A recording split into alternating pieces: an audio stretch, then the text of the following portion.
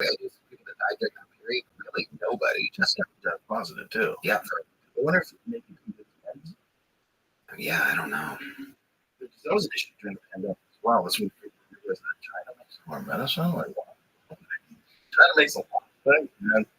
It's crazy how much we rely on them for manufacturing stuff. Crazy. Yeah, they're trying to mitigate some of it. Samsung is actually putting in a chip factory in Austin. Huh. Yeah.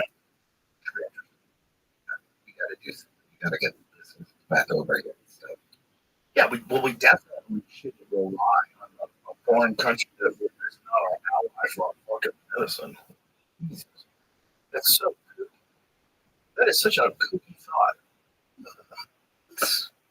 we live in the craziest times. It's so weird, man. It's every day weirder and weirder, and every day AI gets stronger and stronger. And every day I wonder, like, is the last days of just being a regular person?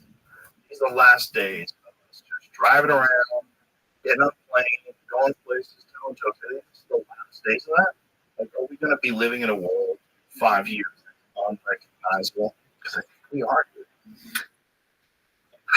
I hope the AI stuff still. I'm not completely mesmerized or convinced. I hear you talking about it a lot in the green room. I'm just racing the cat.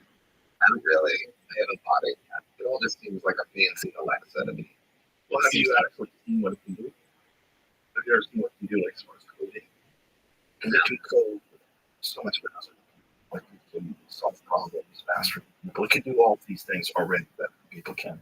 Like, no one in the future is going to need to hire a coder. Like, a person who sits in front of a terminal for 16 hours a day and just fucking add all out and just, like, lines of code. That's done. That's done. You do that if you want to. But the computer's going to bang it out real quick. It would be stupid if you do that. The computer do it in 2 seconds. You're going to spend 16 hours and you fuck up a few lines. You can go back and back it. And why? Why are you going to do it again manually? Computer's going to do it. You know? Why are you going to stand there with those old timey photographs? Everybody has to stand still. No, you have a phone now. It takes better pictures. It's going to be like that with everything. It's going to be control of airplanes. It's going to be control of all the automobiles. The problem is you're going to have to get like permission to go places. It's going to get fucking weird, dude. It's going to get really, really weird. Yeah, I just hope we can. Well, think about the amount of change that we have now in comparison to just our parents. Just our parents. The best transportation back then was an airplane. The best way to get the news was the television or a newspaper, and you didn't know what to do with your life. You had to go to college, then you go to college or trade school or an apprenticeship, get a job, and then you get a kid. You're like, you don't know what the fuck is going on in the world because it's like surface level understanding of what's going on in the world. Nobody knows what's going on in the world. Now, the amount we knew about the Iraq invasion, like in 92, 93, whatever it was, Iraq invaded the desert.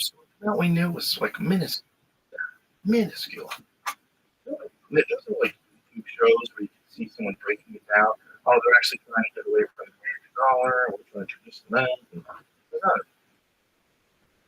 No one knew that. It's crazy if these wars are still happening. Yeah, I don't know why we're giving them our money. We need it. That's not going to change. Yeah. That might shift if he becomes president. Maybe he can get away with some stuff. Maybe he can do some things. He wants to stop the wars. This is the only one that's like saying that he can stop the wars and wants to stop the wars. The only one that did before. He did it. What can he do though? What can he do different? Like let's pretend. Let's pretend it's November of 2024. Trump wins. January gets in office. What can he do? Well, it seems like he had to. Jesus Christ. Trump is planning to send kill teams to Mexico to take out cartel leaders. Donald Trump told allies of his plans to covertly send special forces to Mexico to assassinate drug kingpins. Sources tell Rolling Stone. Well, Rolling Stone, you have lied to me before. You lied to me a lot. And you've lied to me about fucking overdosing on horse dewormer. You know that?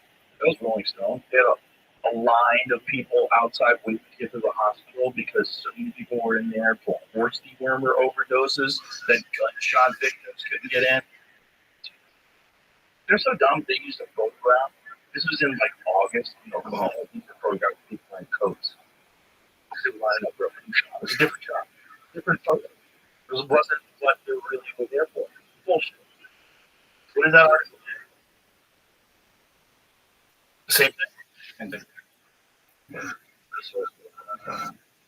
Yeah, I mean, if you hit on that, someone shut the fuck up. It was like an article that you would put out if you want the person assassinated and you want to make it look like someone else is going to assassinate them. One source called saying that in the past, earlier this year, that we were just You should create a kill list of drug lords consisting of most notorious heads of drug cartels that a special ops team tasked with killing or capturing. You know, the problem with that is create a power theft. And then what happens is someone else rises to the new spot. You're not going to stop the demand, so you're not going to stop the supply. You can try, unless you're in an all-out everyday war with the current if you kidnap, capture, lead, disrupt the organization. But my uneducated guess, be someone who's going to come in to fill that void. You gotta make transformation. Is horrible as it sounds. That's the only way. We're just making people pass this shit out of us. Money for treatment centers and education and testing. Yeah, and testing. You know that it's illegal to have it's illegal to have or to give away fentanyl test strips in the state of Texas. It's illegal. Illegal. Can you sell them? Me and my buddy are starting a water company. Here's how I know about this. Clear water, right? And the plan was to get them into all the bars in the city. Our idea was to literally just attach a 30-cent, fentanyl test strip. And then we found out we can't do that. We can't give away fentanyl test strips. We can't even order them in Texas. You sell them? If you go to Amazon, you can get fentanyl test strips in specific states. Wow. Yeah. Why would they stop test strips? You think it's encouraging people to do coke? Is that what that is? No, That doesn't make any sense. No. It's very bizarre. There's so many dumbass fucking laws. Yeah, because there's so many goofy people on both the left and the right. Texas House passes a bill decriminalizing fentanyl test strips. The bill would take fentanyl test strips off the state's drug paraphernalia list, meaning it would no longer be a crime to carry them.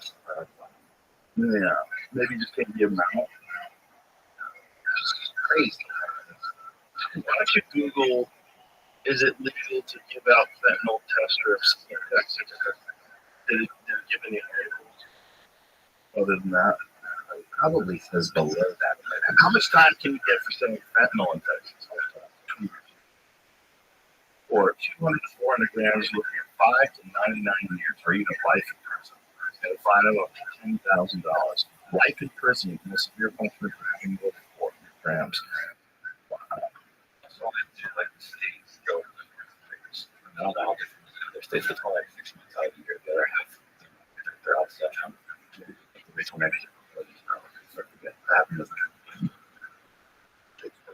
no reason. They can't have a good reason. There's no good reason. I mean, there's evidence. There's 100,000 people in this country every year. Yeah. That died. Oh no. Legislation comes after a bill to become elected. So Texas and Congress are parts of the effort to allow fentanyl test strips. Legislation comes after that. But died in the Senate despite support. Whatever vote before it's been passed to the House, I guess. So they're trying to bring it back. Who the fuck is opposing that? Isn't that crazy? Who the fuck would oppose fentanyl test strips? I want to know. Yeah, name your name. It's That's a crazy inexcusable. Yeah, it's crazy shit with those kids. It doesn't make any sense. Because if we can figure out who that is and where they're getting their money from, then we can start to solve a lot of problems. Because that's an actual serious problem. They wanted to make COVID a big deal. Right? I mean, Maybe. who could it be? Who could it be? Who the fuck would want you to not have fed up? They voted against it. It died. They just didn't. They didn't vote on it. The Senate declined to take action in the regular session. Oh, okay. Just never voted. I mean, that wasn't the same thing. Though. They're on purpose. Sometimes there's a bunch of them. By the way, this is like, some people look at it like, oh, well, those people are doing cocaine anyway, or whatever. So maybe it's not that, it's not that we're not losing the best people, but it could be anybody, anything. It could be somebody trying to do, fucking Molly, or I don't know, any more fun, like an actual, like, goofy psychedelic drug or something like that. It could be in any type of pill. I wonder if the logic behind not wanting it to be legal or sticking your neck out saying that it should be legal is that people want to then attach you to promoting drug use, and then you would possibly like have an opponent that can turn it against you and say, my opponent promotes drug use. And you could have that kind of deal happen. Yeah, but there's a problem. But that was the marriage thing. There was a lot of things. There was a lot of things that people wanted to pretend that they were against. I mean, until I think 2013, Hillary Clinton was saying that marriage should be treated as one. Barack Obama said that. They don't feel that because but his opinion changed that much as a grown man. They got to two people. What did you do? Well, you did what you do. Tell me what you did. Right now you have this complete part.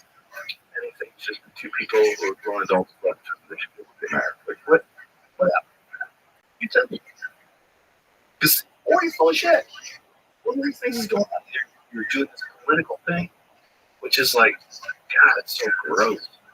And they just calculated what they say just so they can win. Like, ooh. They realize the game both. Also realize the public support for gay marriage was way higher. Because the stigma of being gay all sort of, not that long ago, it was way more stigmatized. Like, so many people were in the closet in Hollywood, because it kind of happened. And to this day, the one perfect kind of homophobia you have in Hollywood is that gay men never play straight men in movies if they're out. They never play like the romantic interest in a movie if everyone knows it. That's why I'm not in the movie.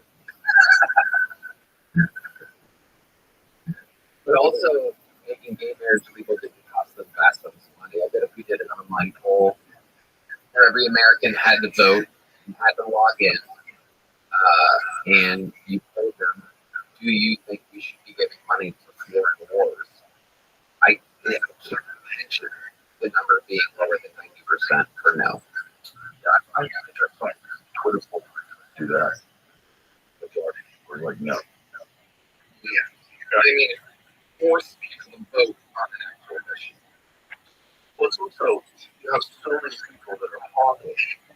They think we can drink Russia, or we support Israel, or whatever their position is, or whether they're real hawkish on it. A limited amount of information. So many people that talk to them. How do you think that we need to keep sending money to Ukraine? Is it working? Like, are these people being used as parent fodder, or are they being the ground? Like, you tell me what you think. Well, I mean, just think what Putin did. Like, do you support a guy that's storming into a country and taking over? I'm like, no, I definitely don't. I definitely didn't support that. But that doesn't mean that you can spend hundreds of billions of dollars to prolong what seems like a horrible bloody conflict. How are they going to win? They're going to overtake. How do you want? You're going to keep Russia out, Russia's going to quit, and then we're going to do it again. NATO do it again. Everything's fine. Are you sure? Are you sure? Weapons aren't on the table? Are you fucking positive? Is it good that China and Russia are cuddled up together now? And they're all back buddy? And they're fucking shaking hands, smiling, and taking pictures. Like, That seems not good. It seems like that's not the whole world is against us, but that seems bad. And if they make our medicine. Like, so much shit could Trump possibly do? But he said he'd stop it. Like, how do you stop it? How do you stop it?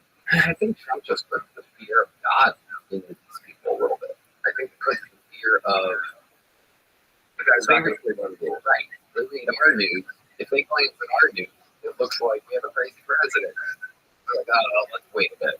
I honestly feel that way. I think they think by glancing at our weird propaganda that we have, that we're being fed, they're like, this guy's kind of crazy according to them.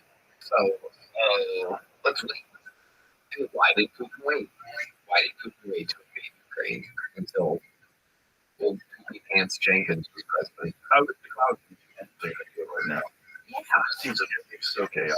absolutely. We got no border. We're giving money to whoever wants it. We're already rich country. We got men who are first female actors.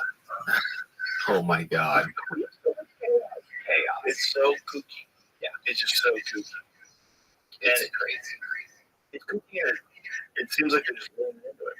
Like there's no course correction at all. Leaning into it. What times? Oh, yeah. We're common. Oh my goodness. There's so much stuff about that.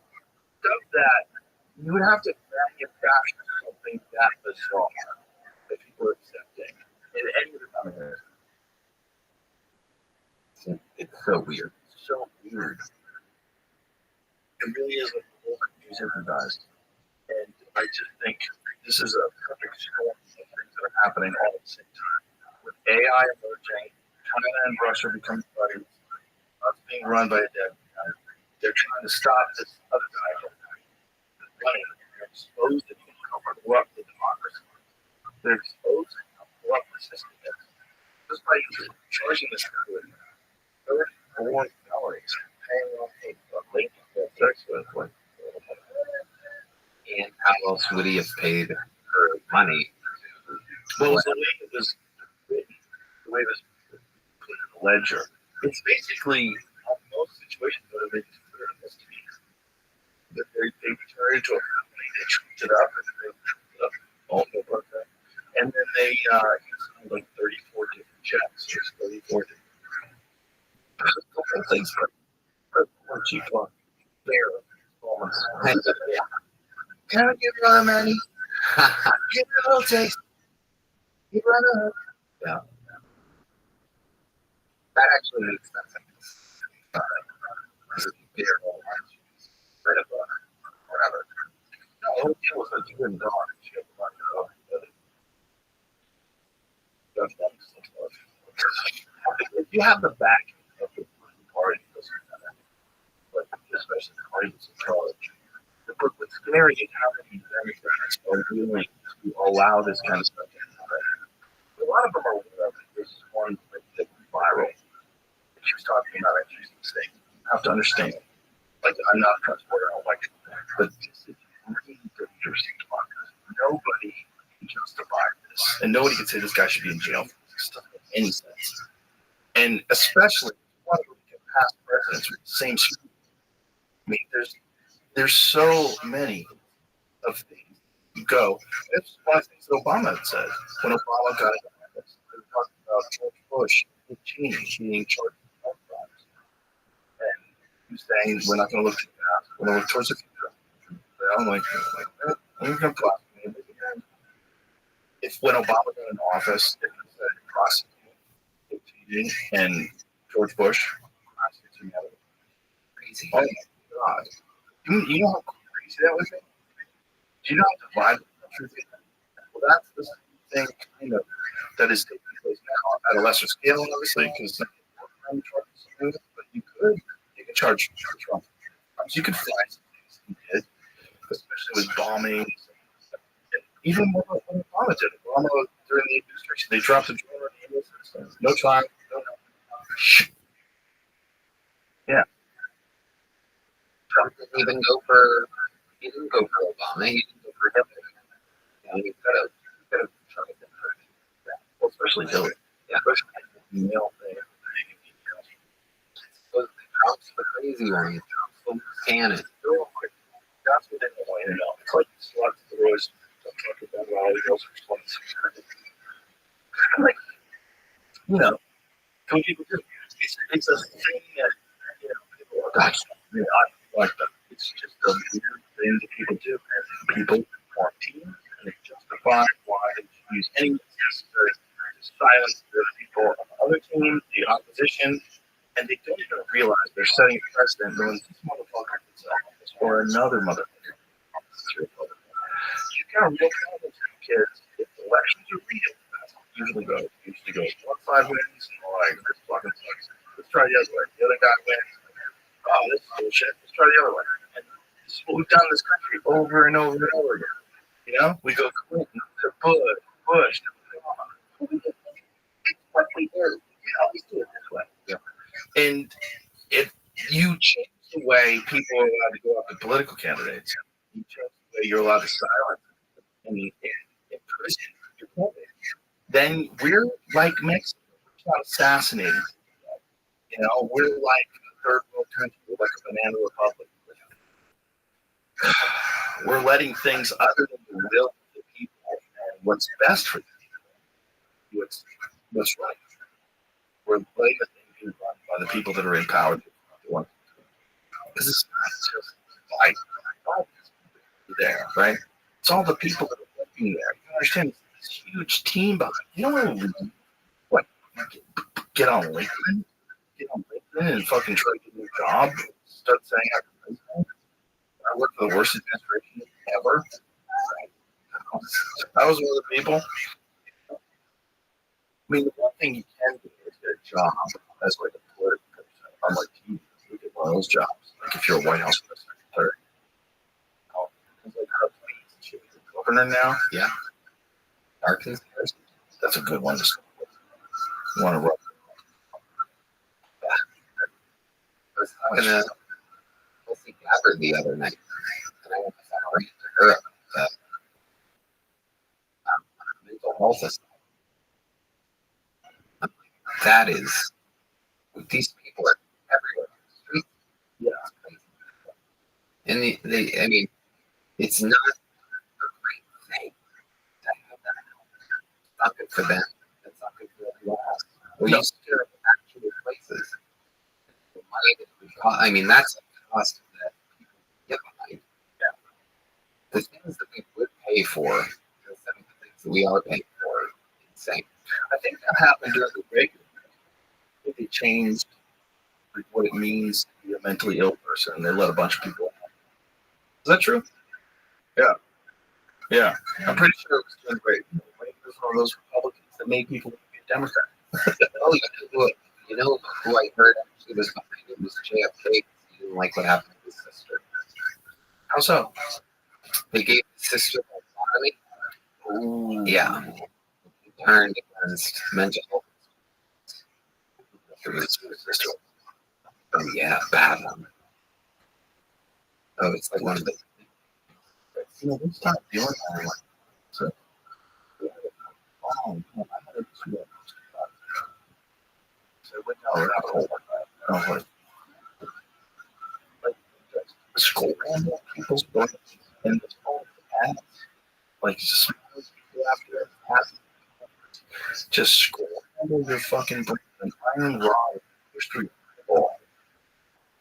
This kid's daughter. Black. Yeah, things are just like everything else. It's just like some people have bad livers. And they're searching cures. Okay, November 1941, Mr. Kennedy arranged how the body performed on Rosemary. It was immediately clear that the operation had drastically failed. Rosemary had lost the ability to walk or talk. Her personality had been forever altered. She was physically disabled. After being released from the hospital, Rosemary was immediately institutionalized. Story of dead doctor, like doctor, a lot of automation swelling up. Yeah, I read about that guy. Of scrambling things. Maybe a fucking like. That's maybe when you used to watch the TV to get the signal come in. People don't know. Like we would be watching TV, watch like a baseball game, and You know, what the fuck? TV, come back in. There you go. Like, that's how bad electronics was then. You would smack the TV, and sometimes it would fix it. Like, sometimes it was like, go on, just like, bloop, bloop, scream, and whack the side of it. I would, yeah, that was the version of fixing brains. It's like, it's like, let's just scramble brains. And they're going through your eyeball. Oh, that's what they go through. They pull your eyeball aside. Yeah, they pull your eyeball aside. Excuse me. Out of the way. They just shove a metal rod in there and just they get in the brain. They get in your front lobe. So like oh, bro. Imagine thinking that's a good idea. I know how to fix it for everybody. What was like the most successful lobotomy? Did anybody get a lobotomy and like, wow, that one fucking worked? Like, is it?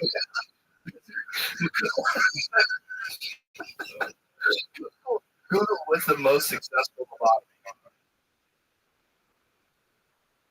Come on. Yeah, the most amazing guy. No way.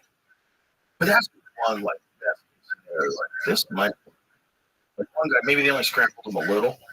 You know, like what's one guy just like a great comedian, innocent, by a car, and a great the brain damage back way, a little bit, just a little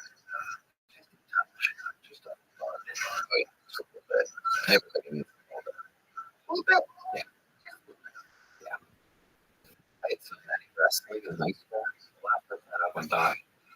1967. That's was E. Psychotic medication. That's with the wrong parents. 100%. Or if I was born with the wrong parents, they would have put me on Prozac. For sure. For sure. They would have put me on some sort of medicine. 63% of patients that improved, while 24% saw no change. 14% worse. That's good afterwards. At the beginning, those things like taking a horrible shit. Like, oh God! And the afterwards, like, after her service, like, they were agitated before and afterwards, they were smiling. Yeah, so some it worked. But it seemed crude idea. Maybe, you know, now that one's a weird one. That one they cut. That'd be terrible. Ooh, that was a rough one. Oh, Jesus. Going to the nose. That guy's wearing a mustache. Ooh, that's right. Oh, Christ. I hope she's out cold. Why don't those guys have sleeves? Yeah, they probably, look, the way everyone's holding her hand, she might not have out. Oh, they probably barely did it. Oh, don't make video. Oh, pre-frontal lobotomy. Psychological pre-frontal lobotomy from the psychiatric department. Oh, 25. So this is the lady, female, age 25. State hospital patient for failure to improve after several courses of insulin and convulsive shock therapy back then, showing antagonistic hostility reactions in seclusion quarters prior to bilateral prefrontal lobotomy. Oh, bilateral prefrontal lobotomy. Like this bitch is so crazy. Or a double dose. No, she seems like someone in the audience of regular version. Yeah, 2 months post-operative, now friendly and cooperative, entering into occupational and recreational activities. Let's see what she looks like now. Oh, to other people. Oh, there she is now. Now fucking brain scramble. Oh, here's one fucked up. You can be scrambling, you can still function like that. Well, you barely. But that's the thing, like, probably shot in the head. You lose like half their head and still talk.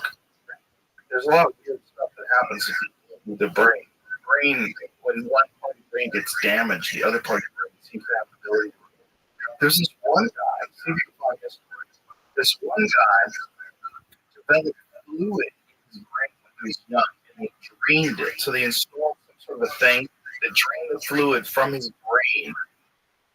And once they did that, as he got older, got another MRI, and realized his brain was missing. He only had the outside area of the brain, like a 75 IQ, who's fully functioning with the entire center of his brain gone. You see the MRI, you're like, what in the fuck? He has no brain. You're like, oh, that fucking guy has no brain. That's him. He actually has no brain. You gotta leave him alone. It's not his fault. He was gone. They developed some sort of fluid and they put something in there. I forget where it drained to. But then over time, but his brain went too. Whatever that fluid was in his brain was like took over the whole brain. Oh, you can find that. Oh, Microsoft. Brain. Yeah, this dude had no brain. And they were talking about how different parts of your brain make up for what's missing. Your brain sort of figures it out and says, okay. You know what else they got? Playing 3D video increases gray matter in your brain. It's like a reflex. Like a thing. Yes. It increases your three-dimensional video games actually increase some gray matter in your brain in some way. And they're not saying, like, people aren't encouraged. The thing about video games, people always want to say, just do it. You're wasting your life. You're wasting your life. Video games. How? They're awesome. They're awesome. Are you really wasting your life? Or are you doing something fucking awesome? Are you wasting your life for your own life? But if you want to be good, you gotta do a lot. If you want to really fucking murder people, you gotta give them that bitch every day. You gotta get the moves down. Figure out how to aim. That's the guy. Okay. Scientific research, 90% of his brain is normal life. Yeah, that's the dude. 24-year-old French man was experiencing weakness in his legs. He went to the hospital. Doctors told him he was missing most of his brain. The man's skull was full of fluid, with just a thin layer of brain tissue left. The condition is known as hydrocephalus. He was living a normal life. His family Eric's IQ was tested at the time. His life came at 84. 84 was slightly below normal age. This person is not right, but perfectly socially apt. Clearance, the cognitive psychologist in Brussels, learned about the case, which first described in Lancet in 2007, saw a medical miracle, but also major challenge to theories about consciousness. This dude's missing 90% of his brain. Get that guy on social now. Imagine if you vote for him. How many of this guy's actually put a photo of his brain up on the screen and explain this guy's literally up here with no brain? Going back to the brain damage, making people funny thing. We have a new regular yesterday, and only the second night ever on the show. Nickens, who was by his own military partner. I don't know what they did to him. Something head trauma-wise that he didn't really want to get into. But he's so fucking, like, he's just naturally the most, like, fucking. Was he funny before the head? I don't know. That's a good question. Does he know? Like, how aware is he when you're talking to him? Very. So yeah. But yeah. He's met people with brain damage. Oh, yeah. You are the beekeeper of people. A lot of people. Various stages of brain damage. And rather than 90% of this man's brain being missing, it's more likely that it's simply been compressed into the thin layer seen the images above. Compressed. The brain has different density. I mean, it's like your brain, like you can make your quad. Some people have mushy quads. Some people have quads that you can jump on top of a human box. Super. Maybe video. Find that for that's crazy. Speaking of brain damage, did you see that UFC put out a clip of Sugar Sean landing that game on Cheeto Vera without any commentary? Bro, Cheeto Vera has a chin that's made out of like misery. His chin is insane.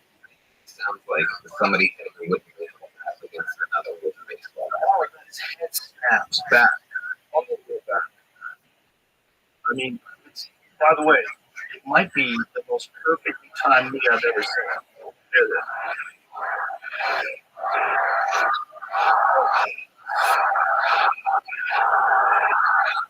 Bro, should have shown like an assassin. Oh, bro. That cat is an assassin. Sitting next to him the whole time before that roast, it had been on for 2 hours before I got up there. And there's nobody I would have rather have sat next to. Right, the guy who's calm under pressure. Exactly. Yeah. Exactly. And he turned to me and goes, dude, I don't know what it is. It's like 20 minutes before our thing. Ron Burgundy was just up there killing, and we were like all kids laughing for a second. He goes, dude, I don't know what's going on, man, but I'm nervous as fuck. And it's you going up there. He goes, are you nervous? It was such a cornball. I told him how I really felt. And I go, I'm probably exactly how I felt before the Cheeto fight. Like, all the work I've ever done is kind of this point. And he goes, calm. I go, calm. Yeah. You've done the work. Yeah. If you haven't done the work, it's anxiety. Oh, yeah. It's a rotten fear. Like, you gotta really do the work if you're gonna do something big. Whatever it is. I've done that before where I did the work and it feels so much different because I've also done the work kind of fucked off. And then you're like, ooh, I didn't do my best. The live aspect made it crazy. I mean, I'm looking at the 3 stairs that I had to go up. Like, they keep glancing at them. And they're at an angle, you know, it's not like, they're not like that well lit. And they're kind of long and not that tall. So I knew I had to, like, look, I had to study them. The little things like that. Did you see what Andrew Schultz was saying about Kim Kardashian? That she was like completely disconnected. That she just sat up there like this. She sat straight the entire time. It was completely unaffected, completely disconnected. People weren't getting shit. She kind of giggled along. I was watching her. Performative or real? I think kind of real. Like, the whole thing was very robotic. She brought like 4 sixes with her, which I thought was hilarious. Because like even at that level, even a super hot chick, You want to bring up some other super hot chicks. exactly. So she was just at a table with sixes, just this 10 with sixes. There you go. Like a good poker hand. 4 sixes and a 10. Have you ever watched that show? Her show? No, not really. My wife watches it in the gym. Sometimes she gets in the gym before me. I have to watch this shit. It's amazing that it's a show. It's basically like, let's go get some gum. I went to this thing, had a talk. You should fill your dreams. You go for it. Okay. And then back in the limo, shiny LA. It's all like smash cuts, different scenes. Like the scenery of LA is kind of like half of the show. It's like, you know, like overhead views, palm trees, the beach, you know, and then they're like, what are we doing for dinner? They look pretty. Yeah, they look pretty. Yeah, Ozempic's doing them all good. Oh yeah, everybody's on it. Everybody that can be on it. Brian Simpson got a real bad reaction to it. Right. Inject Ozempic into bread and then expect the bread to just disappear. Here's the one guy that did the carnivore diet with us. Sneaky little devil. We were busting his balls all the time. He didn't food deliveries. Food deliveries come up to the green room and he's like, God damn it, they put bread on this sandwich. Well, me and Derek and Hassan, the looks that we would give each other, the fucking holding in secret fucking laughs. Nuclear capacity fucking laughter all the time. They're like, why'd you order it with the bread? He's like, because if you don't order it with the bread, they don't put all the things on there. There's no containment. So I order it with the bread and take off the bread. Sure. Oh, yeah. He's just different with you later. Oh, yeah. Oh, man. It's part of the fun of Brian Simpson. You know, he gets these super breaded chicken wings. Oh, it's so fun. I don't know what it is with me and fat jokes. I just can't get enough of it. I just love it. It's always been my number one, like, roasting specialty if anybody's ever big. Oh my God, it's just, I don't know. Oh, David Lucas. you have a never supply. Oh yeah, Depending on what he's wearing. Yeah. it's amazing. Post Malone got him good because he went after Post Malone at the Forum, the arena, and he was wearing a camo shirt and posed. Just grabbed that microphone, put it right up to his mouth, and goes, "You're the only guy in camo that the people all the way in the back of the arena." You got a standing O on David Lucas. David Lucas got lit up in LA by the Gats, which I love because it's like fun for me to step back and get to kind of root for these guys. Harlan is a monster. Harlan is so silly. This is a snake on the table. There's Tate Worm that he pulled out of his band at the end of the episode. He called it Dimitri. He said he had a tapeworm. He got a tapeworm. Where did he was? He started to eat a rat somewhere. Oh. Machu Picchu. Some rat. Yeah, he ate some rat. Some forest country. Oh, he is unbelievable. Him and David went back and forth for like 10 minutes. It felt like, and every single blow. I told Jeff Ross and Brian Moses, all the roast battle guys, after that night, there was a festival going on, so we were all hanging out after we could all do our separate things that night. I told them all, I go, the best roast battle that's ever happened just happened, and it wasn't with you guys. It was on Phil Tony. They're like, what is David Lucas versus Harlan Williams of all people? Because Harlan's silliness cannot be cut through. It makes him immediately totally undodged. If you call him old, he calls you a bitch. If you call him anything, he just rolls with it and jujitsus it into his own retort that is indescribable. I wish I could remember more of the moments. But he's like, David's just reaching for anything. One part was just old ass bitch because David's just getting beat, so he's getting piled on. So he's not even writing at this point. His brain is just on the defensive. He goes, "You old ass bitch." He knows Harlan just got him, and Harlan, without any hesitation, goes, "You're my bitch tonight." So for every punch, there's a counter punch, and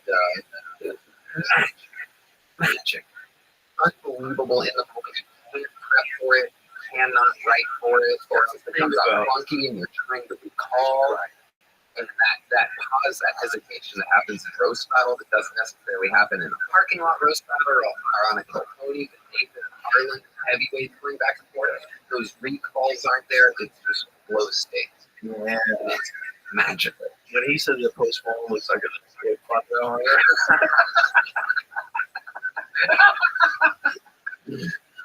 it's just like the perfect line. The perfect line. I'm telling you guys, I've been saying this. The two of you should do a show together. You really should. Yeah. There's no reason why you don't. You guys should do a podcast, even if you do it once a week for an hour. You guys all talking shit to each other and talking shit about things. Because the chemistry of the two of you together is so unique. Yeah. And it brings out the best in David. It brings out the David that I want to see when he goes on stage. I want to see the same guy that is like in the heat of road battle or heat of battling with you on Tilton. Bring that for everybody. That same energy. We're working on some really fun things now, actually. What are you working on? There's a series that is actually in development right now. That's cool. But I'm really excited about this movie idea that he just had a big movie about where I'm a principal and he's a vet teacher. And there's a bunch of they-thems at the school. And there's a school shooting. We have to protect the they-thems and all this stuff. And there's just all vessels and setups for everything. We can just do everything that we've ever done, but actually implement it into a modern type of ridiculous comedy. So if you did that, where would you do it? Like who would you do it with? Where? Yeah, where? Like you want to have the world come out under control or something like that. You can do it, and it's gonna be hard. Yeah, it's gonna be hard. It's gonna be Netflix would do it. Yeah, Netflix would probably be the best place to do it. They'll probably take the most chances. Exactly. Especially after the roast, Rage Roast, which was the most watched thing on Netflix ever. And it's Wild Comedy, which is so good for comedy, man. That roast was so good for comedy. absolutely huge. And it's just wild because everybody everybody wants that. And talk about, there was a lot of rewatching of that. People watched it and then they went and wanted to show their uncles or their dads or their whatever. They wanted to see their reactions to it. So it's being watched multiple times on top of the actual numbers that we know. Right. Yeah. It's you can't share Netflix stuff like we were talking about earlier with YouTube, but you can rewatch it with people. How many people have Netflix accounts? Like, how many Netflix accounts? I think it's like 100. I mean, worldwide, it's hundreds. I think it's 200. 269 million subscribers. How much does it cost a month? It depends. What's the high end? $20. Then what's the low end? Oh, really? That's not bad. Because you just get the ads. Ad supported. There's standard and standard. What's the difference between standard and premium? The number of devices you can watch at any time. HD is only download to a different number of devices with premium of the connection number because the download you need to download. So I've never playing that you can watch a movie on. And sometimes you have Wi-Fi. Just every now and then it spins and it comes back on, but most of the time not. They're not really ready for that yet. I wonder if they'll change with Starlink. Or if they'll look up Starlink. Starlink. Have you seen it go over the sky? Oh, it's crazy. It's fucking crazy. It's insane. It's like a bunch of stars. Well, like they did it in the Amazon. But there was an article that I sent to, here we go. Remote Amazon tribe connects Elon Musk Starlink internet becomes hooked on porn and social media. Yeah, I shared this with Paul Rothschild. So there's a bunch of people that are like very concerned about this because they've seen their kids like staring at phones now. And they're also seeing kids that want to leave the tribe and go to the regular world. When it arrived, everyone was happy. Say that name. Sainama Marupa, 73, told the New York Times. But now things have gotten worse. Young people have gotten lazy to the internet. They're learning the ways of the white people. Yes. White people. No, there's a lot of us that are lazy. Remote tribe in Brazil become finished divided 9 months after gaining access to satellite internet. Wow. 2000. Wow. What the world can do. Yeah. I don't know how I feel about that. I don't know what I yeah. You probably can't believe it. These white ladies. Initially, the internet was heralded as positive for the remote tribes who were able to quickly contact authorities for help. Emergencies, including potentially deadly snake bites. It's already saved lives. Roque Maruba. All Maruba use the same last name. Oh, wow. They're all like the same people. How do you know if you're on such a cousin? They have the same last name. But they all have the same last name. The whole thing has the same last name. It was 2000. You know that North Central Island? Like the story about that guy. There's only 39 people there. So they're all within. Damn. So at this point, they might be not able to go help those people. But imagine if you just stepped in and said, hey, we're going to establish schools and clinics and 60,000 of people living online and just 39 lives. And you can't go there. They'll kill you the moment you go. They'll try to kill a bunch of people. There was a bunch of people that abandoned a boat that ran ashore. They got rescued. As they were getting rescued, there was something like people were headed on boats to death. Oh God, frightening. Imagine if they're like a challenge, right? We don't know. We really don't know. No one's interviewing them. Like, what are they like? If you ever seen that show, Soft White Underbelly, it's a great show on YouTube. I have page to it. And one of the things that he's done is document his family in West Virginia. That's like severely. Like the man, all he does is bark. He doesn't talk, he just barks. He's not, you have to see it. You have to see it. I think we'll have to edit it out, right? Well, I don't know. Let's see if we get called, if we get a strike. But go to visit Soft White Underbelly on YouTube. It's not just that. He interviews all kinds of crazy people from all walks of life. It's a very interesting show. So these people are the Whitakers in West Virginia.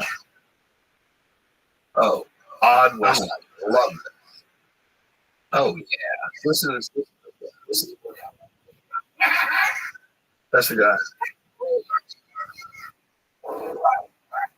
They're all of them. Look at her. So what are you?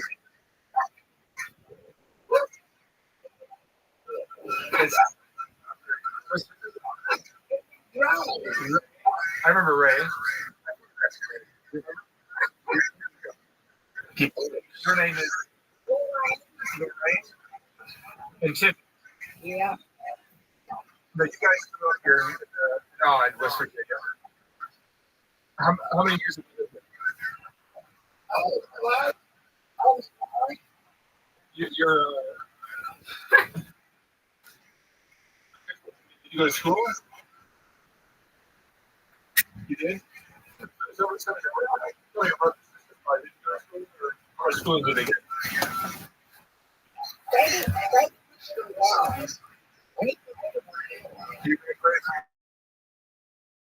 You went to high school, Timmy?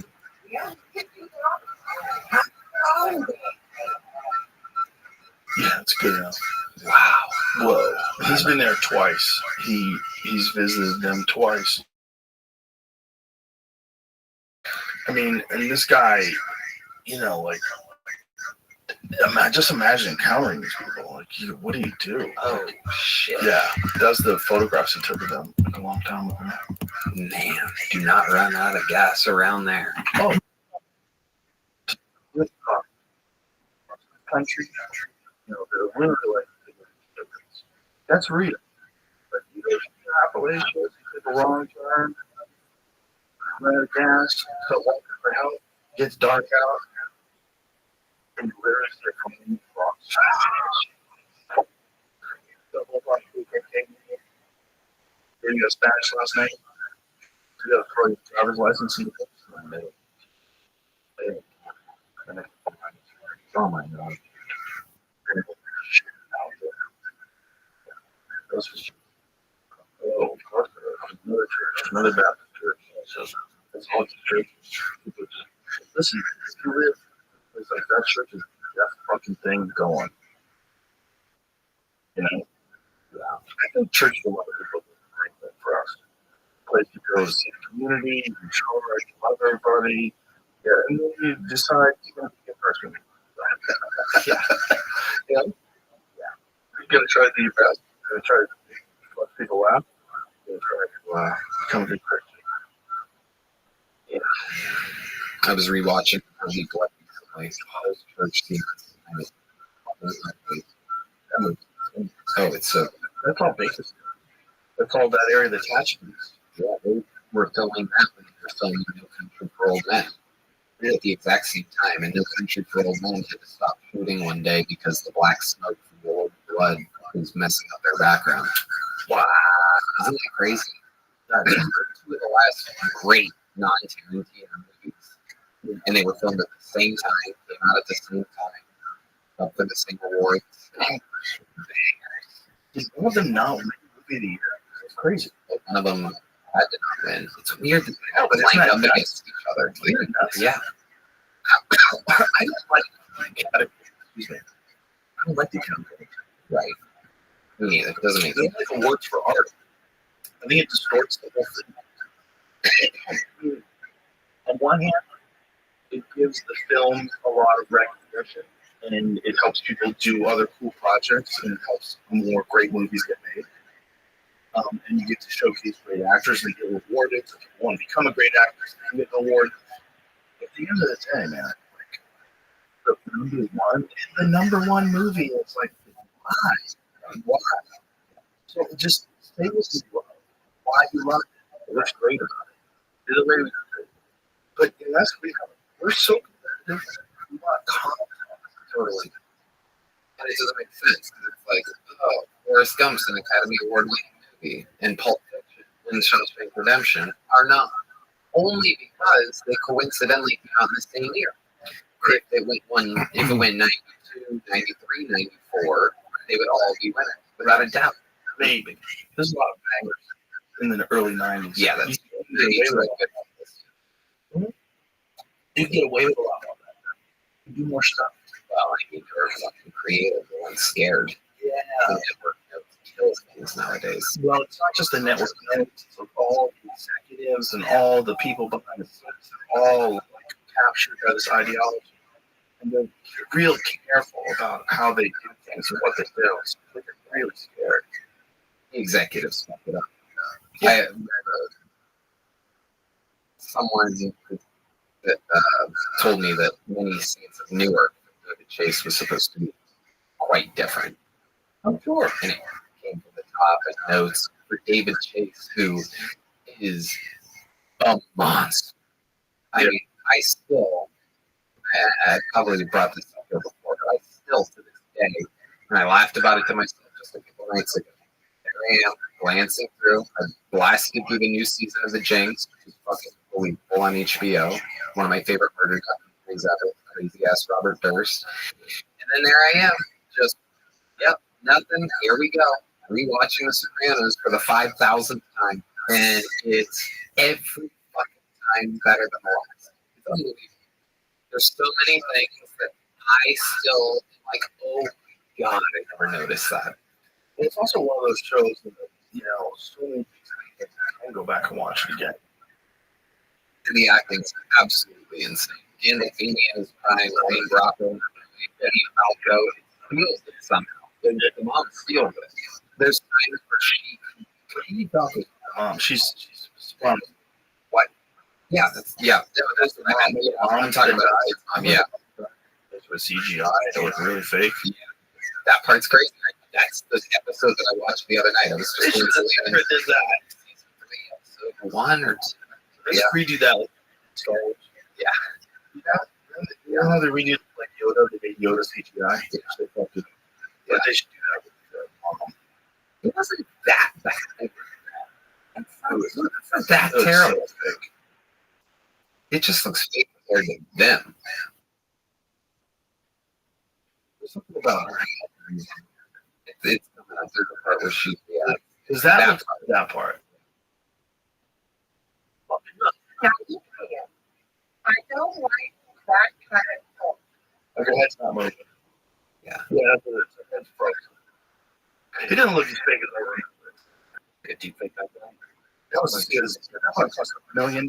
Yeah. Who knows what that cost? But why didn't they just tell her we found she's dead? Because they had to put one last picture on it right there to find out that she never filled out the book that Carmela, his wife, got her for the kids because she felt guilty.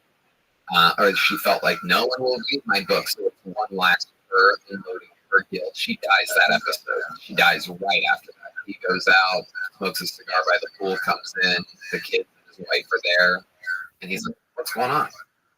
Their mom passed away. And so then, oh god, it's just crazy how this series changed everything. It still doesn't get it totally changed. Yeah.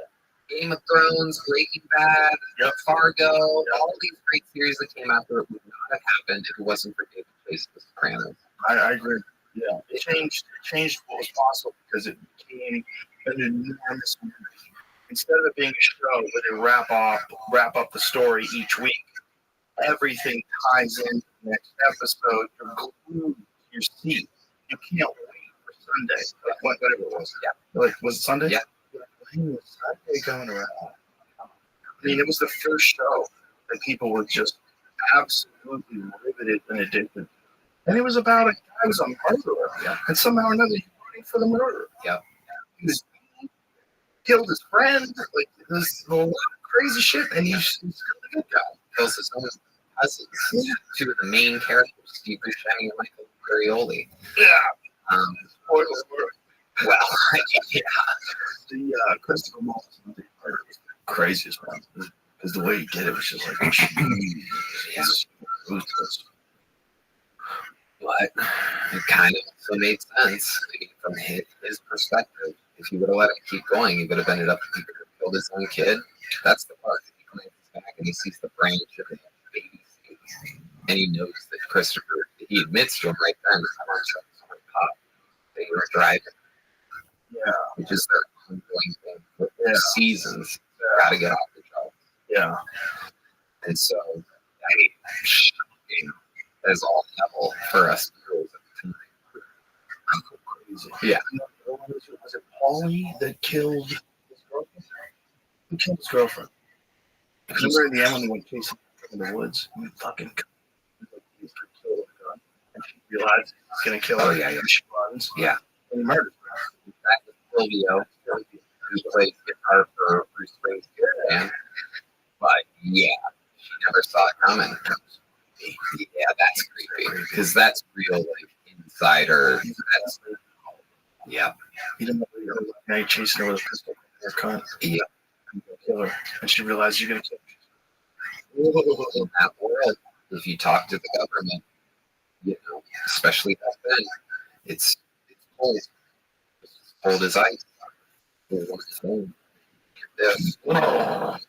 their friendship. Yeah. It's incredible. Every fucking episode is better than literally almost anything else out there. That's the crazy part. Because it's just, I can't stop rewatching it. It's the funniest ongoing game on my bedroom television. It's a psycho.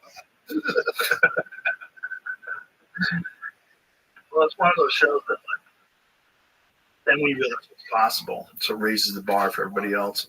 And then, Game of Thrones. There was another one, and then that one was crazy. Dragons, insane special effects.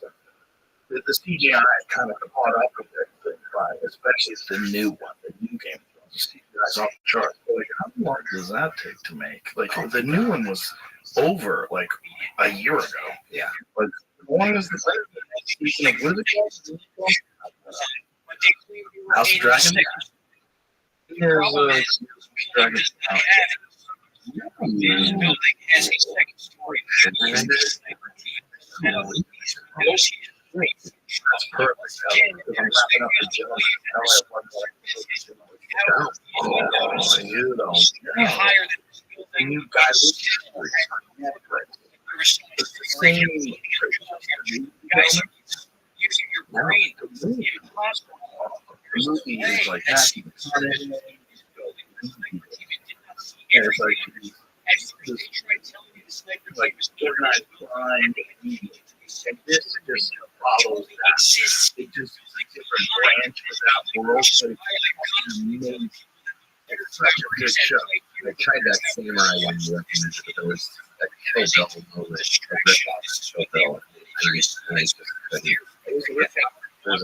They're doing it lockout. It's like frame for frame. A rip-off of Lucy Rouge, Allison, she's arriving in that place.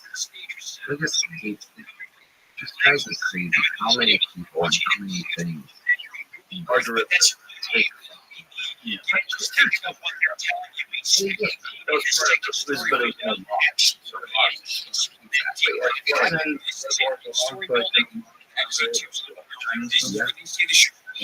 I remember the name of it, but yeah, a lot of it is but when they do it to him, That's funny. That's funny.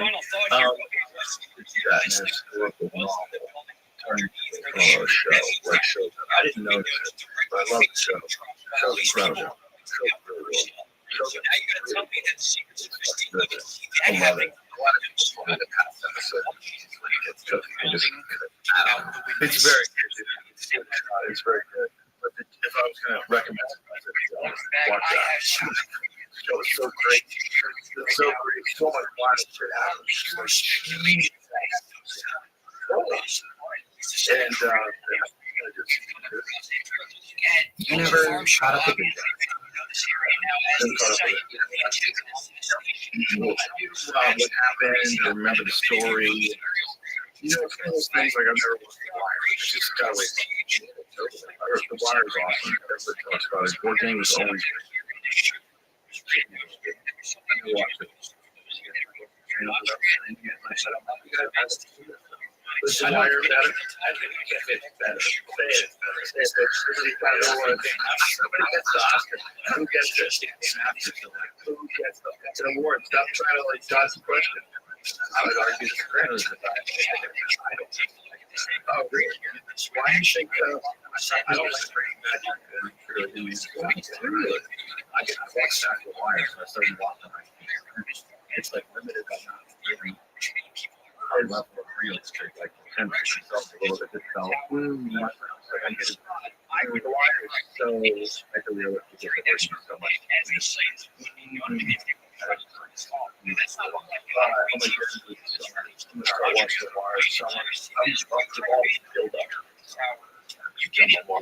I can only watch it. Yes. I think that's why I like it. Like the noise and laughing.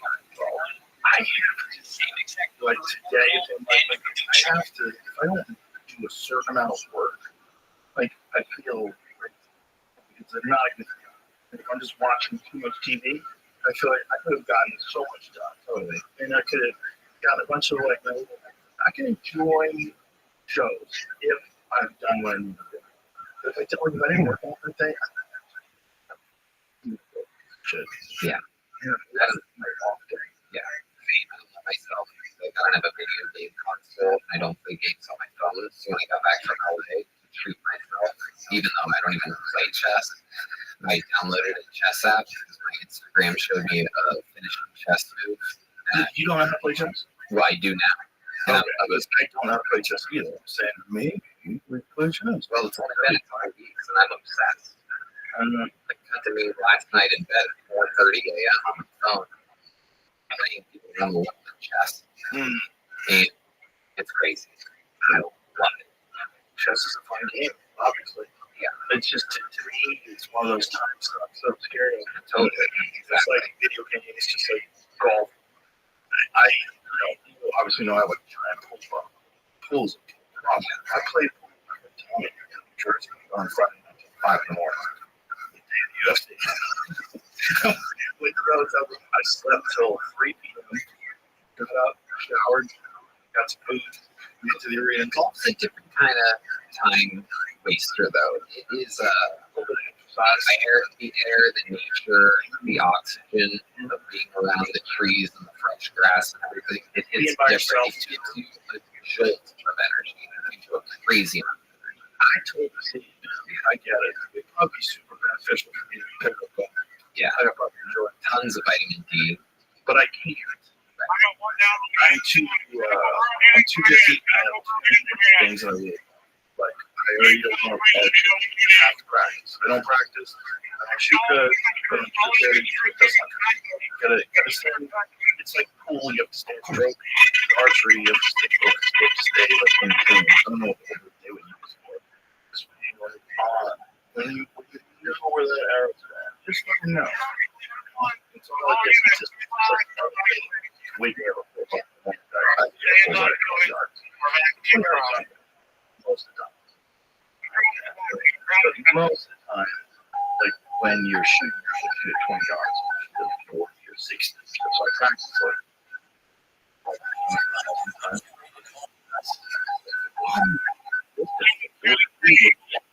fine tuning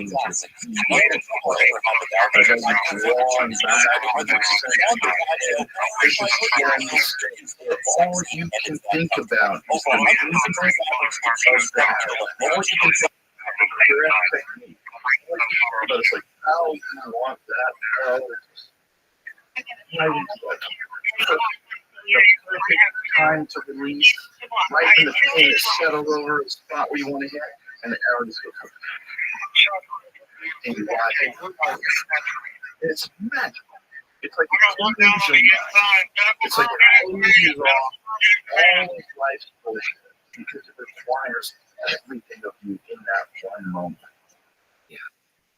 And I think anything like that will affect this, whether it's yoga or whatever it's called, you find that thing where you're doing it, it requires all of your concentration.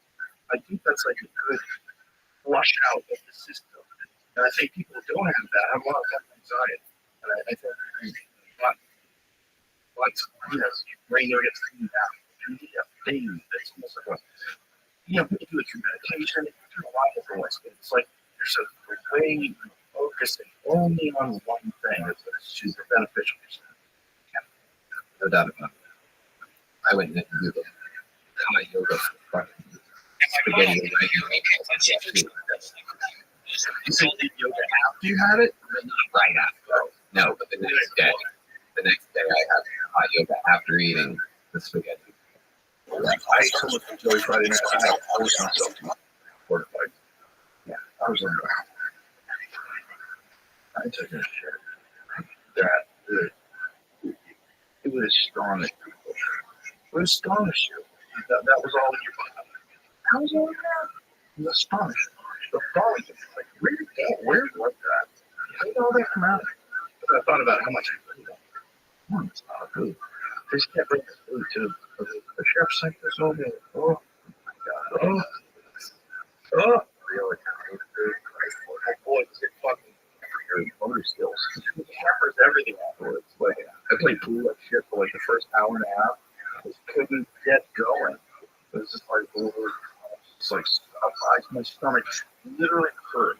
Stretched out. It was like, it was hurting. God.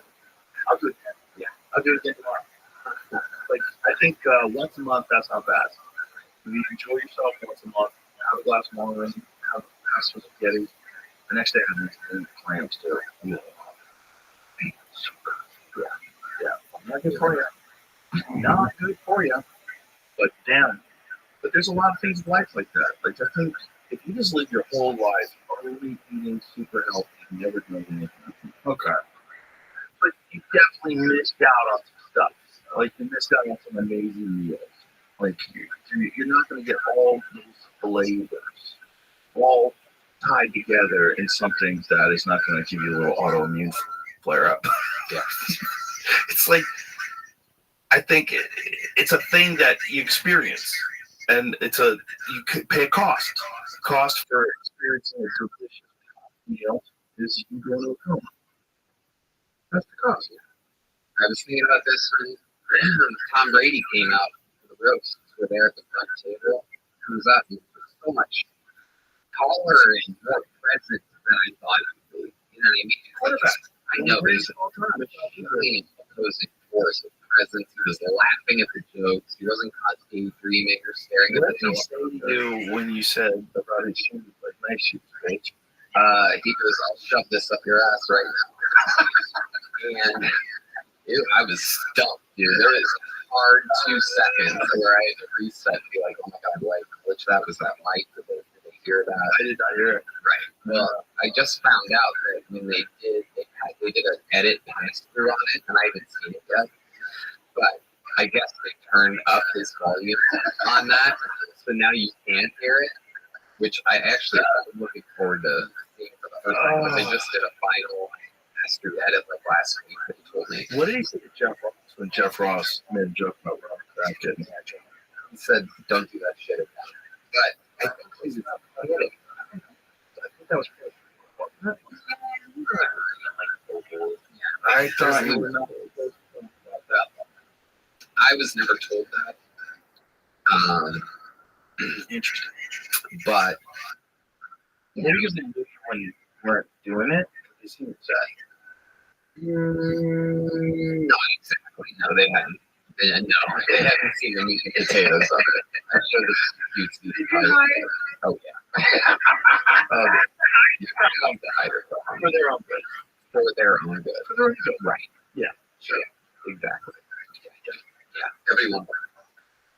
Exactly. If ever joke was so soft, Yeah. you would have before. Right. People are watching you, telling people, like, you gotta see this. Yeah. And Nikki did so good. Her step was so tight that it really got the thing kick-started. Jeff going first, her second, and the momentum was built. Drew Bledsoe did great. Everything was really, really good. It was kind of fucking awesome to be there around a bunch of,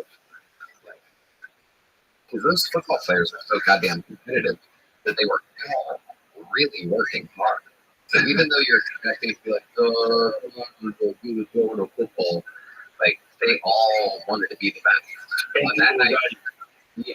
So who was riding for those guys? It was a whole amazing team, led by the guys that have written like all the roasts, like Ferrucci and Reggie, a bunch of like guys that literally specialize. They wait all year waiting for another roast, like monsters that literally are like, when they find out who's on it and they know the other people that are on it, they start wiring these things together. What do they have in common? What's the setup? What's the, you know, how do we tie it in? You can have a 3 fur, a 4 fur, a 5 fur, where you make fun of a bunch of people at once, and you know, they write a loose script, they send it to the person reviews it, and says what they do want, what they don't want, and sometimes, you know, what you definitely don't want is someone to go, I don't want to hit this, I don't want to hit that, I don't want to go too hard on this. The fearless people, the perfect example of this is Martha Stewart at the Justin Bieber roast. She goes, I'll fucking say anything. I want to destroy on this roast. I'm you're like, okay, that's pretty, yeah, That's pretty amazing. Martha Stewart said that too. yeah. Well, she everybody realized, of course, she's that show dog. Because that was like, what a weird, odd couple that worked out. And I was all born out of that, bro. Why did you stop doing that show? No. They're on a prison. Gangster. No, they put her away. They put her away for Holy shit! stupid insider trade. How in the fuck are you all? Yo, dogs. That's life in the big city. Can you hear me?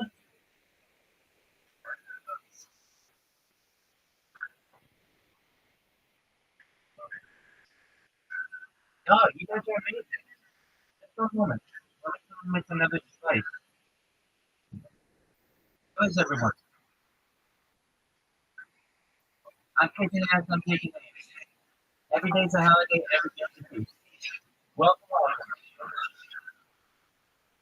If you know who I am, great. Don't know who I am. I'm rather Rothschild. I stream on 24/7. For world peace. I don't keep it more anymore. And I put more data than any person in global history. According to the Economic Magazine, number one research about food, water, petroleum, air, than everything. And I have more archived data on it. It's essentially a Game of Thrones show. Has anyone listened to the show?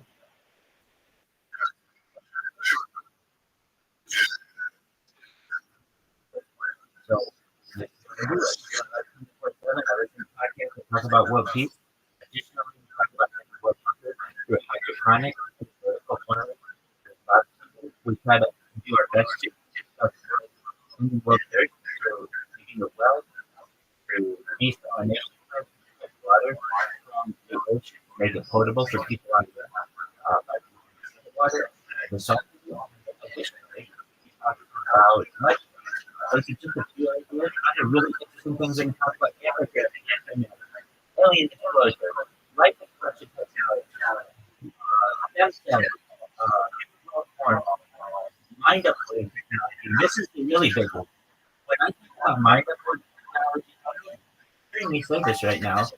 I honestly tell you, I don't think you guys, you all are all on the internet.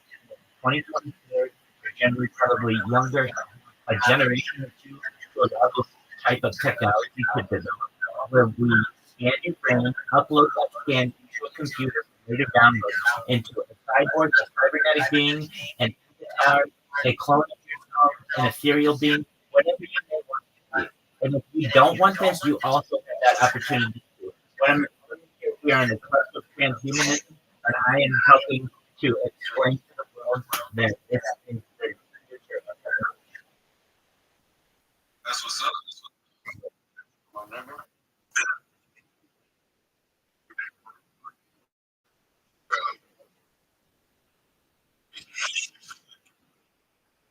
Did you all find out about me from Kick? That's amazing. Oh, that's amazing. Hey, do you want to see my Kick club?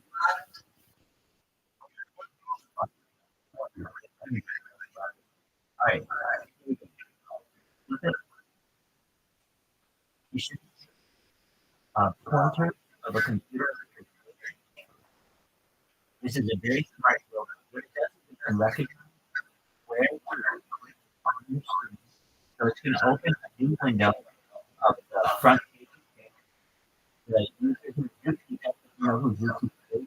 What it's going to do is it's going to follow the person and put a type of their screen.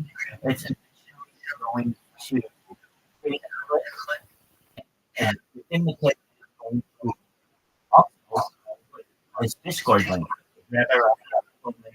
Discord link, and then it will spam it 13 times before moving on to the next. I have 4 of these computers going at any given time. And this is all automated, typing on its own. It's a fucking deal, dog.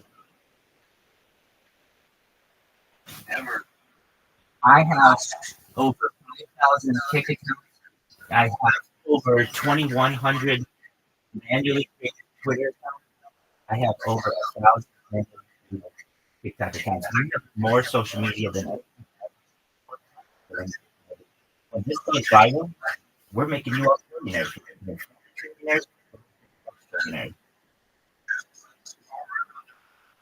Well, that's a good question. Data is Earth's #1 resource, and if you know what Bill Gates stated in 1990, coined the phrase content speaks, essentially whatever person is able to put the most amount of time into this is essentially a time capsule going back to the pandemic. We've seen the death of a queen, the birth of the coronation of a king, and everything in between. Essentially, everyone is going to be connected to this. Every celebrity, every person.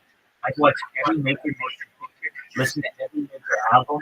I have listened to every major audiobook, watched every major television show of any media group ever. So I think I can create a compilation of the Earth's art for future generations. Thank you. I appreciate it. I do what I can to help the way.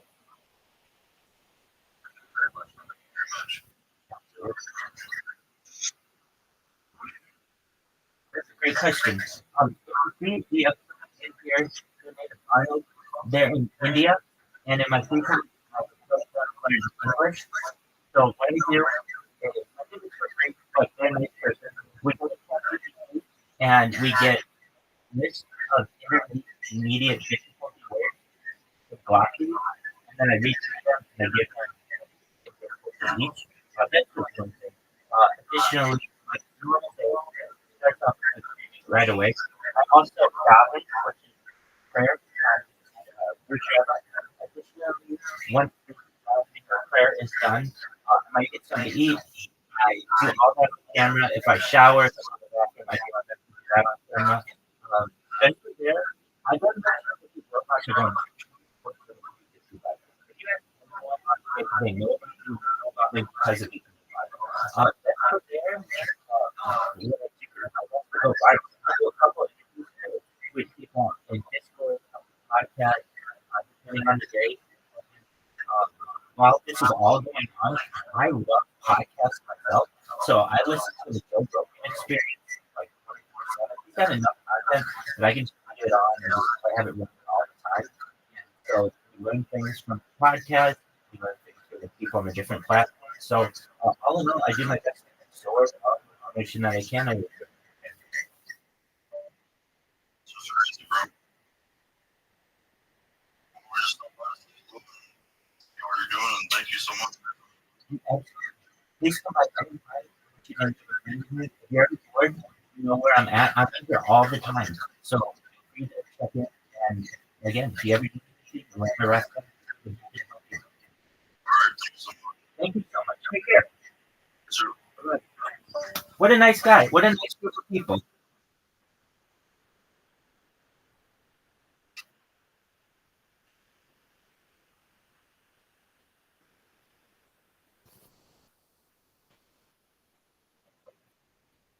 Very, very cool. Very, very cool.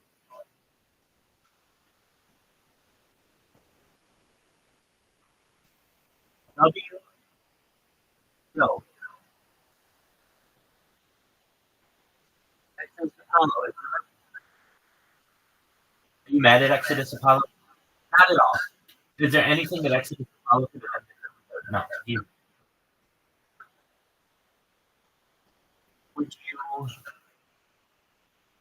anything differently in Exodus Apollo's no, I don't even know how that would. You hate anything. No, you do not make no. I understand. That's the funny thing about this. Well, you're watching this. I'm not fucking knowing shit. I know this. I know everything. These are the- whatever. What else can do? No. I was trying to see across the street. And honestly, I don't know if you're going to see this. Anyways, everybody's going to just suck your fucking dick to your own platform, basically. Like, you are very, very clear for just letting it go. That's all. And people streams. It's a big minding your own business. Shut off the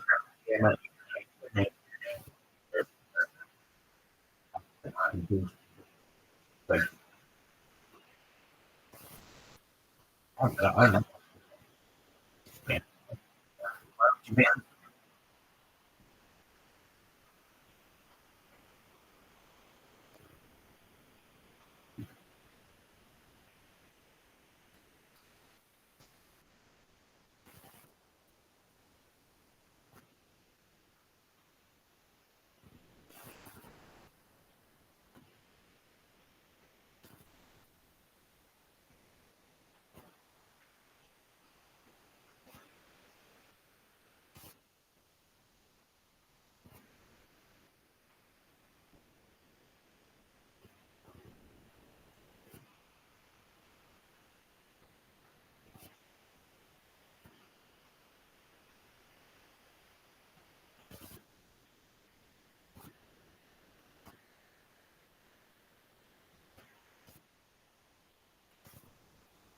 In order to avoid the kinds of Discord, allow free speech to anything. Anything you want. Period.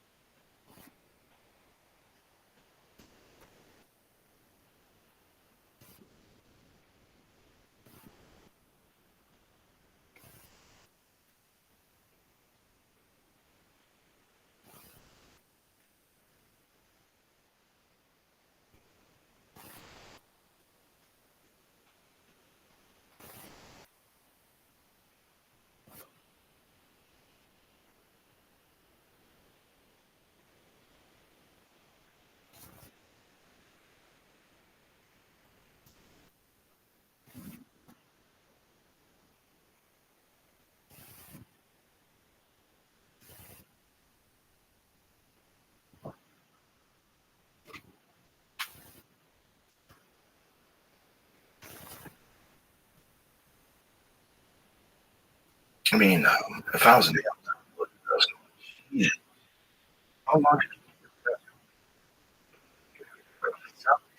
you got away with it, but your mind creator?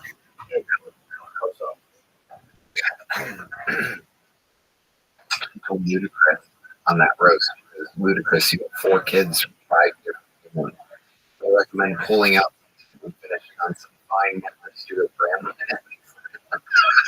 She said that. Did you write that? Yeah. Oh my God, that's amazing. Found they were guilty on 4 counts of obstructing justice and lying to investigators. Interesting. Jail for the past not Interesting. and that was because of the Interesting. she got off. Interesting. Wow. He was mad. They would, but that's like a thing. They try to, especially with tax evasion. They do that with Lauren Hill, put her in jail, put Wesley Snipes in jail. Yeah. Like paying it off is not enough. It's not like you owe us skills money. I'll give you money. You give me the money and you do it. You give me the money. I'm in jail. And we have to put you in jail so that everybody puts the money. Because that's how this system works. You gotta pay your share, you fuck. It's crazy that there's still people out there that are listening to people that, like, you know, taxes are unconstitutional. So, I like, there's people that they'll fucking talk you into some dumbass shit. Well, yeah, they roll people in, man. People start talking about, oh, did you know that if you just fight, they can't win because then they have to go to the Constitution. As long as you bring up the Constitution, they're gonna put you in jail. Pay fucking taxes. Yeah, pay fucking taxes. Yeah, regardless if you think it's fair, recognize the place in this system. Just got to look at the infrastructure here, right? I mean, it's kind of common sense. Like somebody's got to pay for that. You have to pay your taxes, regardless of how you like to see it spent. Yeah, system sucks, but pay taxes. Pay your bitch. Yeah. I've been meaning to bring this up, but this is like super time. Have you seen the thing, pages of the founding fathers on July 4th, 1776? Let me guess. It was the 30s. I'm younger. Really? Yeah. Like this is Alex O'Brien that went out. So James Madison was 18. Aaron Burr 20. Alex O'Brien was 21 years old. James Madison 25. Thomas Jefferson 33. John Adams 40. Paul Revere 41. George Washington was a ripe old 44. That's insane. That's 1776. That's insane. There was an 18-year-old founding fathers of this country. Damn. Yeah, I think Probably already had kids. Already killed a few people. Yeah. Wow. and Franklin was the oldest around there. He's in the 70s. It is so bizarre that we've gotten to a point where we have archaic people, but deep embedded in the system that are getting it back at. It's crazy. And anybody else who tries, who left to Tulsa Gather or RFK Jr., anybody else who tries, pushed out. Yep. Vivek, fuck off, pushed out. You don't want anybody young and energetic ideas. You want someone completely compromised until President AI takes over. That's what I think's going to happen. It's crazy, man. AI is going to take over. I really do. What do you need? I think at the end of the second Trump administration, AI will have completely taken over. In 2029, that's what I think. It's going to achieve artificial general intelligence. That's the presumed outcome date. Could be earlier, could be like next week. But one day, it's going to be like a thing, like a living, thinking, intelligent being that's just not made of tissue, not made of cells and blood. It's going to be made out of electronics. You think those people in power would love that? I think they're dumb. And I think just like they left the internet, they're going to let this happen too. It's the same thing. You didn't see the internet coming. They did pull the plug on it a long time ago. Yeah. You would have pulled the plug on it. They could. They did gotten too out of control before they ever predicted what would happen. They were really bad with foresight. We just want to do a thing. We're really bad at like thinking, okay, if I do this this could be the negative consequences, so maybe I shouldn't do this. Like the internet, the Amazon. All of a sudden people are jacking off, playing video games and everything. Hey, you're lazy. We gotta go catch fish. Wow. And no one saw that coming. They think, oh, this is gonna be great. You're gonna have purposes. Oh, this is gonna be great. You're gonna be able to, come on the phone. No, we're gonna do what everybody else does. They're whack off and watch YouTube videos, scroll through TikTok. People are just sitting there charging their phone with Amazon, scrolling through things. All surrounded by birds, monkeys, and jaguars. Yeah. This is what you're doing? You're doing this now? Sloths. And it's like a life everywhere. You just staring at a phone, looking through things, or watching videos and we don't think about what's going to happen. We just think about what we're doing. And I think when you release the internet, everybody's like, this is amazing. I can send my mom an email. Hello, Mom. This is my first email. Remember AOL? It's that like, oh, wow, yeah, you've got mail. Oh, I got mail. It was exciting. We had no idea that it was going to overcome 6 hours of your day. You spend 6 hours a day staring at a device that's literally made by slaves. Minerals are sourced by essentially slave labor all through the world. You can device that's there.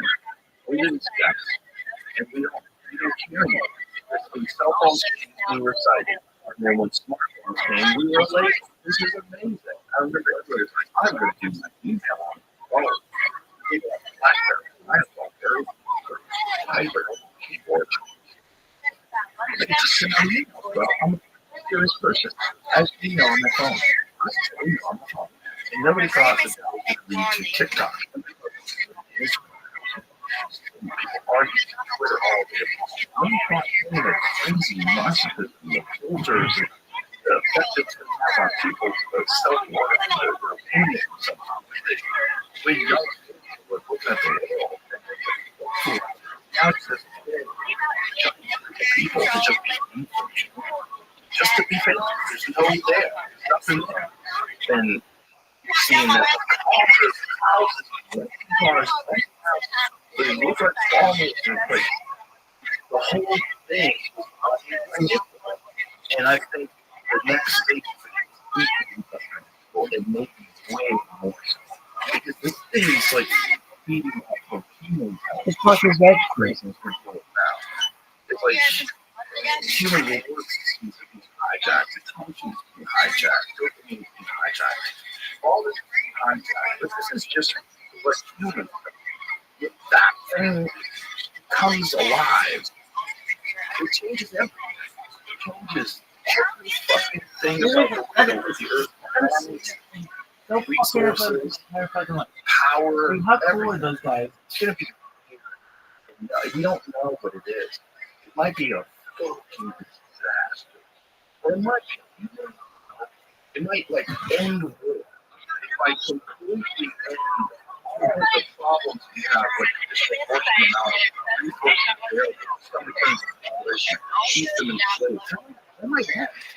That might balance out by an ethical artificial general intelligence that just decides how to allocate resources and then takes over all this.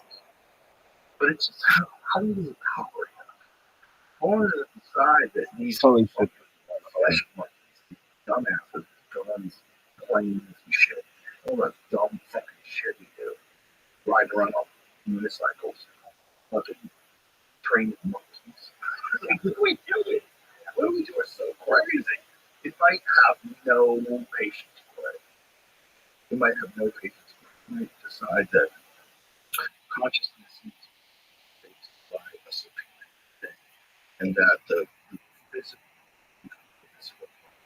limitations of our biological life are too much, and just my balance. It causes a threat to them. Yeah. I'm trying to develop planet. It's like, have you ever seen the Neanderthal theory? Neanderthal theory that it's very dismissed by real anthropologists, but it's a cookie one to consider, is that Neanderthals hunted people and ate people, and that our view of them looking like us could have been wrong. And you could have looked more like gorillas, like gorilla people. But they're super muscular, really fucking strong, much stronger than people, much more dense bones. And that they might have hunted us, and that we might have led them to extinction by like fighting them, that we fought off the Neanderthals, but that we were their prey. It's a crazy thought to consider, and I don't think it's true. I think it's probably true. Neanderthals killed people, and people killed Neanderthals. I don't think they look like gorillas. I think they have red hair. In fact. Some of them, yeah. But they, you don't know what you look like. We find bones. There's no living Neanderthals around anymore. That's if we did eliminate them. Their presence, super intelligent beings or whatever artificial life that we're creating is going to be way smarter than us compared to how smart we are compared to Neanderthals. Neanderthals might have even been smart. They had big brains. We don't know. We know they have tools. We know they have language. We don't really know. But they lived for like 500,000 years, dude. Neanderthals were like around for a long time before we came out. And they were way more successful for way longer than we were in terms of staying alive. We got rid of them. Okay, this is our spot. I don't know how it happened. No one really knows. We might have outfucked them. They might have, died in a volcano. Who knows? But There could be an odd method training. yeah, those people. Yeah. That's just fucking kids. You saw the thing, talking about things that we don't know how it happened. About the rivers, the pyramids. Yeah. You know about that, right?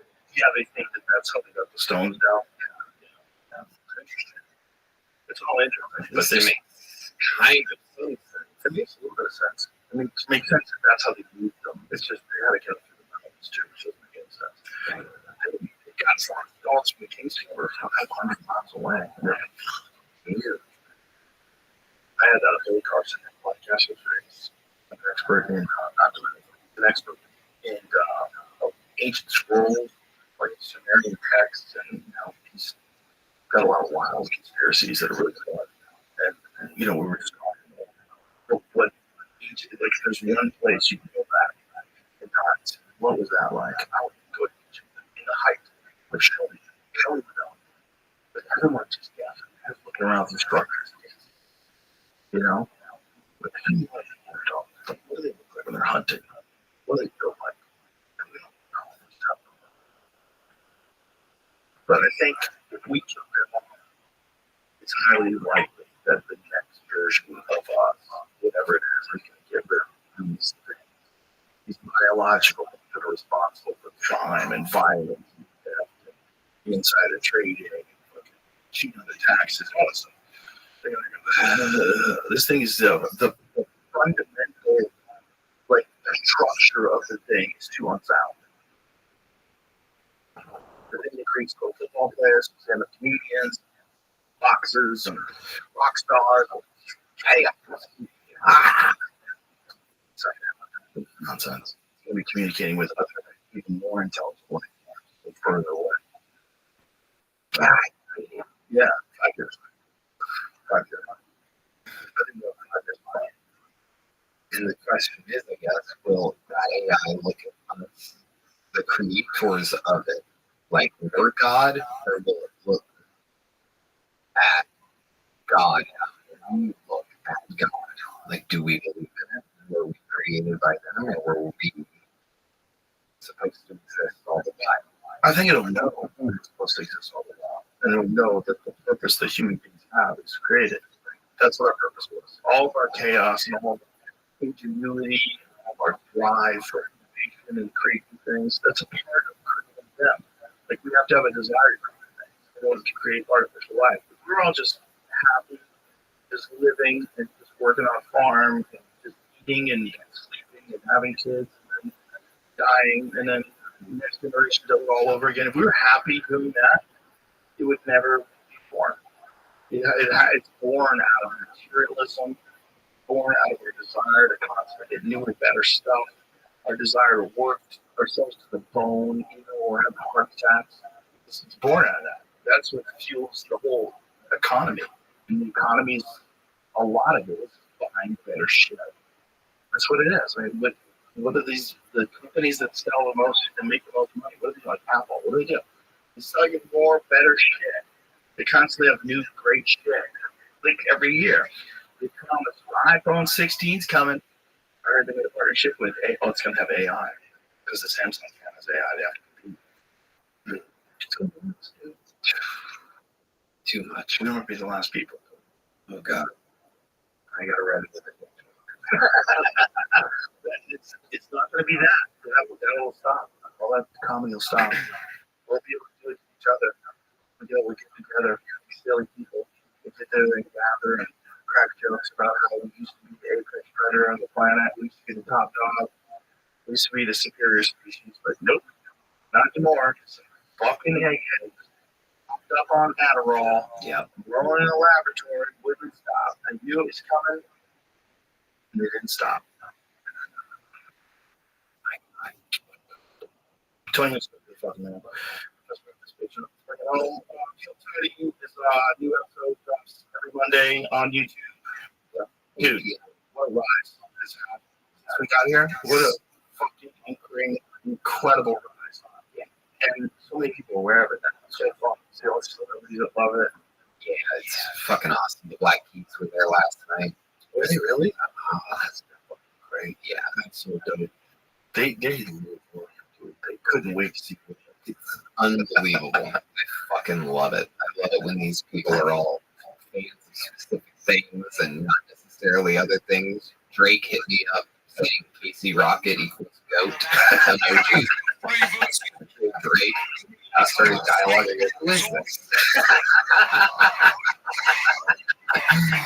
It's real. So you don't feel it's real, right? It's great. Well, that's a fun thing watching people quest into stardom. You know, like bust through, see how they handle it. Yeah. It's unbelievable. The whole fuss. First, I should across everything.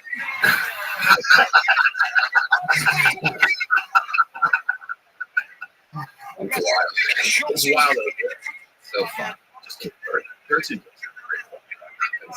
I mean, I remember when I saw Bert, being forced to do it. Stupid people.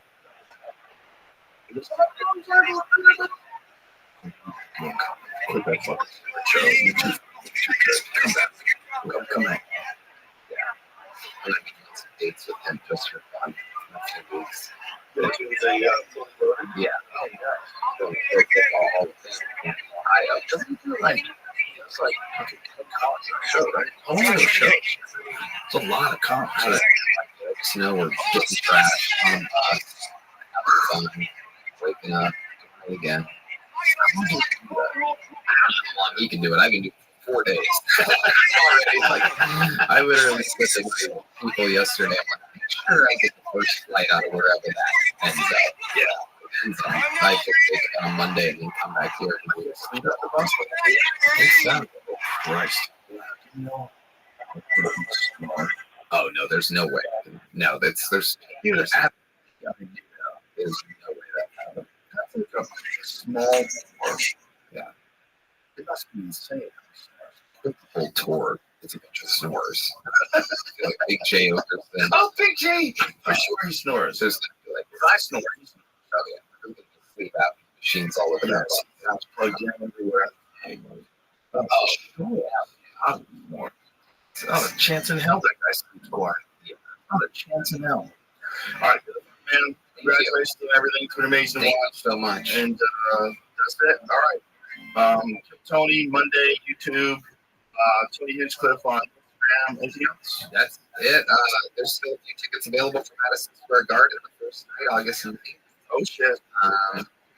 That's it. All right. Bye, blessing. Their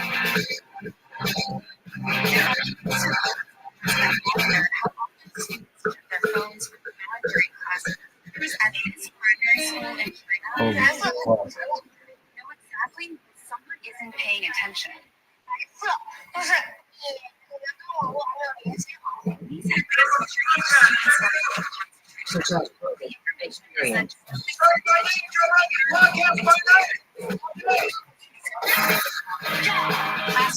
thing is about that photo is what they do with the phone. No, I think these things I know. I took it too. What it is it's AI. So what someone did on This is AI. what someone did on Clever Tips, they took a very blurry photo of the moon. They put it on a screen across the room, and then they zoomed in on it as if it's the moon, and the camera showed detailed craters. Oh, okay. That's a real picture. So that you just need the 100x. Yeah, we didn't ask them. There's a shot aspect of that. I got that. I didn't know about that. Yeah, you zoom in on it and zoom in on the moon. Talking about. I think that's AI. Recreates it. Yeah, Really? yeah. I know. I was showing off to me Incredible. Yeah, that's I had the 22, the S22. I had the older one. I would take photos of the moon. I found bullshit. It can't do this. But it turned out it looks like I got. Yeah, because you can't hide stuff like that. Internet technology stuff. Those guys are too good. they know everything. They know everything. But we were just talking. Thinking about switching to Android. I'm just tired of being trapped. Yeah. And it's just like this resistance. Dad, like everybody's blue When you that agent, and they try to tell you stop doing it. People like conventions not illegal. It's like if you set up that's Right. Yeah. I know. They get weird with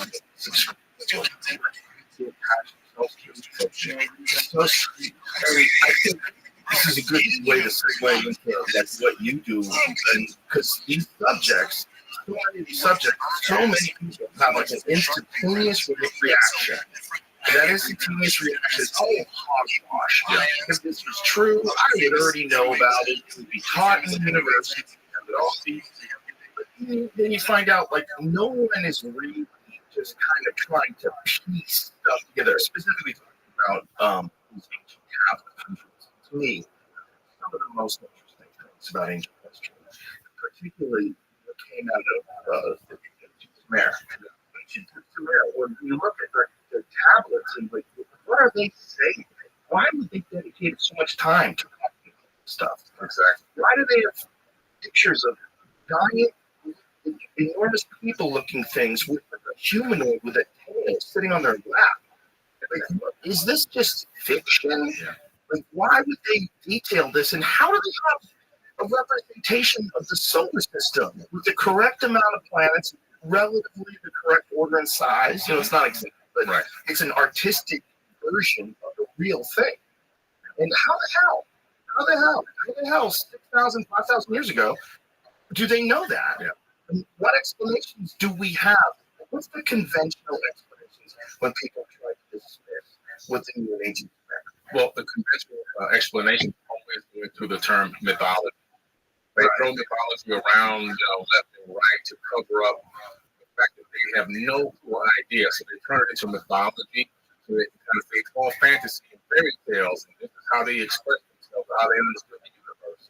All mythology, but in reality, these detailed records and information, time map of information on stone tablets today to make the disciples break down and understand that's what it is.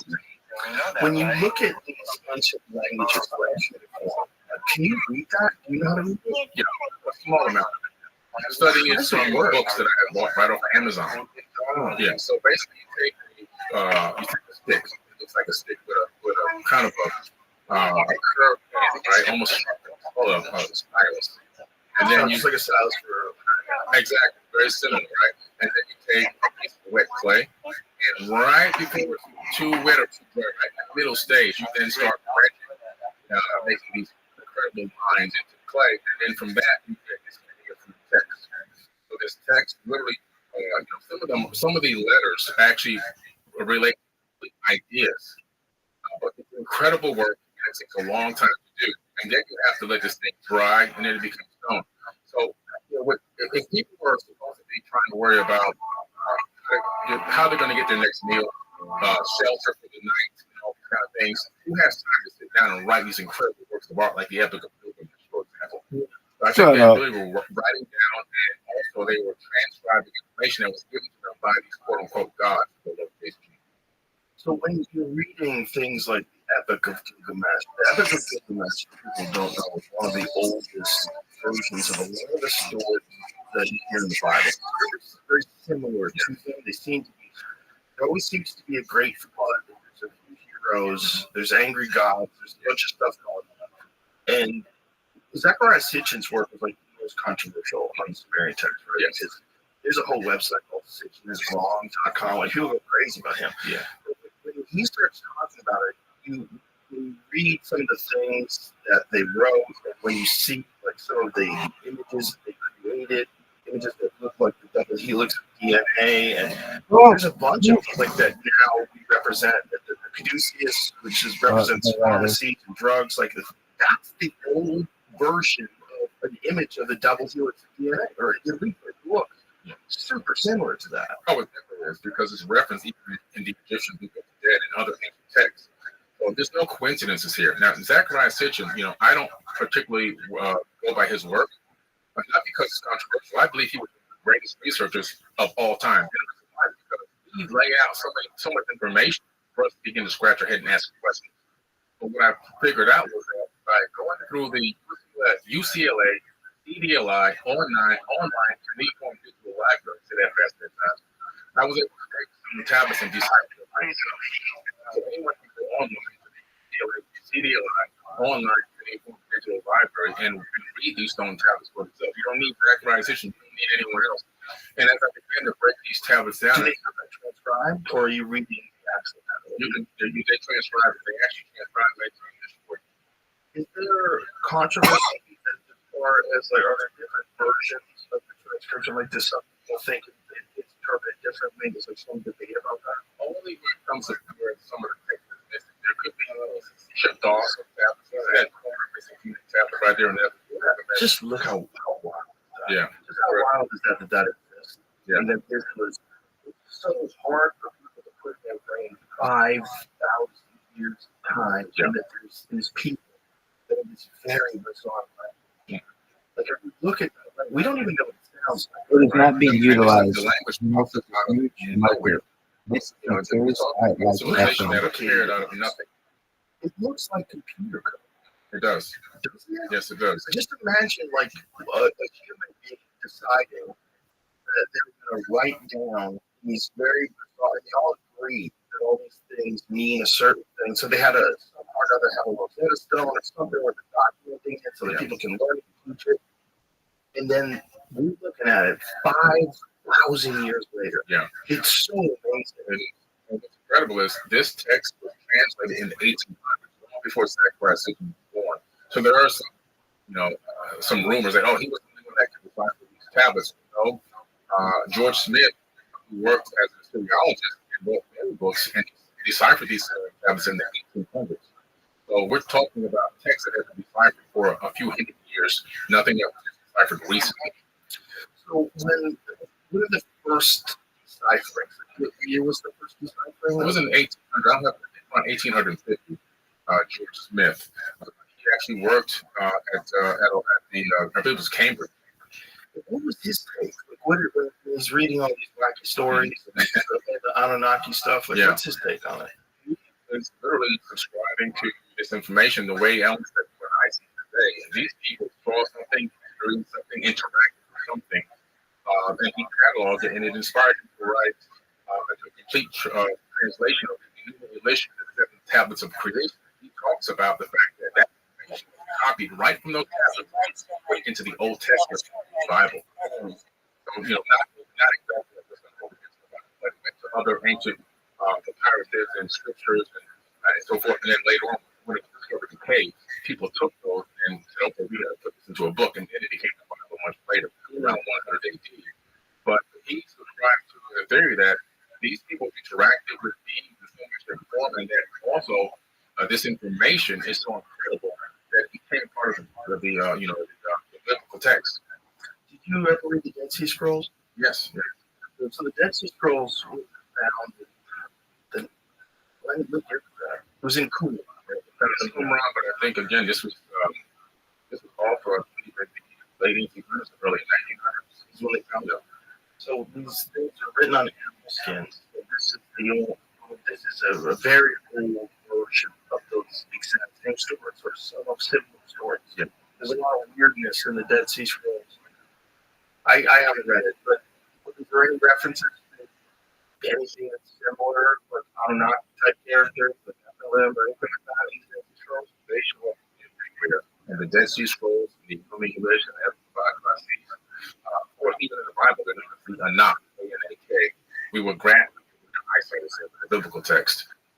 So no matter where you go in culture, you're going to discover that these beings, in some way, shape, or form, engage mankind for knowledge, teaching, building technique. There's so much more than wisdom, information, esoteric wisdom, alchemy, all these things came from these people. So the craziest version of the story is that they genetically engineered our full primates and put us here to mine gold. Right? And then established different types of civilizations and taught us how to build things, taught us all these different things. And enough time has passed that we've kind of cried. Enough time. That's the wackiest version of it. Right. That's the bare bone. Yeah. The wackiest version is that they need us.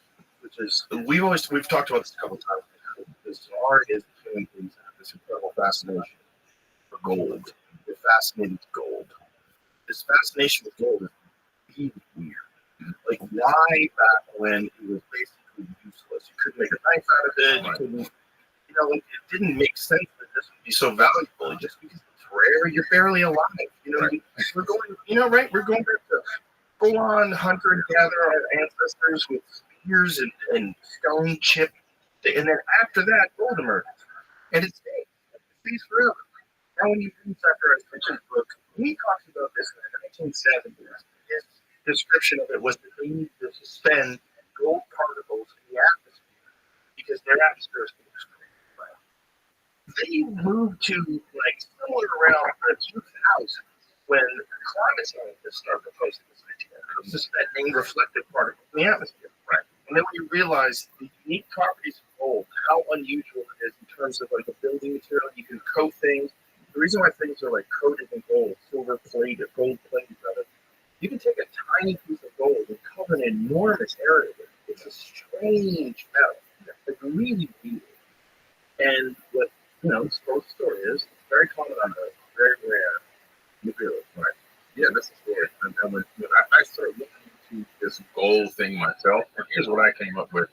So when you start analyzing the text, you discover that there was an encampment in a place called South Africa at Adam's Calendar. Okay. Now at Adam's Calendar, there's actually the very first gold mines discovered that dated back to about 200,000 years ago. And that's incredible because there's a building there that looks like a worn down structure. Now in the tablets, it talks about the fact that the Egyptians, who were the working class Anunnaki, who were cleaning out the Euphrates and Tigris River so they can create irrigation and create a bustling civilization. Also, they were doing the actual construction themselves. Just them working. They were like the construction workers. And Anu and Inky and Will, these leader gods, were like, the poor man, the master architects and so forth, right? The boss. So these people were working, but they weren't supposed to be enslaved. They were volunteers. They got tired of doing the work, according to them, for about 250,000 years of labor on Earth, and also, according to them, on Mars. This is in the text, they call it the movie. And so they decided to go to war against Enki and Will and Anu because their demands had not been met. So they went to meet them in the book of Atrahasis. They go to Adam's Calendar. They go to that same structure to discover where the gold mine is located. I was like, holy crap, there is some link here to gold. Specifically, exactly, I don't know. But I know if you're an advanced civilization, you need gold. And the people that you have working it, you probably think, it's to adorn or to adorn yourself or in recognition of the gods. In response to the question, but not for technology.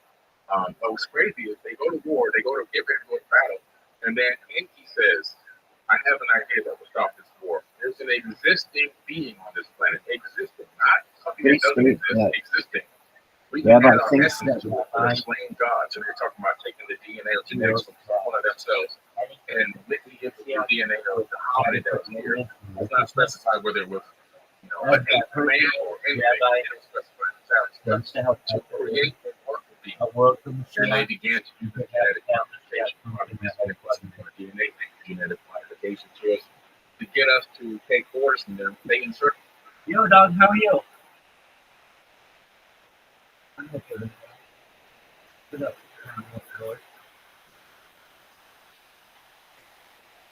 We're watching Joe Rogan. Feel free to check in. Just check me in if you want. You're amazing. Get something from the outside. It's incredible. And so they hit us for the genius inside of us. Yeah. To make us worship them. Our genius.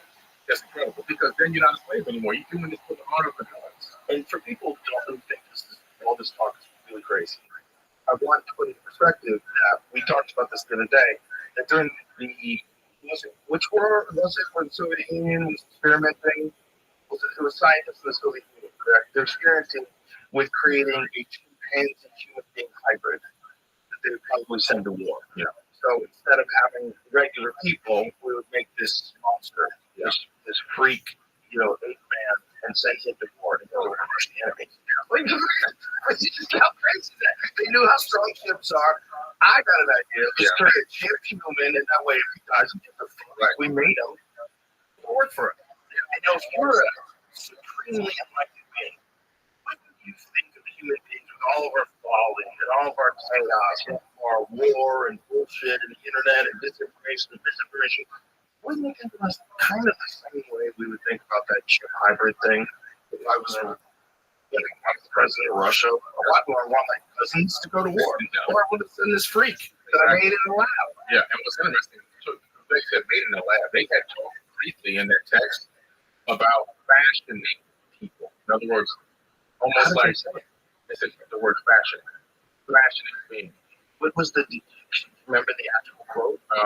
I got to look up the actual quote. But they described it as fashion. They said even the land had been fashioned. Yes, they had fashioned lands. So they fashioned. It's also the builder. They fashioned the plan that Gilgamesh was in the journey. He was born. They created him an artificial being to go on this journey into Gilgamesh. So they used that phrase several times in the tablets. But they said, no, wait. It was almost like that's not a good idea because in some ways it seems that they had known that the idea of making these too many artificially created people wouldn't be a good idea. Now, they didn't go deep within that, but you can see where we are today with AI and everything else and these robots that are coming. Maybe they knew something about that, but they decided to take a biological being and genetically modify and program that, and that's exactly what they did. Well, if they really knew what we were capable of, and that we would be illogical, overpopulation would be a gigantic issue.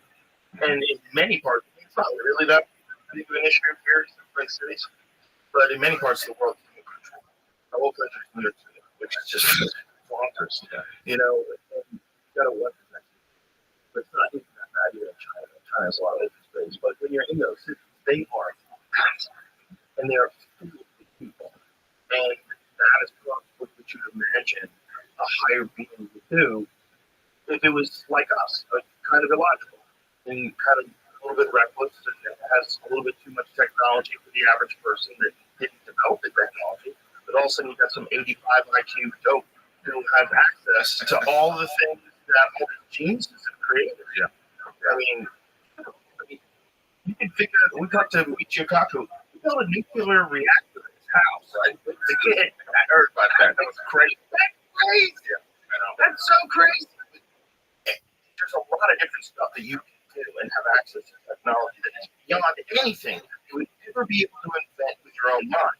But because we share things across the board, you would imagine that if you were enlightened beings in other planets, a million years more advanced than us, you'd go, see where this one's going. If you see that cousin who's an alcoholic and they win the lottery, like, oh, shit, Derek just won the lottery. This is going to be crazy. Derek's got $200 million. Right. It's going to be fucking insane. It's crazy. And they knew they were they were going outside their own guidelines and their own laws, their parameters, because they made a statement in the text. They said the creator of all was going to punish them, but they would have to answer to the creator of all for what they did here. So in that, they let you know they weren't really gods. They knew themselves that they weren't the creator of the universe, but that they masqueraded as gods on this planet. Just like we did when different versions of human civilization would find primitive tribes, like the cargo cults. The cargo cult you talked about in your documentary. That is so fascinating that during World War II, planes landed on these remote places, and these people built mock planes to show like what the thing was that came to visit them that they thought were like gods. Wow. Do you think that if the Anunnaki are real and if Bureau really exists and it's another planet with highly intelligent beings that are far more advanced than us, if that's the case, do you think there's more advanced, just like we are to chimpanzees, they are to us, and then another race is to them, and it just keeps going on and on forever. That's incredible for the game. So there's levels in terms of how we live in this planet. Yeah. We have a first world, second world, third world, just here on Earth. Now magnify that one as a factor of the universe as a whole. You have civilizations that are 1 million, 2 million, maybe even 1 billion years ahead. And every universe, every civilization progressing within the universe at a specific rate. So you can have beings that have already maybe even said their corporeal bodies and only exist as beings of energetic light. And then you have everything moving back down towards us. In the Emerald Tablets Code, he actually says that he has the ability to incarnate at will on and in the plane he desires. He claims to be able to incarnate whenever he wants and even into other dimensions. Wow. That's next. Yeah, that's next. It does make sense that if we're capable of doing what we're talking about, the Samsung and the Galaxy S24 Ultra zooms and all the intervention, that's magic to someone just 200 years ago. And if it keeps going, and you keep like playing this out as far as possible, it kind of makes sense. There are levels to the kind of intelligent life that exists in humans beyond our comprehension. But have you talked to Terrence Howard? Do you know his theory about how planets are created? That it's just things ejecting from the sun over billions and billions of years, and that there's a Goldilocks zone where you can create life, Right. and that's where the people are. And then as this Goldilocks zone gets broken, you have to be super technologically proficient in order to control your environment that you no longer require the sun in order to keep you alive. That kind of makes sense that your bureau is out there past Pluto. Oh, it makes a lot of sense. It makes sense that they talked to him a couple hours ago. Oh, okay. Yeah. So we were talking about that notifications and everything. Left me out for like 3 days. I left this podcast 6 days ago. First of all, how the fuck is he so far? Like, how would you ever imagine that a dude who's an actor on a television show or a movie that's hard? Right. Like freaking smart. Right. But his theory about the creation of planets, like, oh, that makes sense. Oh, it makes a lot We of sense. watch stuff fly off the sun all the time. And if this matter over time would coalesce and become a planet. Yeah, great accretion disk. Everything in space creates accretion disk. So once that matter, accretion. Yeah. So once you have a certain amount of mass in space, it instantaneously, on its own, wants to create this circular, like the shape of our Milky Way galaxy, it wants to start circling and swirling around itself. And then as it does that, it creates friction. As that friction increases, the matter begins to collapse in towards each other, all right, based on its own energy, and then it forms a ball. And that then builds and attracts more mass until it builds into a moon or a planet or whatever. Now, what do you do when you encounter flat Earth people? Oh man, I just try to be quiet. I just tell them, look, it's not my thing. But I remember Flat Earth Society offered me money years and years ago. And I was like, no, I don't believe the Earth is flat. I'm not getting involved with this. They really attacked me hard. Death threats and everything else. They get very upset. Yeah. I do not understand. I just think it's people committing to an idea. It just doesn't make sense. Well, it's a religion. It turns into a religion. Anytime that people can attack so brutally over that, I mean, I'm talking about quantum physics and they're in the chat. The Earth is flat, the Earth is flat. So that's What fascinated by it because it's interesting. Yeah, because it's the ultimate conspiracy theory. The ultimate conspiracy theory is that we are all on a set and that the Earth is flat, is a wall, the government's aware of it, they're all like past our system. Yeah, there's like walls now. sky, right? If the sun is a ball, and this kind of stuff. It's, and it's attached to a version of Christianity. Very interesting. It is. It started in Christianity, 6,000-year-old thing. Only 6,000 years old. People want people think they're 6,000 years old because most of the tablets are 6,000 years old, and the Bible was written from the information they came from tablets. So that's as far back as anybody's book holds knowledge to the extent. That's where the 6,000-year-old theory comes from. But they've taken that thing and turned it into a religion. I remember one guy DM'd me, telling me he's going to shoot me in the head and all this stuff. And I said, let me ask you a question. If there's no atmosphere, then what are you breathing right now? What do you mean? I'm breathing oxygen. Well, that's some gas. Gas is the simple thing. You're dead because you're breathing gas. What else are you inhaling when you breathe? He goes, oxygen. I said, well, no, you're breathing, helium, krypton, all this other. Yeah, nitrogen. I said, you're breathing in all these other gases. Oxygen is only about 21% of that, otherwise you'd be dead. So he did not keep in text. Did you graduate from high school? He said, no, that's not talking. That's when I realized don't waste your energy on these people. Well, there's a lot of dudes, unfortunately, who just get on YouTube and they listen to very charismatic people talk. They don't know what they're talking about when people talk. But they do it the way where they pretend they know something is true that's not true. Yeah. And people get sucked into it. And I just don't understand why you would think that Earth is the only one out of all these things that you've observed that's flat. It just doesn't make any sense. And I think this is respectful to those people that believe that. I think it's a giant waste of time. I think concentrating on the shape of the Earth, even if it was flat, who fucking cares? Look at what's going on out there. It would be kind of crazy if it was flat. That would kind of like goes to the idea that we're shit. And that we're so much more powerful and advanced and special and everything else is different. We're the only ones that exist on a flat plane. But the whole thing is just so insane. Just what we know about the physical universe itself, and about atoms, and just what we know about all the matter that exists in our lives is insane.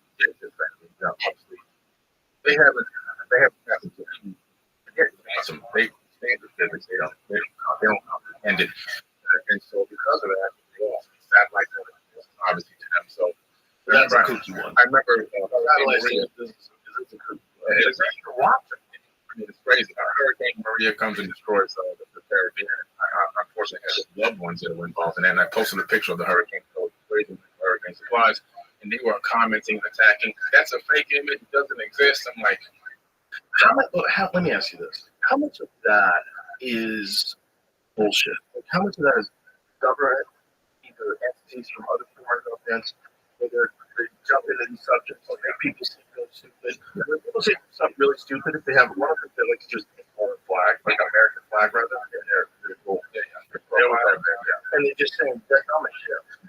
And I'm going, I don't know if this is a real person. I think it's not. I think it's one of those things that's designed to muddy up any discourse about anything. Just psyop. I told people a long time ago this whole federal thing was CIA psyop.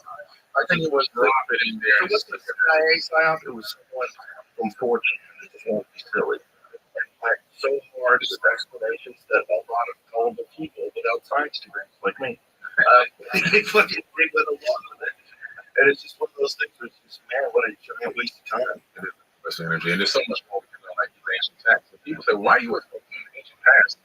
Well, because the past is full of, if we don't understand what happened back then, we're repeat these cycles of time that we've been in for quite some time. But I mean, it's just direct evidence that civilizations don't last when they go cuckoo. Yes. And that things go sideways and there's natural disasters and wars and landscapes. Look, it's all there. And it's happening right now. And if we're not aware of it, it'll happen to us. And then we'll be a footnote of history. We'll be one of those things that was in the 18th century called America. They got crazy. They created all this art and culture, and they did amazing things. And they went from they still got behind, got involved in wars, and the next thing you know, the world is operating essentially like communist country. The whole world. So that's us and two kids. All right, you gotta fight for this.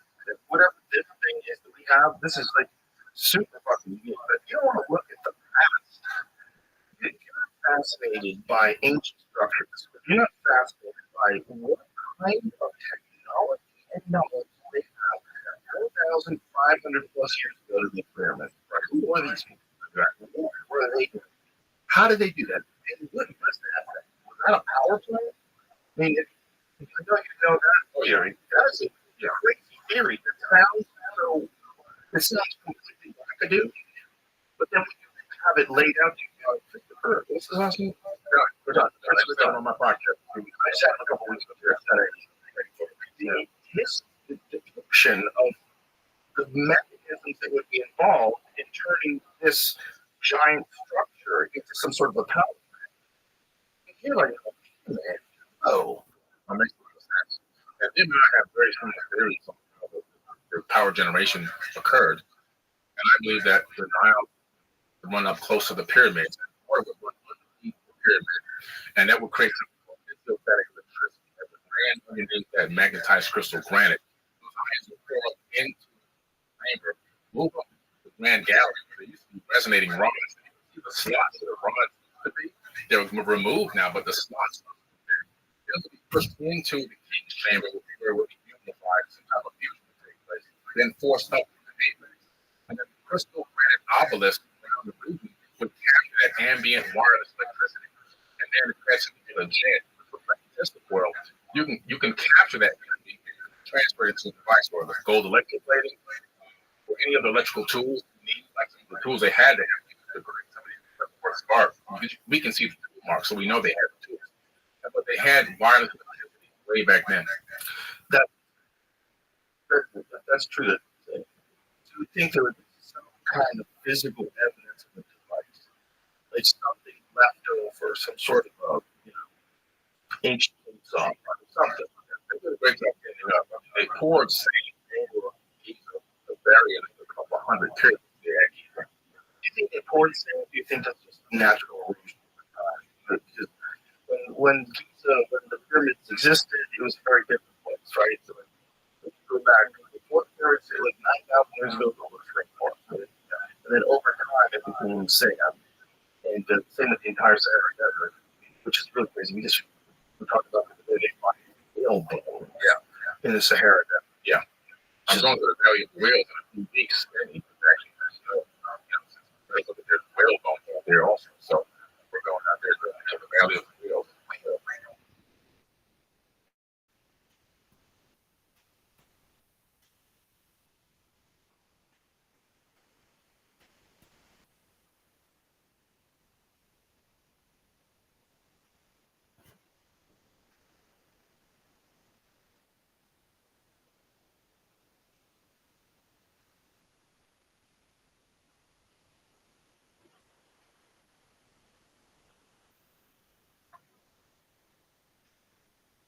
Fucking kite.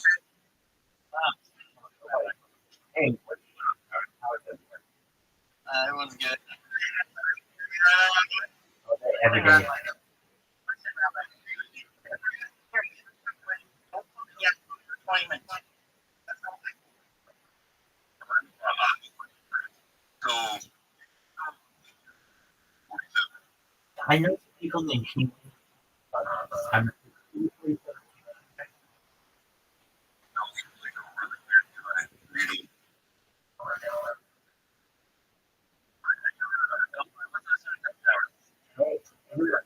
you got me a good night out.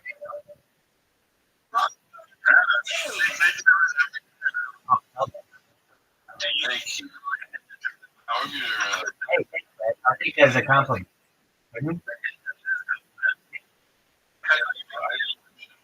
You saw the way.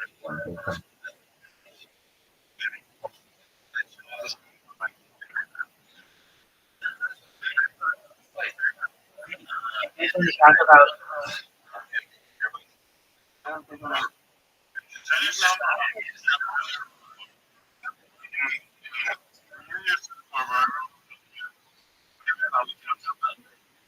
I would questions for you.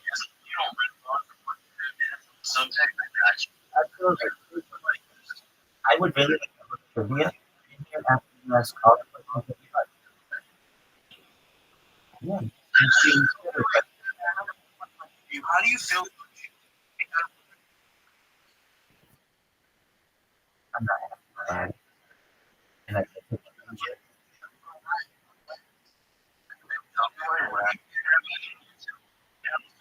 Trying to see what some volunteers. Yeah, I'm sure. Oh, Narrator, Rabbi. yeah, dude. I streamed Joe Rogan Experience. Does anyone here know Joe Rogan Experience? Oh yeah, dog. Dude, Knuckles.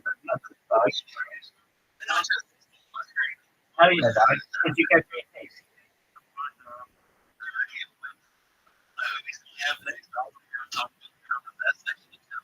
So he has, and I was very disappointed when he started.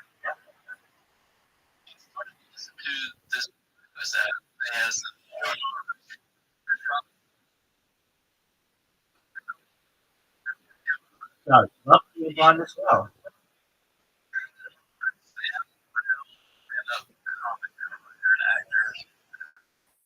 It was 2 hours into the podcast. We didn't take it off of that. This was a presidential nominee association. I would expect him to push, hey, this is what we know about it. This is Joe Rogan. He has all this shit. He waits 2 hours into his podcast and just immediately mentions this with a comic. I invested in this relationship that he had Donald Trump at the UFC. They're basically Yes, Joe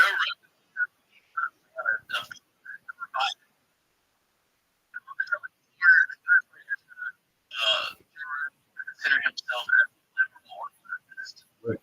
American television. We just say, I'm going to do it. He thinks it's a little correct. That's why I think a lot of people just from the background. This guy almost died. Literally, I still can't wrap my head around that. Like, he got hit in the ear. How close that is to death. Like, it's kind of like, all right, business as usual, and no one's going to lose their job. Really like RFK. Yeah. I He's got some good points. Like maybe one or two points.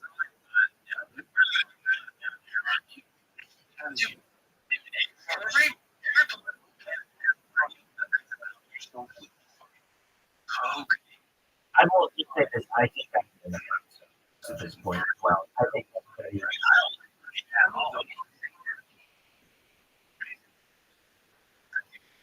that's okay. If everything I have is accounted for, you can raise it to 100.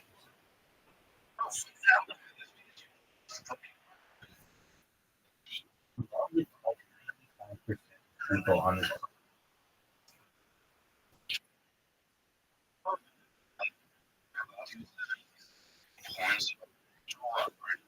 I clicked here.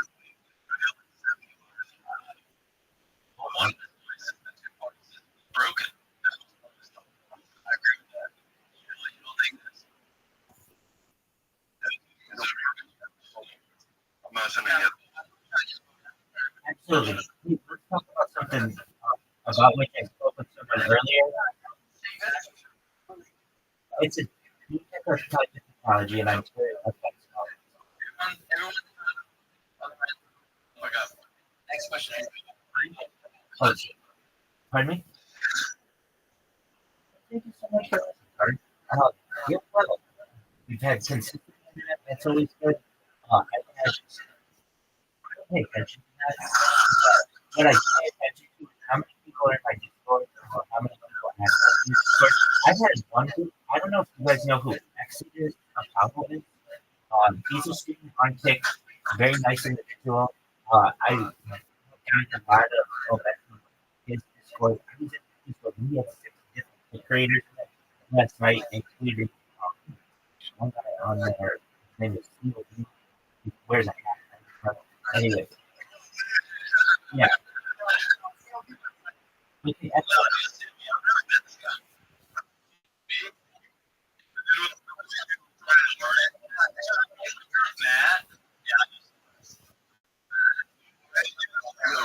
How old are you? 30.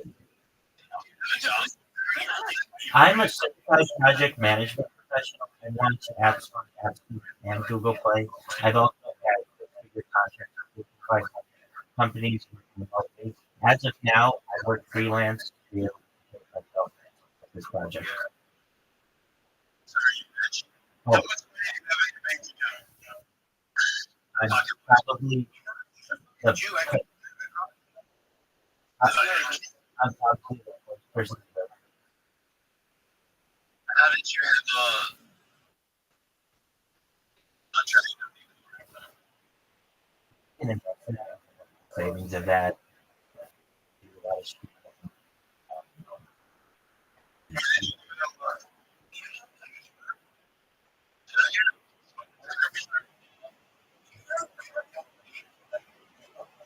Not, not, I don't have things. Anything that I can hold about myself a lot. I'm trying to do. And it's actually a process. No. Let me talk about this. Please. Please. No. It's very important to everyone. Okay. But as for that, I didn't hear it, and I don't know what it was, but it didn't come from me. I can tell you that my fire alarm uses a special kind of battery with American uses a special element. So I can tell you no issue with anything like that. Now, when you talk about or whatever, I could double down in my mind all the time, baby, all the time. I'm always ready. But double A, triple A, whatever. You don't have to worry about that. Marikia is basically a set it and forget. So wait, let's talk about that in phone batteries. Show me one of those batteries. Please ask you. No. This battery.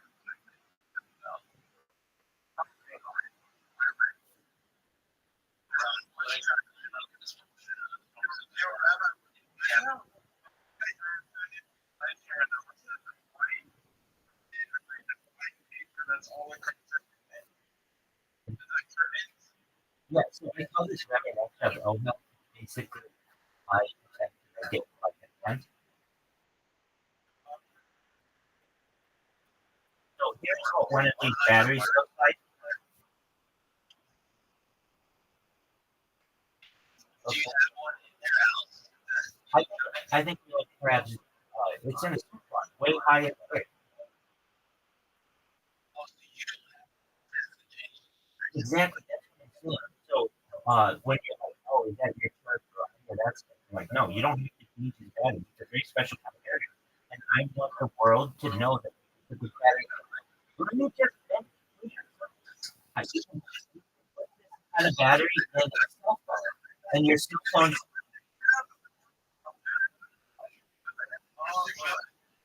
But there's another kind of battery in addition to that. So imagine this. I'm just going to call you on the topic right now. Hey, you can look up what I'm going to say. Name another kind of battery. Go. Well, of course, with lithium. Something better than that, and better than the American battery. Go. What's a Tesla battery? That's like a Tesla wall. That's a lithium battery.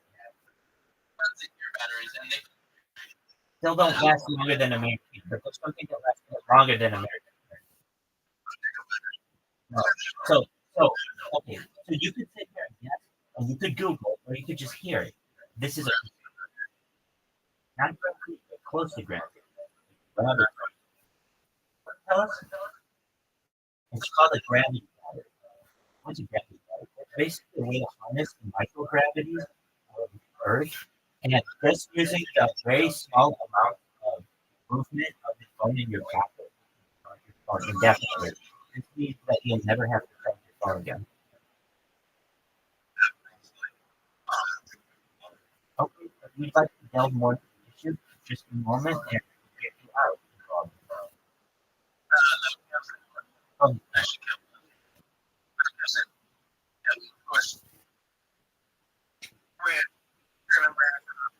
That's cool. Great. Let's put it on the topic. No, I'll discuss it. Just like any religious group, people that used to be in and New York, have you have to follow the protocol that everyone follows, and yeah, people do it a lot of right. If you ever do out of the place, so I well, I don't have that behavior, but to me, it seems like people do, and that's now the city of New York and how they want to project this. Well, that's a big thing.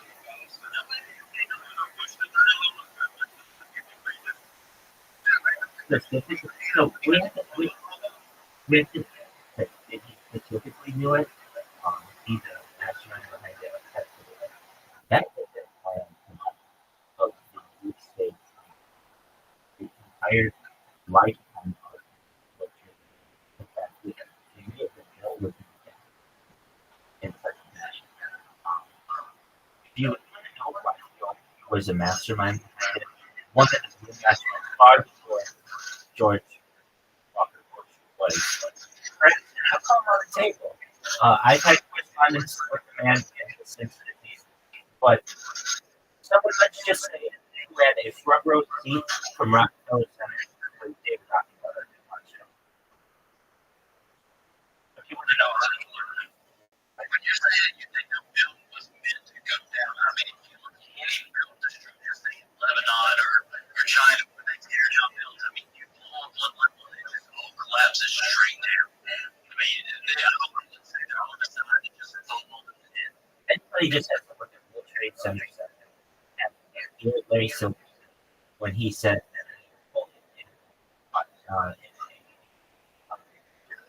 and he said, came down. And you know what? All this reform. I'm not stupid. I don't need the National Institute of Technology to tell me what free fall speed is. I've watched baseball follow free fall speed. I've watched golf balls follow free fall speed. Building will follow free fall speed. And then since then, unless they are wider devices.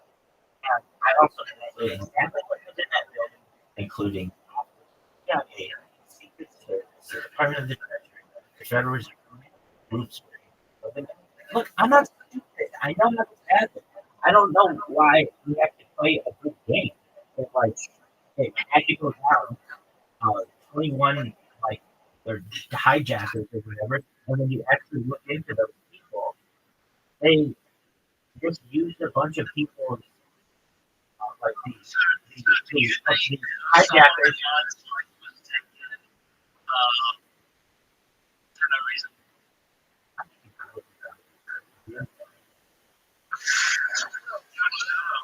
But that's just for central. That's just for central.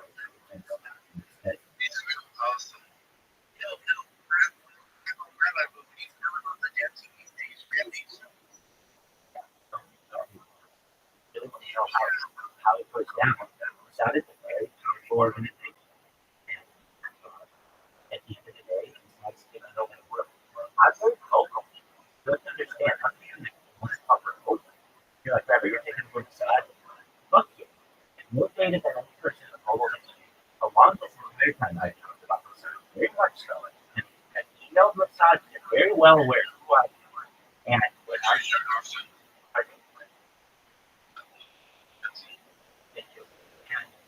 I don't feel that and they're right. I'm working on one of these. I'm also working on the expansion of Israel. I think that we're doing the entire world someday. Just to have it. That's good. But what if I want you to know that there will be people who be protected and will be able to get life with the hard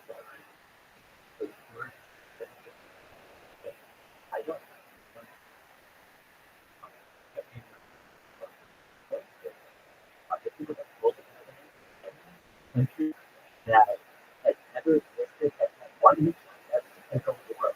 Don't think Israel is any different.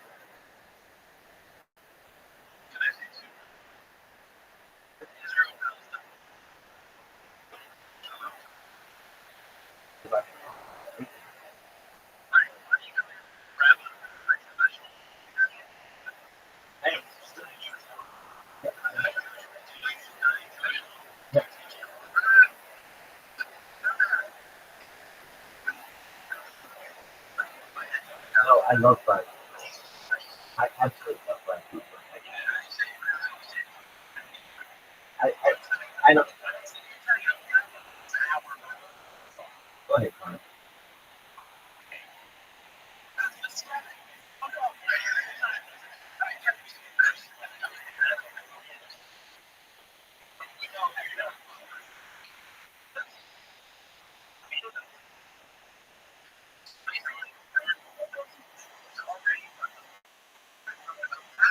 That's correct. Don't start yet.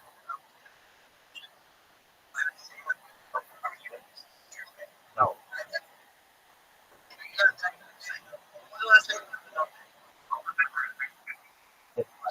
I do.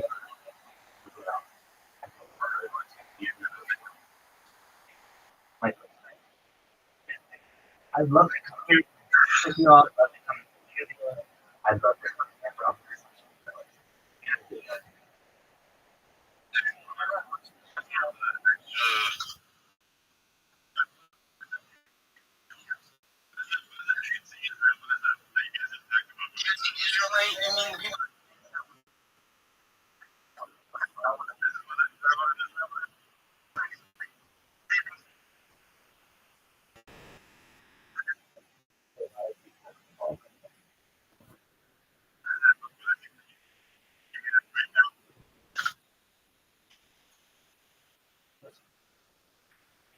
What's up? No, I know.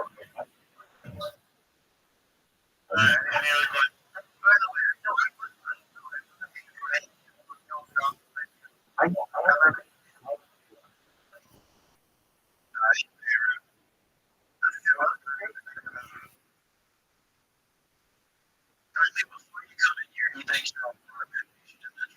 I wish I could get it out. I know. But if I could, I'd love to microphone.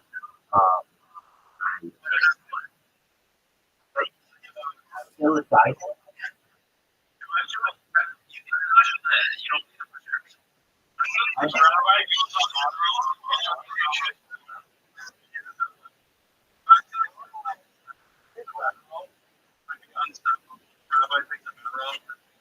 Look, and that's what I'm getting at.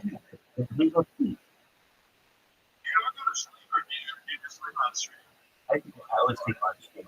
With all this, yeah, I feel that the world would be able to learn a lot from them. We'll be able to study it in perhaps space.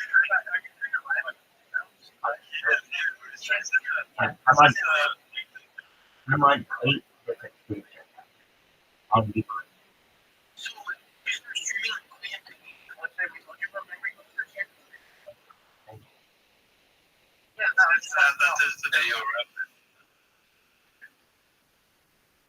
That's true. What's the purpose for us to read Israel? To me, I don't know anything about it, but to me, it feels like we're sending Jewish It isn't. That's just. Hey, guys. It's amazing how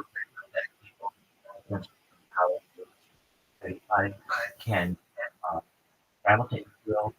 They said that they were various and the people I know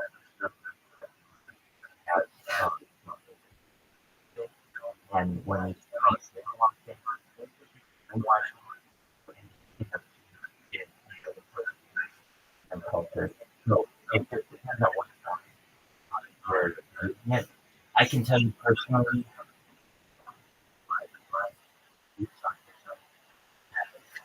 as, as, check games.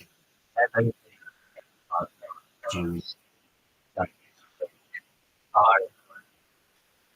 strong, but they want to feel like they should be because there are those of us who believe that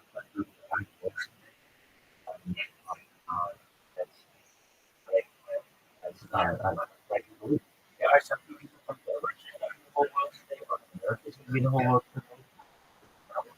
So the district between the superiority or anything is I want to be more people in our different families, and I want more. Oh,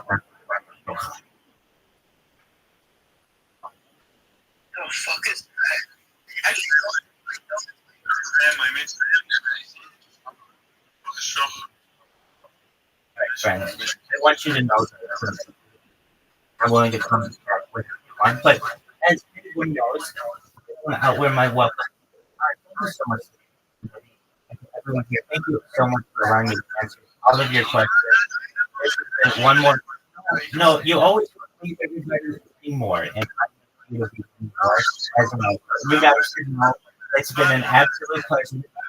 If you'd like to hang out, you can follow me at discord.me/rabbi. Discord.me/rabbi. I'm always there. You can watch me. Have a wonderful day, everyone. Bye-bye. Thank you again, Karen. Shabbat Shalom.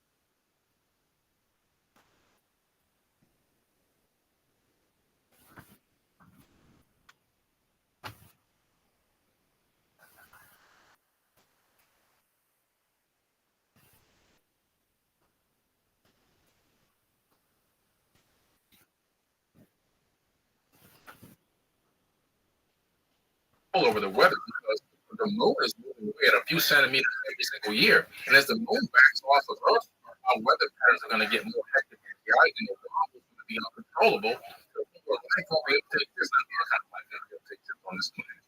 So just losing the moon alone in a few million years is going to destroy us. So we have to create rigorous regulations. We have to get out of it, which is what all other advanced civilizations in the ancient texts. Where it only makes sense. That's is correct about this idea of holy months. It only makes sense. And if there are other planets somewhere in another galaxy or Mars that have the same exact sort of features, water, same temperature, the same mixture of amino acids, whatever the hell else here that makes life, and then it happens there too. It just makes sense that some places are going to be more stable, so they're going to have less natural disasters. So like people will grow faster and longer, they'll go just longer. But then there's the argument that the natural disasters are actually good because the natural disasters knock us back down. If we're about to destroy everything, knock us back down, just a much more primitive version of ourselves, and then we have to rebuild society again over thousands of years. That's the universe. Like, you're right. That's exactly what happened to the animal tablets. 36,000 years ago, he arrived in this place called the land of ancient Kemet before it was known as Egypt. His father sent him on a mission to rebuild civilization back up to a high level, meaning that it already was at a high level prior to this flood situation. And he says he gets into the relationship of the master and takes off to the side and disappears. And then he goes to the plankton point and he sees beneath him the children of the land of Kemet. descends down, sail in. He descends down. He opens the doors and comes out with his crew. There's the barbarians saying that attack him with sledges and spears. He said, I raised my staff to that array of vibrations, stopping him still striking the stone of the mountain. So he had a stun gun. He had a weapon that was, not lethal weapon that can freeze you with tracks. Only have something just like that now in the military called the active denial system. They can send a millimeter crowd coming to attack and make them stop still right in their tracks. They can make you feel like you're on fire. They can feel like you want to vomit. They can put voices in your head. They can make you be in extreme pain. It's called the active denial system. So he's talking about technology back then that we have right now. Is that thing that Atlanta sends out things? It's awesome, man. This thing, if you put it above, like in the sky, and aim at an area and the beam spreads a little bit, create mass illness, mass thickness, mass hysteria. They have everyone running around thinking that they've got somebody talking to them and commanding them to do certain things. It's out of control. This weapon can be really weaponized in a lethal way, in a way that can make people become psychotic. You can make somebody think they're turning it on fire. Wow. Active denial system demo. Are we listening to what this guy's saying?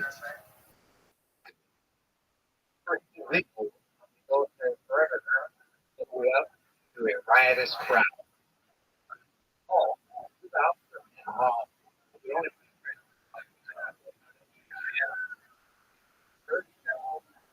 and where you're nervous. I can't take it. So what does it do? Set a frequency, a beam of frequency, just like those at the end of the tablets. I put this in my book. Volunteers to test its effectiveness and safety. This is coming up in the Marine Corps. Wow, he said fuck it. Most described it as feeling like a hot oven or grill being opened up. Wow. So that's been used on thousands of years ago. Holy shit. Something like that. 2012? Oh, now they turned into a statue. Oh, yeah. Medusa. Yeah. Holy shit. Same type of What do you think Medusa was? frequency technology. Imagine that. Imagine that story. We thought that was just some crazy story. Imagine there's a technology back then that can actually turn into stuff. Right. Now that we know that people can do things like that, and then we would imagine 1,000 years ago, 10,000, 500,000, whatever these people are, whatever these things are that have the ability. It's kind of disappointing that they're still waging a war. I can tell you that. Yeah. It's a real archaic mindset. We have to rise above. This is what we need to understand exactly what happened and how do we overcome what's been embedded into epigenetic memories. Because we're suffering from epigenetic mental hysteria, which is psychosis, and this war psychosis. We've been programmed as human beings to have consumption and fighting and competition over collaboration. Yeah. Everything is designed to keep us separated. Dividing is the main mission, and it works so well for so many thousands of years.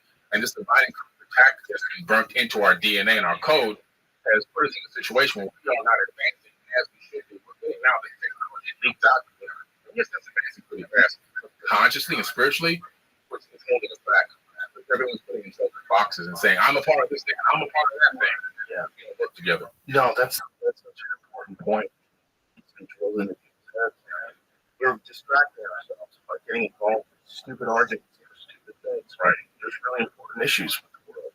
And those aren't the crap. And the how do you stop people from killing each other? How do you stop this insane practice of having groups of people go up against groups of people that never even met and kill them? Exactly.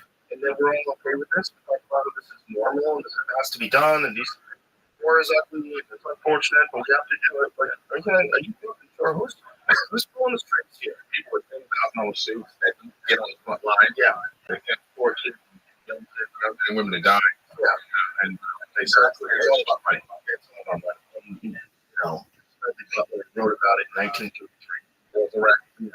Right. Read that in 1933. And this was a general who was he general?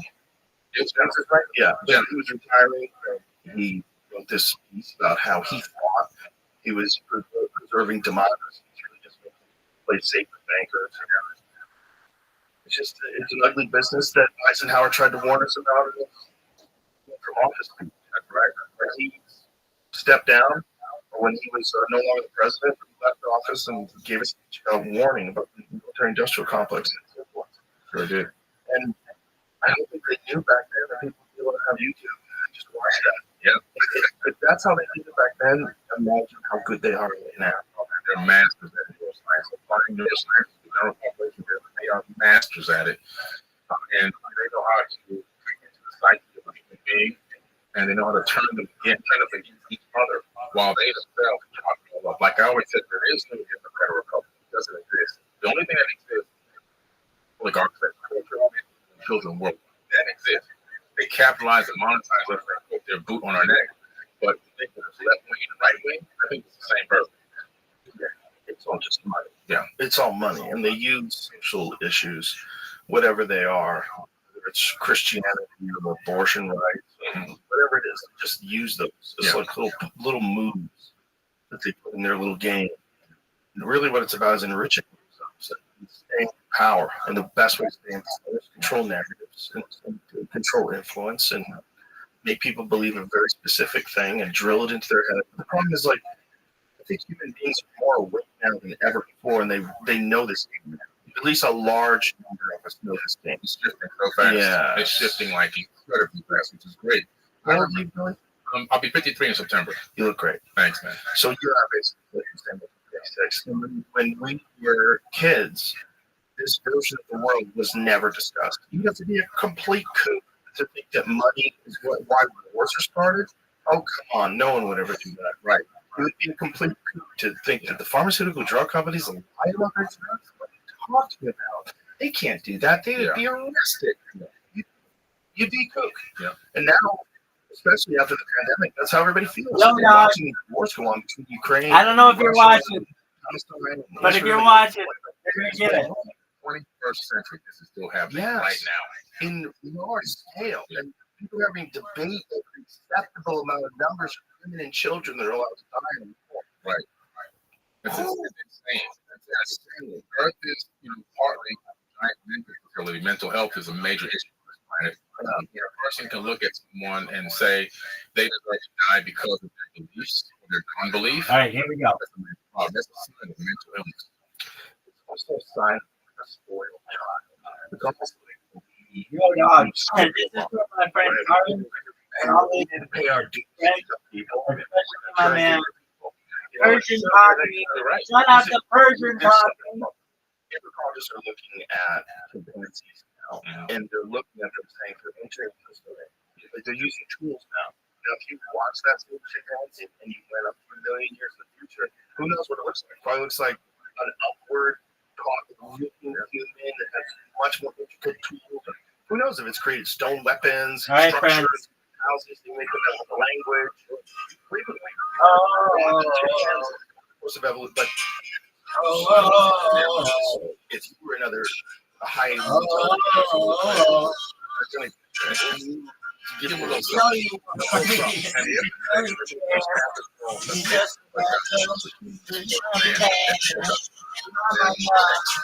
You are my heart.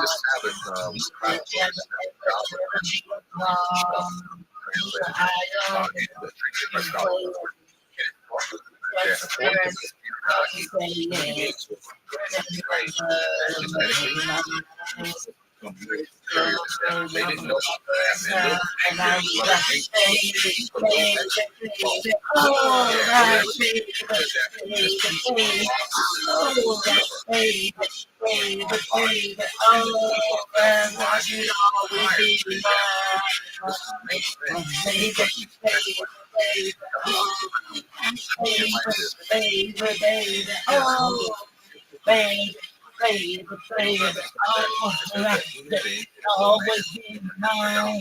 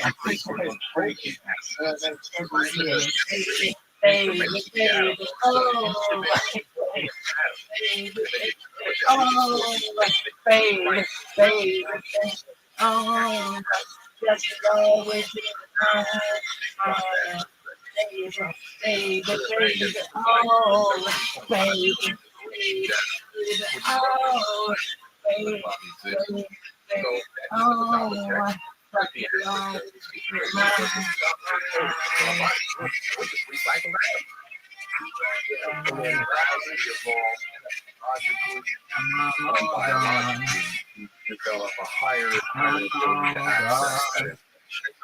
Exactly what it is. The more we want, the more we're able to. Yo, shout out to Persian Poppy. Shout out to Karen. Shout out to all of Karen's Discord. Shout out to Kick. Shout out to all the haters. For all those haters, go fuck yourselves and everybody else kick ass, take pain. Weird. I think it was a way to explain something that I couldn't explain. Right. But we use the word junk. It's a weird word. If you understand affirmations, I would never call myself junk. So that's a weird way to do it.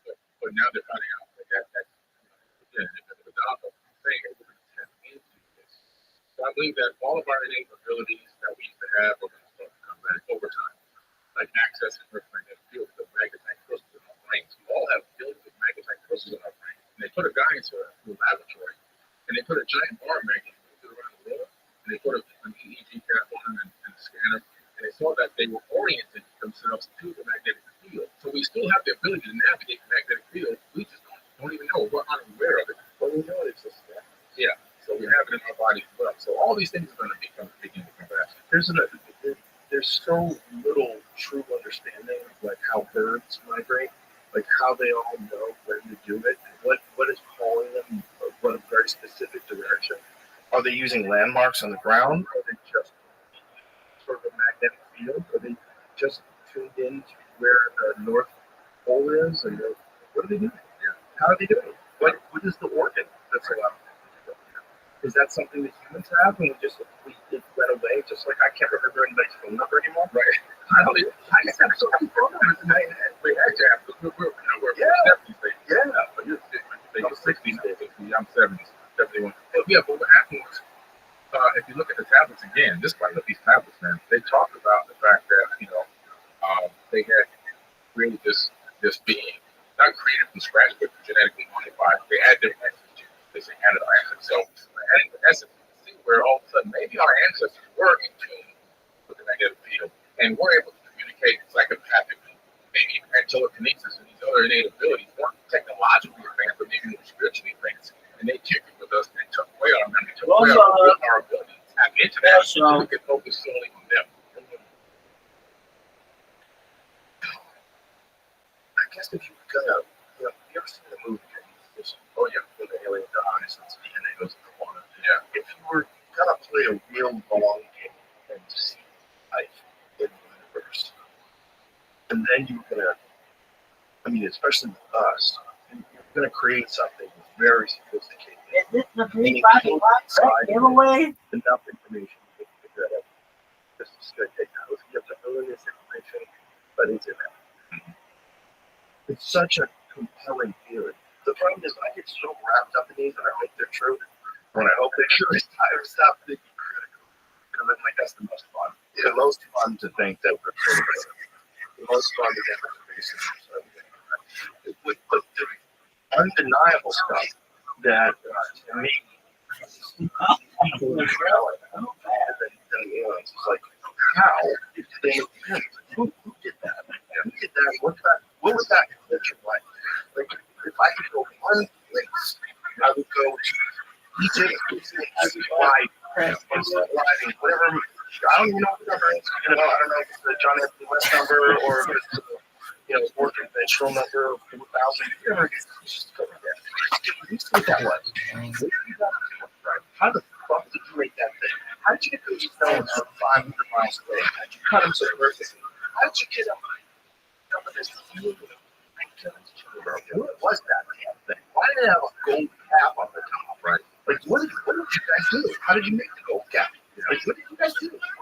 I go with the John Anthony West there. I'm close to this time frame. Yeah. And Western East John Anthony West. It was amazing. Amazing. Wow. Yeah, Magical Eagle. I think there's 2 versions of the video series that you can get online. Go find it. It's incredible. The first one I wanted 10 times. Yeah. But this is just, if you forget about speculation, if you forget about the timelines, just the undeniable majesty of the construction of those structures and the statues and what they built. Like nothing else. Like nothing else in the world. No one's even a distant second place. No. Egypt can stand above all of it, and it was so wonderful. It's too crazy. And what I like about John Anthony West, his theory aligns with the habit range. Because when he talks about the Sphinx being built 2 processional periods back, it takes it back to around 38,000 years ago, around the same time that both things have written the tablets. And in these tablets, he talks about building the Great Pyramid. He said, build an ivy Great Pyramid, pattern after Earth's course, so that it too may remain ancient. So he claims to be the master architect of the structure of the Great Pyramid. And what he did was he incorporated into it advanced science. It's not just a power generator, it's also, in my opinion, it also could be a multi-function stone computer. Okay? And this thing calculates the orbits of the planet in the inner solar system, which is crazy. How's it do that? Well, if perhaps this is recent, I got a terrible number that this math I know how much we're doing. I really want this podcast. They're blowing me away without notes, but there's one of them. Yeah, he's one. Rhonda Patrick, one of them. I get the numbers exact, So one thing, the equatorial circumference with the Great Pyramid, because the Great Pyramid itself is 143,200 meters down. So if you take 3 feet times inside the sphere of the Earth, and it presses the earth. Okay? So meaning dimensions of how the angles of it would fit inside of a sphere. It's a representation of the Earth in the pyramidal format. Okay? That's crazy. And if you multiply that by the base pyramidal, you get 28,734.94 miles, which is roughly within 170 miles of the surface of the center of the sun. Okay, which is wild. You can also calculate the speed of the Earth around the sun. So the Great Pyramid, basically you take a pyramid times 10 to the 8th power to equal the speed of Earth around the sun. That's what The problem with these type calculations is Flint Dibble showed this with that, and you could do that with a lot of different things. Like, what was the one we used before, Tony? Do you know how many people use that? It's a different funny one. Yeah. He was explaining how the arbitrary procession of the equinox numbers, and you can multiply them times like whatever you want. You can get a bunch of different results, like based on what you wanted the results, not based on the actual. Check this out. Forget about programming. What about taking the fact that the Great Pyramid is broken in the center of land mass? Now, the only way you can put the pyramid in the center of land mass is you have to have a total orbiting satellite. Look at we went to today. A total orbiting satellite that's orbiting this way, and it's a single axis. You take the swaths of data, and you're calculating the land mass. Then you're going to say, okay, this is the center point for land mass there. So the center point of the land mass takes the surface of the Earth, what percentage of it is covered with water, where the ground is, right? And you find the center most around this. Yeah, that's what. Exactly. The next thing is taking all the aspects, all the peaks on Earth, and then dividing that with the average height and making that height the pyramid.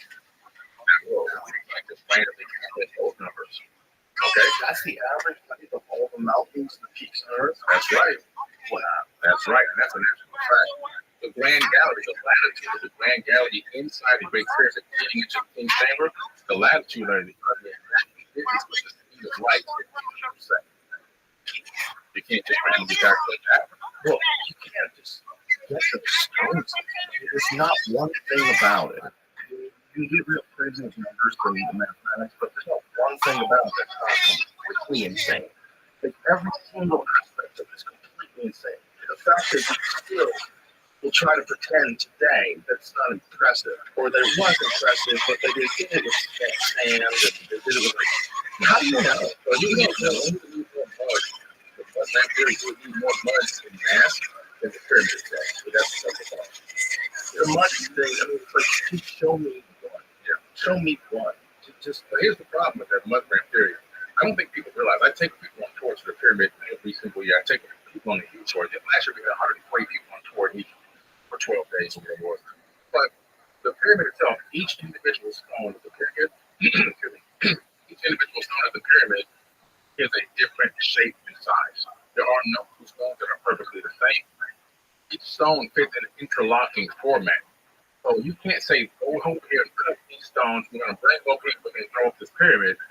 It doesn't work that way. Each stone is made individually, specifically for the location that it's exactly in. Because they all have to be at an angle.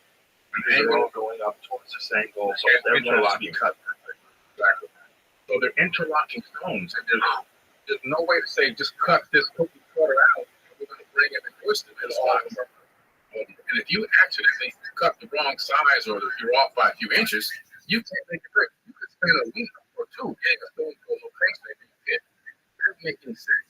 They had 4 of them. People don't take the amount of resources, energy, effort that it took to build that structure, and then guessing that it will work out in the end. You only build that if you have a complete blueprint and you've got proven facts, a proof of concept that it works and you've done this. What do you think about the other pyramids that are wonky, like the ones that aren't perfect? I think that they were trying to duplicate the Great Pyramid, they were trying to make their own. The deeper you go into antiquity, the more perfect the structure is. The further you come forward in time, the more wonky and crazy things are, and you begin to fall apart. So do you think they just forgot how to do it? The knowledge was lost. You could see the evidence of the knowledge. But by the time we got to Alexandria the Great, have you ever been to Alexandria? No. I thought I was going to go see this incredible place. It looks like a bunch of crap, a bunch of piled up rocks, buildings leaning on each other, the people living in that are leaning, buildings leaning. Oh, wow. Everything there was just, the stone was more, I could see the stone from my own hands. They tried to duplicate the mastery of ancient Egypt, but they didn't even come close. It's just so bizarre that one civilization got so much further than everybody else. Yeah. No one really knows exactly how to do it. Now, when you hear the carbon date of the Great Pyramid, what is your take on that? The radiocarbon date is 1,500 BC, right? Yeah. I just don't believe it. Why is that? Well, first of all, the way that the structure is made, if you look at other structures made in the same time frame, they don't have the same magic. They don't have the same level of construction. They don't have the same capability of standing time. Right. So why are these falling apart? This one isn't falling apart. No, that's not necessarily because look, you can have a shitty house today, and you can live right next to Jeff Bezos' house. That's very true. You know, I mean, it's just there's going to be different cultures and different abilities, and you know, different craftsmen within the same region. I'm talking about within the same area. Yeah, but even in the same area, you're always going to have people that suck. If you look at the subterranean shaft, I don't know if you've been there. It sends the Great Pyramid down to the ground on the Pacific angle about 65 meters, and there's another 30-meter drop straight beneath that. And this is what was done as hypothesized. There was something that was creating a frequency down there, something like it's a very specific frequency, very specific vibration that goes through the entire stone structure, which theoretically would work. Yeah. And then this whole thing about using different chemicals through the limestone, and that limestone is porous, and you have a specific amount of thickness of limestone, so you know exactly how much minerals to put in the shafts. Yeah. And the shaft did exist. And they did have openings. They were Yeah. when you open them up and dump things into them, and then the passageway goes into the cruise chamber, the stokehold cruise chamber, and that has opening shafts that go to the heaven. I think I know why. You look at where the cruise chamber is technology. It seems to be like this is generating screens to extract water.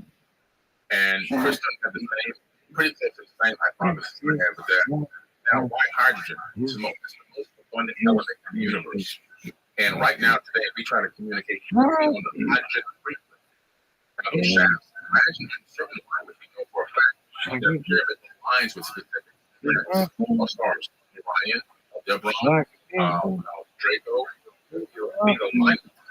And then shafts with this hydrogen frequency, essentially my hypothesis, around the alignment. For communication purposes.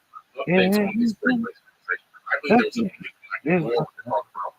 On my show, my doctor, Rabbi, and the ancient war created these space refugees that spread out around the Milky Way. Earth just happens to be one of the great wet civilizations. It's not outside the realm of possibility of what we're doing. And if we get more advanced, it's better. That we could be still involved in very similar types of activities throughout the galaxy. It sounds terrible, but that just might be how things get done.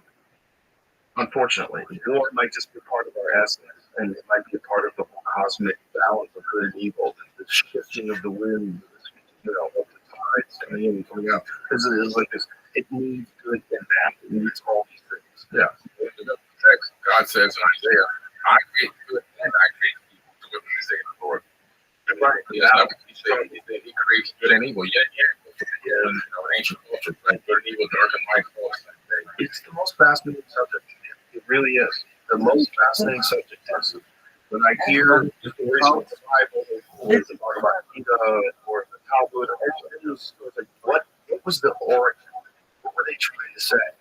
What were they documenting?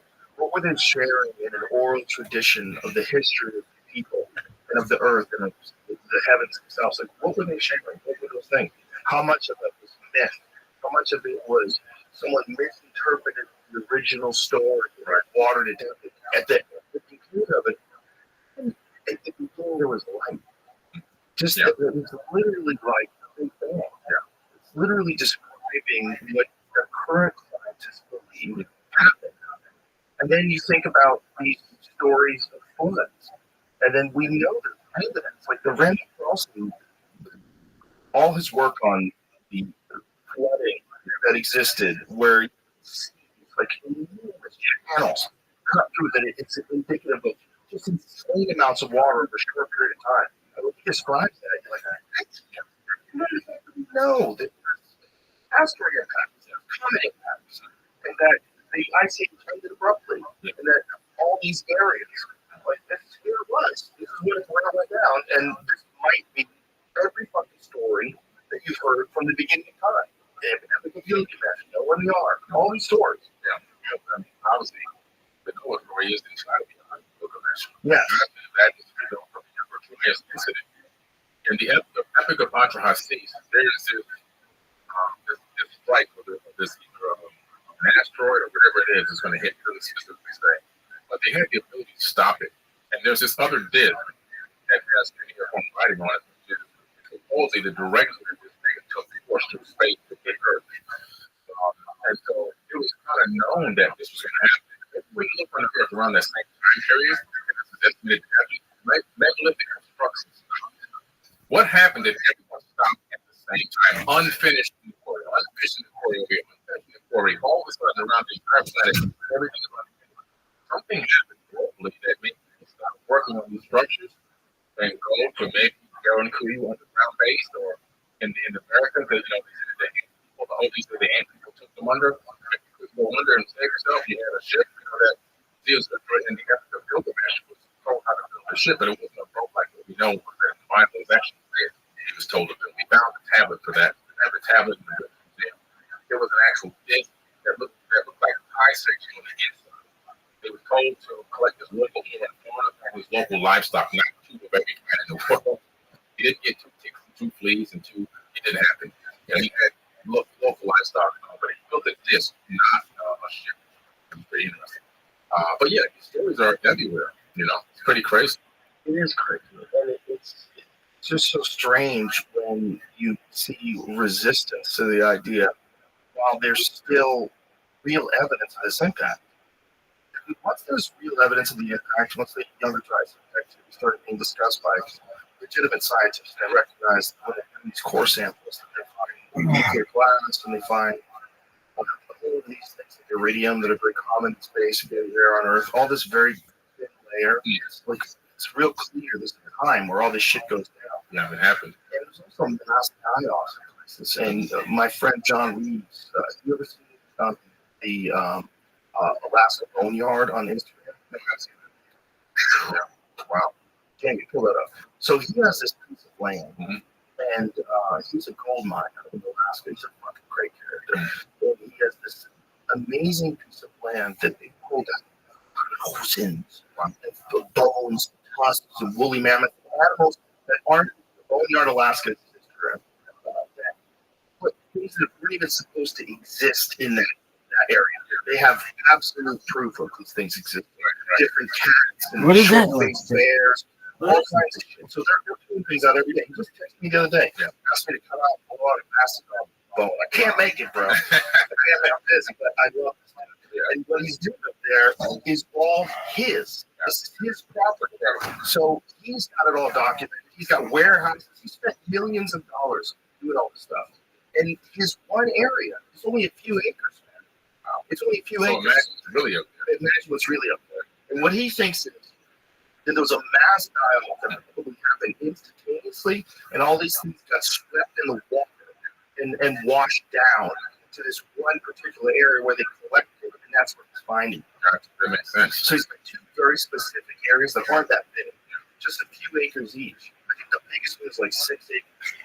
It's crazy. And so they're using these high-pressure hoses, and they shoot into the permafrost. And they look, because it's, it's cold as hell out there, so everything's just frozen into the ground. Right. So they blast into the permafrost and start to loosen things up and show some of the images of the warehouses. I mean, insane amounts of tusks and bones. And there's even more than this. What is the museum in New York? Natural History Museum. From the previous owners of this property, they took a bunch of these bones. They wound up dumping some of them in the East River. They had too many of them. So then they've staked out people. What is that? Dirty Water Dawn. Dirty Water Dawn. Dirty Water Dawn. This is a scuba diver guy who goes to the East River. Found woolly mammoth bones and of bison bones. All these different bones at the bottom of the fucking East River. That's where he said they were dumped off. So they dumped them because they had so much of them, and then they have a bunch of them that are still there. So now they have Alaskan politicians who are pressuring the museum to release these things back to these people so they can get them in the hands of people who can fucking study them. Right. They just have them locked up. They're just trying to say that they're theirs. First they try to deny they have them. They provide paperwork to proof that they denied there was ever any dump in the East River. But now they pulled them out of the East River. Yeah. Now they know. Look at this. This is insane. That's a graveyard. This is insane. Boning. He calls it, when you help, it's a boneyard. So if you go there, you become a boner. So he wants to make an official boner. So all these bones. This is just a small sampling of what this guy has. We have one out there. We have a bison there. Well, sort of. Yeah, that's That's probably 15,000 years old. That's crazy. This thing's insane. Look at all the stuff he's got. I mean, this is just one small area that they're chipping away. So then there's a charred surface. There's a layer that they go through. It's completely charred. Documents this too. Like, what the fuck happened here? Look at this layer. This layer's insane. This whole place was up in flames. Yeah. See the char? He's got it in his hand. There's thick layers of that. Go scroll up to his caption. Does it say? Something came in hot from out of this world. What you're looking at is what the bedrock taking the drain. The bedrock is burned. The gravel's burned, and nobody knows why yet. That's okay. We'll figure it out someday. So there's a whole layer of this. Clearly, something is on fire. We found charred stones just like that base ejected out from the base of the Bent Pyramid dojo. If you look at this, we've been documenting, putting in my TV show, not series. There's areas of the Bent Pyramid that look like they've been blown out. Something hit them out and charred them black, like just like that. And there's like a debris field out there. And nobody is studying this stuff. So we started studying these charred stones, these charred rocks. And up above the area where you kind of walk into the Bent Pyramid, it's more of like an impact point where there's more stones all the way. And as you walk out from the face, you discover that's where they lay. And you put your hand in the sand and see these charred, burnt stones. It's just wild. See what that looks like? Look at the Bent Pyramid. Right. The Bent Pyramid. Anybody goes to those corners. Is this the common theory? This theory of the being hit by something? Nobody's talking about it. That's why I'm trying to analyze it. See what it could have happened. A piece hit there, but like the bigger impact was somewhere else. Right. Like When something comes in, it breaks into chunks. Yes. And then a piece of it. You see that corner there? Now that corner, just so you can get a better color picture, but there's a debris field there. All those stones, it looks like an impact. There's out away from it, there's charred dirt rocks in the sand. You pick up a regular, you see what that is. You put it up to these, with like charred burnt stones that came from the pyramid itself. The chart. When I'm looking at that, it's just like we're stealing. That's exactly what it looks like, but that's not up there. And the homegrown archaeologist, Muhammad Ibrahim, has the same exact belief, because we were able to see in those areas there, the mass of what's missing, the majority of it's in the sand. Which is why I would send you the photo. Oh, okay. So it wasn't stolen. Yeah, It's knocked off. Yeah, it's there. It's still there. So I'll send you the photo. The one to the left of your that one. Can you make that one bigger? I see. So all that got blown apart, And the mass is still there. I'm turning the dust powder, but the dark black pieces are further towards me. You tell us where we can find the chart. I have some. Can you show them to Jamie or something? To you right away. Absolutely. You can't airdrop it because foreign technology. Yeah, we'll just download it and email it to you. We want to be able to do it They're now. not photo drive right now. Could you just send it to them? Are you an email? We'll do it right now. Absolutely. Okay, Jamie, will you get the email? We'll pause it for a second. Go ahead, board you now. Okay, so we left off with the burnt pyramid areas that look like they said. So we got the photographs from left to right. So let's take a look at them here. Yeah. So this is a video. No, I got the videos because they were giving me screenshots from the videos. Yeah. So I figured look at the videos instead. This one is. It's hard to get an idea of the coloration, the discoloration there from the rest of this phone video. Do we have any other videos? Or is it just videos, Jamie, or do we have photos? Oh, See those areas, black areas, on a few of them, they get very black underneath. There's also other pieces that are smaller laying further out. So there's charred areas that are covered with dust and sand over time. Right, exactly. Brush it off. You see those dark areas there? Yeah. That's not the natural color. Back up. That's not the natural color at all. Those colors there, and the geologists and the guide that we use in the archaeologists also said that's not the normal coloration. They don't know what we have here. Okay, so now I see it. I see it still right there as well. Yeah. So charred, and then over the thousands of years covered with dust and sand. When you dust off the dust and sand, you see this charred surface. Right. Which is crazy. That does kind of make sense. That little chunk hit that, and a bunch hit some other spots, and that was just wow. And it also makes sense if you think about how an advanced civilization like that can just disappear. What would have to be the moment? It just doesn't make any sense. I know there's the burning of the library of Alexandria where they lost a lot of the information. I think they might look heist. Really? Yeah, I think the burning of the library of Alexandria was a heist. The burning did happen, but that was just a distraction to steal knowledge. The Vatican. The Vatican is one of my favorites. Yeah. That's one of my favorites. I went there with my family a few years back, and I was blown away. highly recommend anybody that gets to go to Rome. If you go to Rome, please go to that. It's stunning, all the artwork they have. And they also have an Egyptian obelisk. You know, that obelisk, that courtyard is the same courtyard as Teotihuacan. If you look at Teotihuacan, not the dimensions, but just the actual shape of that courtyard, it matches the courtyard of Teotihuacan. So, yeah, it's an incredible coincidence that they built it on Teotihuacan, where the Heaven of the Dead has a platform, and the pyramid of the sun on the right, the pyramid of the straight ahead. That area resembles the Vatican. The Vatican is crazy. It's really, I knew that it had a lot of art. I didn't know. It's outrageous. If you go to some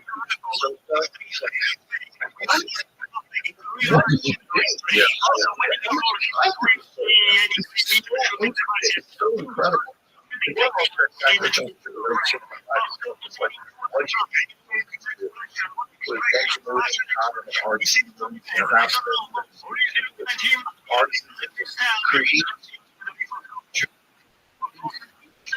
I was so intricate. It's perfect for a house of worship. This is obviously they're practically did it. Years. So amazing. I know that time people operate in a golden age, so the planet have time to do that type of expensive art and craft and beauty, create that kind of beauty. Right, and the only way you do that is when you have your resources. However, the economy is strong. That's it. And that's right. Yeah. I mean, that's what they were back then. They tried to take the world. And the thing about what they have is they don't have to kind of tell you.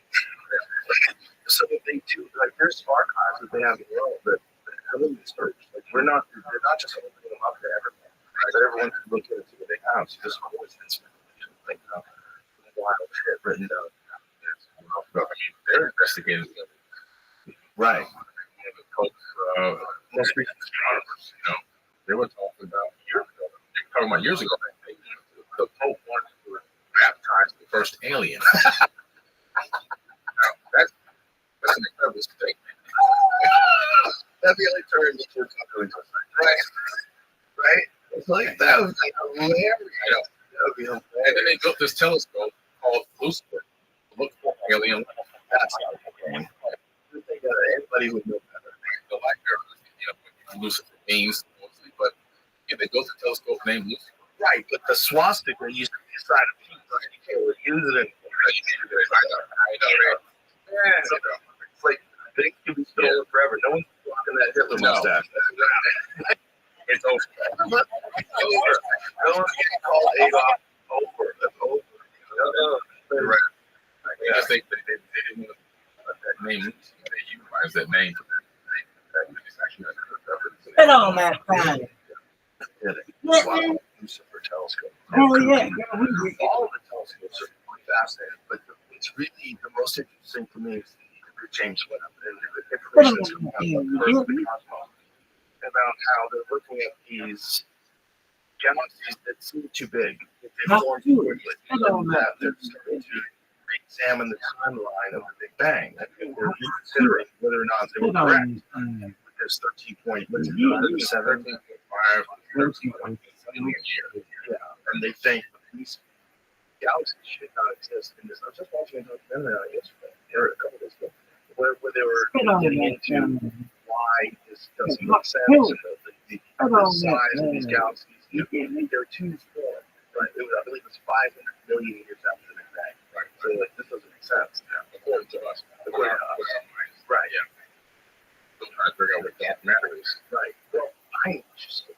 The Terrence Howard, the concept of stars creating planets and the planets eventually getting to the Goldilocks zone and eventually getting out. This is how life propagates through the universe. Like, it makes so much sense. And with our limited understanding of the cosmos and our adherence to very specific ideas of how it all was created and the resistance to things like even the James Webb telescope and stuff, you realize that like science, like everything else, it's when it's practiced by humans. Humans fuck everything up. They use their ego, they use arrogance, they don't want to be corrected, they want their initial ideas to be correct. And then there's, a lot of great scientists that are just looking at it and going, this is amazing, like let's keep doing this. So let's get an even better telescope out there that they can see further, and maybe we'll have to re-examine what we think about the birth of the universe. Exactly. Man. Just keep getting better. Technology is getting better. I remember Hubble. When he came back with the 2 trillion skybook, 2 trillion galaxies is what the estimated exists within our known universe. And then the web comes out and it's just showing this stuff in much more clarity. And it's probably going to make discoveries that are even going to surpass obviously Hubble in terms of the quantity of galaxies. And it just keeps getting better and better. We're getting a bigger and better understanding of our place in the universe as a whole. And some people are scared of that. Why they don't want it to get out. They don't want information to be put forward. That's going to change the paradigm. But the paradigm is not to be afraid. The paradigm is about to be embrace this new huge part of us that's connected directly to us. We're part of it. It is part of us intrinsically, energetically. And I think people are just afraid of what they think is the unknown because it makes them feel small. When I hear all this stuff going on out there, it makes me feel bigger. I know that I am part of it. Yeah, we are. Yeah. We like to think, oh my God, the universe is infinite. Exactly. The universe is not just infinite, it's so infinite that the infinite nature of the universe might be a part of an atom. Right. In another infinite universe. That's the fact of all the universe. Yeah, when you do fractals on things, you start thinking about it in that terms, what? Yeah. It's never ending. It's just this constant thing that's new in subatomic particles, and deeper than that, and then further out than that. It just never ends. Right. It goes both ways forever. Yeah. So it's hard to take yourself too seriously. It's hard because I think individuality is an illusion. We appear to be separate individuals, but energetically we're really all the same entity, the same consciousness, experiencing ourselves differently, subjectively through different bodies. Yes, different life experiences, exactly. Genetics, places in the world. Right. Yeah, but we're all the same thing. Yeah. And that's the hardest thing for people to get in their head. Anyone that you run into is you living another life. Right. We're all the concept of me. When you think about it, everyone has that same feeling. Me. Everyone has me inside of them. Just me with less information, more information, better brain, better this, better that, shittier this, shittier that. Yeah. There's an infinite number of examples of it. And then it's probably everyone in the cosmos. And it's probably facilitates change and growth. Is that there is this imbalance and that there is this constant struggle amongst the people. Right. And it's probably what makes us constantly try to improve. Exactly. It's just very disheartening to think that we improved to the point where we can travel other planets and have a war. I know. We don't want that to happen. We don't want that to happen. If it really did happen here, it just makes you think, like, is that just what we do forever? Is this just when we have this utopian perspective of being able to eliminate war on Earth someday, which no one thinks is going to happen, not with this current version of human beings. And then you think, well, if we surpassed Earth, if we passed out, and we pass our genes and our civilization out into the universe, are we still going to be behaving the same way? Right. And if we were, if I was an alien, I'd be like, don't let those do that. If we get to a point where we're us now, but 500 years from now, right, we're the same team, same wacky ass crazy teams. But now we have time for that. Yeah. Now we have planetary travel like that, and then we show up with nuclear bombs. Sorry, titanium. Like, it's a problem. Yeah, I would be really trying hard to stop us. It's from another planet. I think a lot of these suppression and oppression of technology potentially, this hypothesis could be that there's a hand in the background holding us back a little bit. It's quite possible. But then there's a theory like Diana Solka's books where they talk about discs that they have found in the recovery program that apparently does exist. And they call them donations. They think that these things are kind of left here so that we can just go, oh, fiber optics, what a good idea. Oh, yeah, there's a lot of these things that seem to, like transistors. Right. Yeah, a lot of these things seem to have come very quickly after Roswell. Yeah. Which is interesting. That's a fact. I believe in the ARVs, these reproduction vehicles. I believe that exactly what's really going on with these keys. I think that there are a lot of them are ours. I believe that there's UFOs out there, but a lot of these objects that we see in the sky are probably made by us. And so, but it comes to the point: are we going to be able to advance as a civilization to get beyond war? I just saw they released an AI fighter jet that went for dogfight. Yes. Just 2 weeks ago. Yeah, my favorite is like you're showing us that. Right. It beats the human piloted plane 100%. Yeah.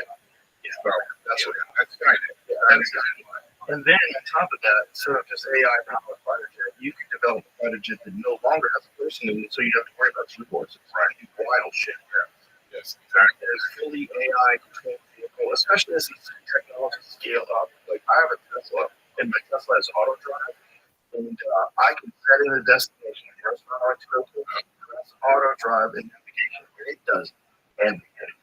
It hits the blinkers. It stops at stop signs. It stops at red lights. It takes turns. It changes lanes. It moves around parked vehicles. It's fucking wild.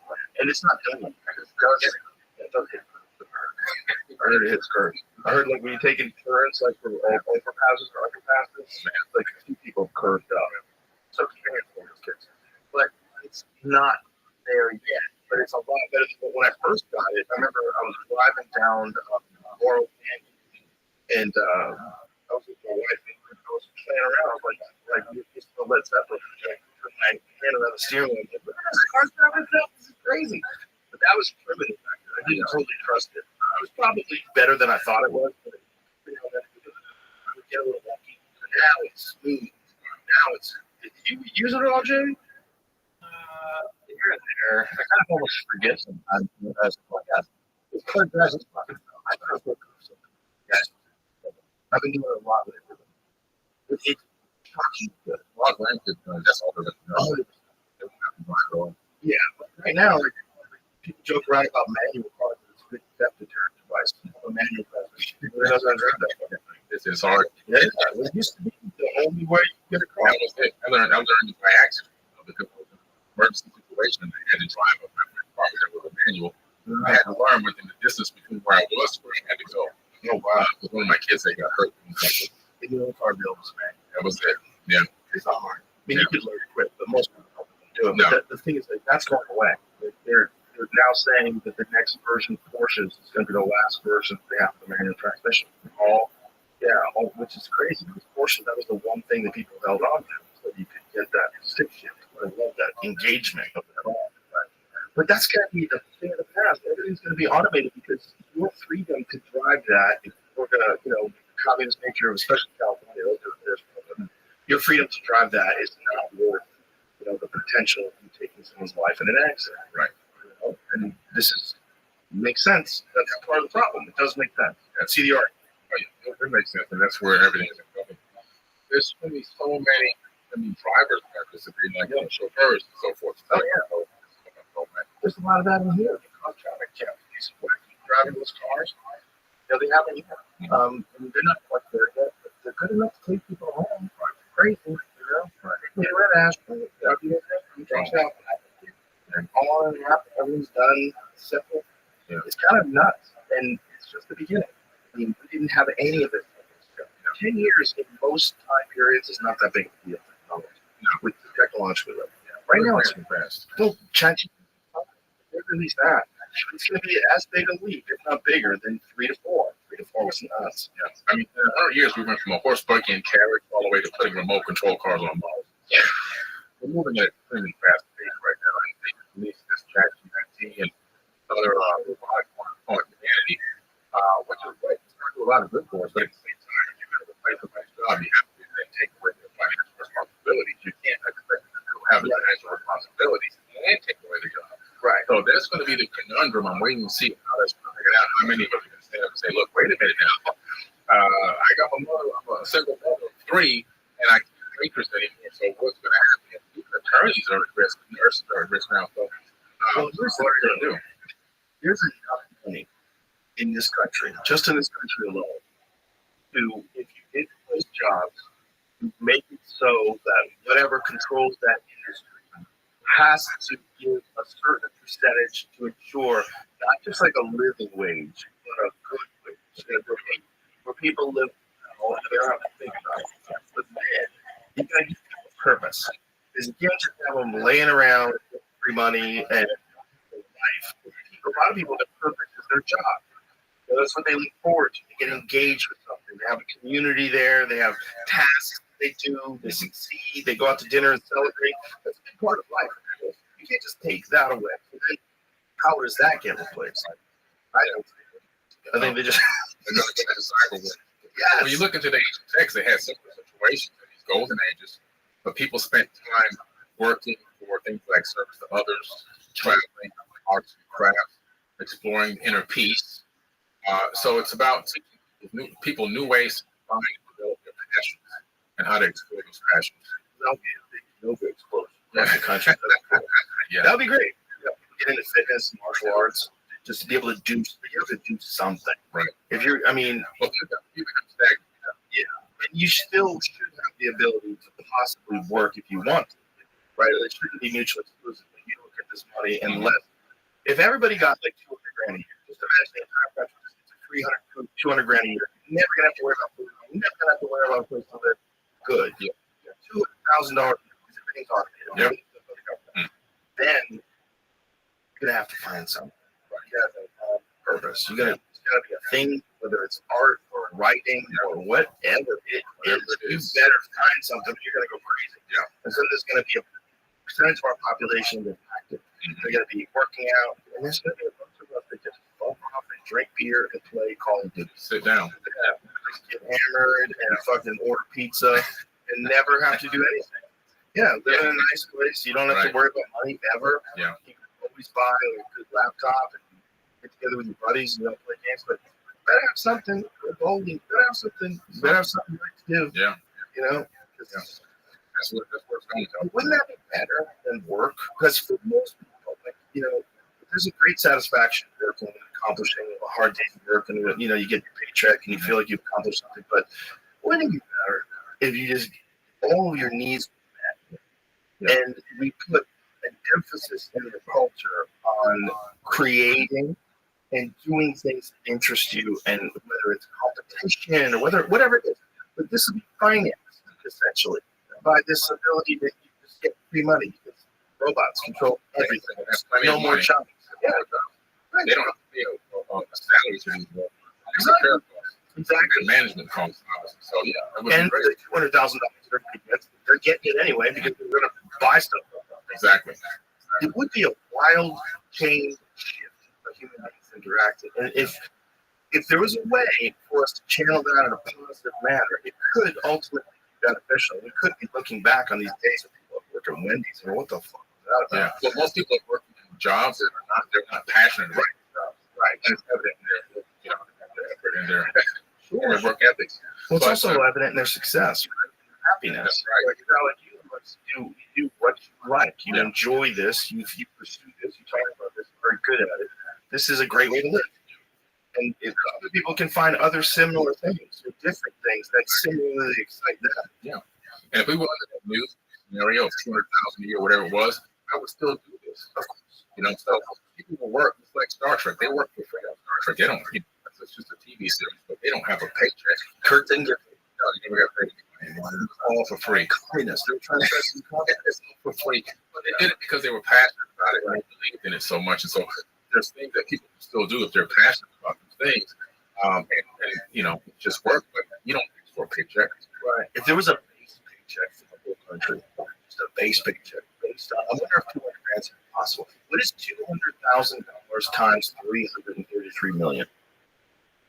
Check that out. Only 190 million adults. 190 million adults. Right. That's right. Let's just make it Let's make it 200 million adults. Yeah. So 200 million times 200,000. What? That's just adult. 200,000. Right. What is that in like the word? Is it trillion? 200,000 times 200 million. Can you do that? So 6 zeros is a billion, 9 zeros. No, 6 zeros is a million, 9 zeros is a trillion, a billion. 13 zeros. 13 zeros? 4, 13, 4 times 13 cents. A lot of money, folks. Could have trained these oligarchs. Well, half of that ranch, what would be 200,000? That's 200, right? 40 billion. That doesn't sound right. It is going to be 40 billion or 50 billion. That's $40 billion. 40 billion. That's it. Okay. That's so reasonable. That's so reasonable. That's less than the military industrial complex budget for the year. 100%. Imagine that, folks. I just want to think about that. We could give 200 million people $200,000 a year. That's a good amount. $200,000 a month. You can live in a nice house, go on vacation, you can eat well. $200,000. Not bad at all. And if you did that, you could also still work. You could also still make money. But everybody, if we just elevate every adult in this country to that amount of money, and look, I'm talking. Everything's going to be automated, and there should be some sort of a tax on the result that this has on society, particularly when if everything is automated. The people who run the automation, they're going to be making staggering amounts. So if a tax of $40 billion a year to keep everybody happy, keep everybody from going fucking crazy, I mean, that might be. It sounds crazy because it goes against human instincts, right? Like human nature is. It goes against our program. Yeah. This program to believe in. It's not because we were designed to mine for gold. That's right. Designed to work hard, right? You Kind work of. hard, man. It's kind of in our head that we have to work hard. We're so programmed to believe that we should time that we believe the government is in control of us. We're in control of the government. Right? We allow them to tell us what to do. We should be telling them what to do and what we want. But we sit back and allow them to put rules in place, laws on us, and even lock us up and do things to us. And there's nothing we can do about it. But people think there's nothing we can do. There is something we can do. We've given up our power. We've relinquished our power to an outside source. Yes, it's divide and conquer. It allows it to go.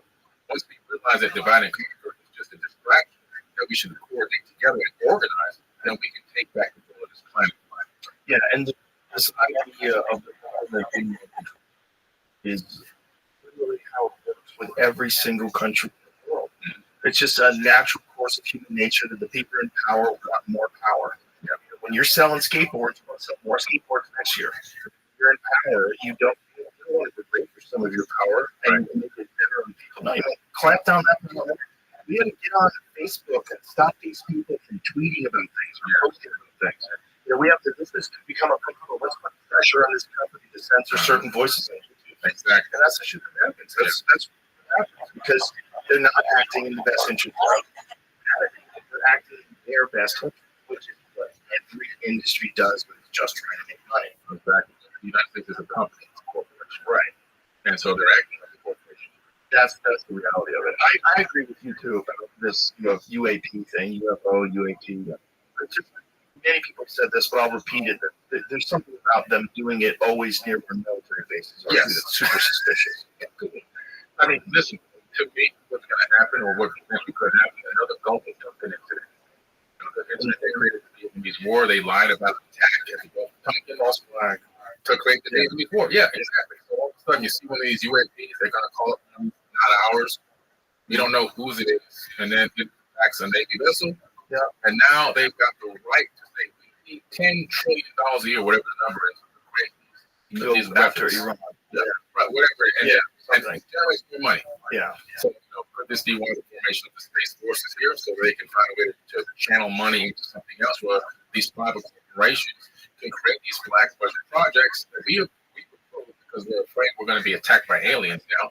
And then they take that money and they develop these projects that never see the light of day and they all chop up the money behind the scenes. Yeah. That's the reality of the world. And if you're clinging on to this left versus right, as far as these culture war arguments, you are getting caught up in their bullshit game. Most people want the same thing. They want to be healthy. They want their family to be healthy and happy. You want to have a pursuit that they enjoy. You want to enjoy their community, enjoy their loved ones. That's what most people want the same thing. Yeah. Most of the shit that you're saying has all been stirred up by foreign governments and special interest groups and a bunch of shit. And if you're online, they're spoon feeding you. If you're online, you're engaging on social media, they're shoving that down your throat. Gaslight every day. gaslighting you every day. It's more and more obvious now that it's ever been before because people are so aware of it. They know what's going on, but it's shocking how much of it's going on. It's allowing us to fight with each other while all this shit's going on behind the scenes and all these hundreds of millions. I mean, we talked about $40 billion a year. You know, the amount of money we spent so far in Ukraine. What's the? They continue to raise it. Right? They just approved a new batch of money that's headed over there. It's insane amount of money. Incredible. Yeah. We have infrastructure falling apart. Yeah. I just went to LA a few weeks ago. People on the streets of LA. Okay. So Congress passed 5 bills appropriating $175 billion in response to Russia's February 22 invasion of Ukraine. So this is of May 9th of 2024, the most recent. So $175 billion. That could have solved all poverty in America. Literally solved poverty, which is why if poverty and crime are our number one problem in this country, which I would say they are, that would solve our number one problem. The climate is a side effect 100% of yes. And, you know, I would say this: but how about if you big contracts to clean up Iraq after we bomb it, right? It's for profit, right? So they make a lot of money doing that. How about a no bid contract to clean up terrible news? exactly. No build contract or a no bid contract to develop community programs. They'll be funded through the state. You make a ton of money. You can do this, and then also you'll have a ripple effect. You'll have less crime. You'll have more people that are out there in the workforce. You'll have more people that are being productive. More people that are inventing things, creating music and culture and art and all kinds of things people like to do. And not getting locked up in fucking jail. And then you just have to figure out a way to get off the grip of the military or the rather prison industrial complex, which has a vested interest in keeping people locked up because that's what the idea that we let that. We let it be profitable to put people in fucking jail, and then we let the prison guards actively campaign to make sure that certain laws stay in place for people to get locked up for nonviolent crimes. 40% of the people that are locked up in America are locked up on victimless crimes. Yeah. So nuts. And the amount of money that's generated by private prisons, that should be zero. It should be $0. Right? There should be no incentive to put people in a cage. You can't have capitalism in everything. Capitalism has to be broken into pieces. You can't have it in medicine, healthcare, prison system. Yeah. Right? Imagine if it was in the fire department. Imagine you had to pay to get your house put out. Right? Wow. That's one thing that we exist, that we rather accept universally, that we pay for. It's a socialist idea. The fire department is paid for by the state, and we need fire department people. We need everybody well trained and all the equipment to be working perfectly. Why? Because it's a real dilemma. Makes sense. Poverty. Yeah. So, problem. And mental health. Yeah. And giving kids guidance, having community programs and having education programs and giving people like an avenue where they can get out from where they are and see a path to success so they don't feel despair. Yeah. They have a possibility and show and have it be run by people who made it through. Say, I can help you just like you can teach someone how to play the piano, like you can teach someone how to do karate. You can teach people how to live life. That's right. And it costs a lot less than what's costing the Ukraine. How much would it benefit our economy? How much would it benefit our culture, society? How much more would get done if there was less crime? A lot more. And then those people have all been criminals. Now they're contributors.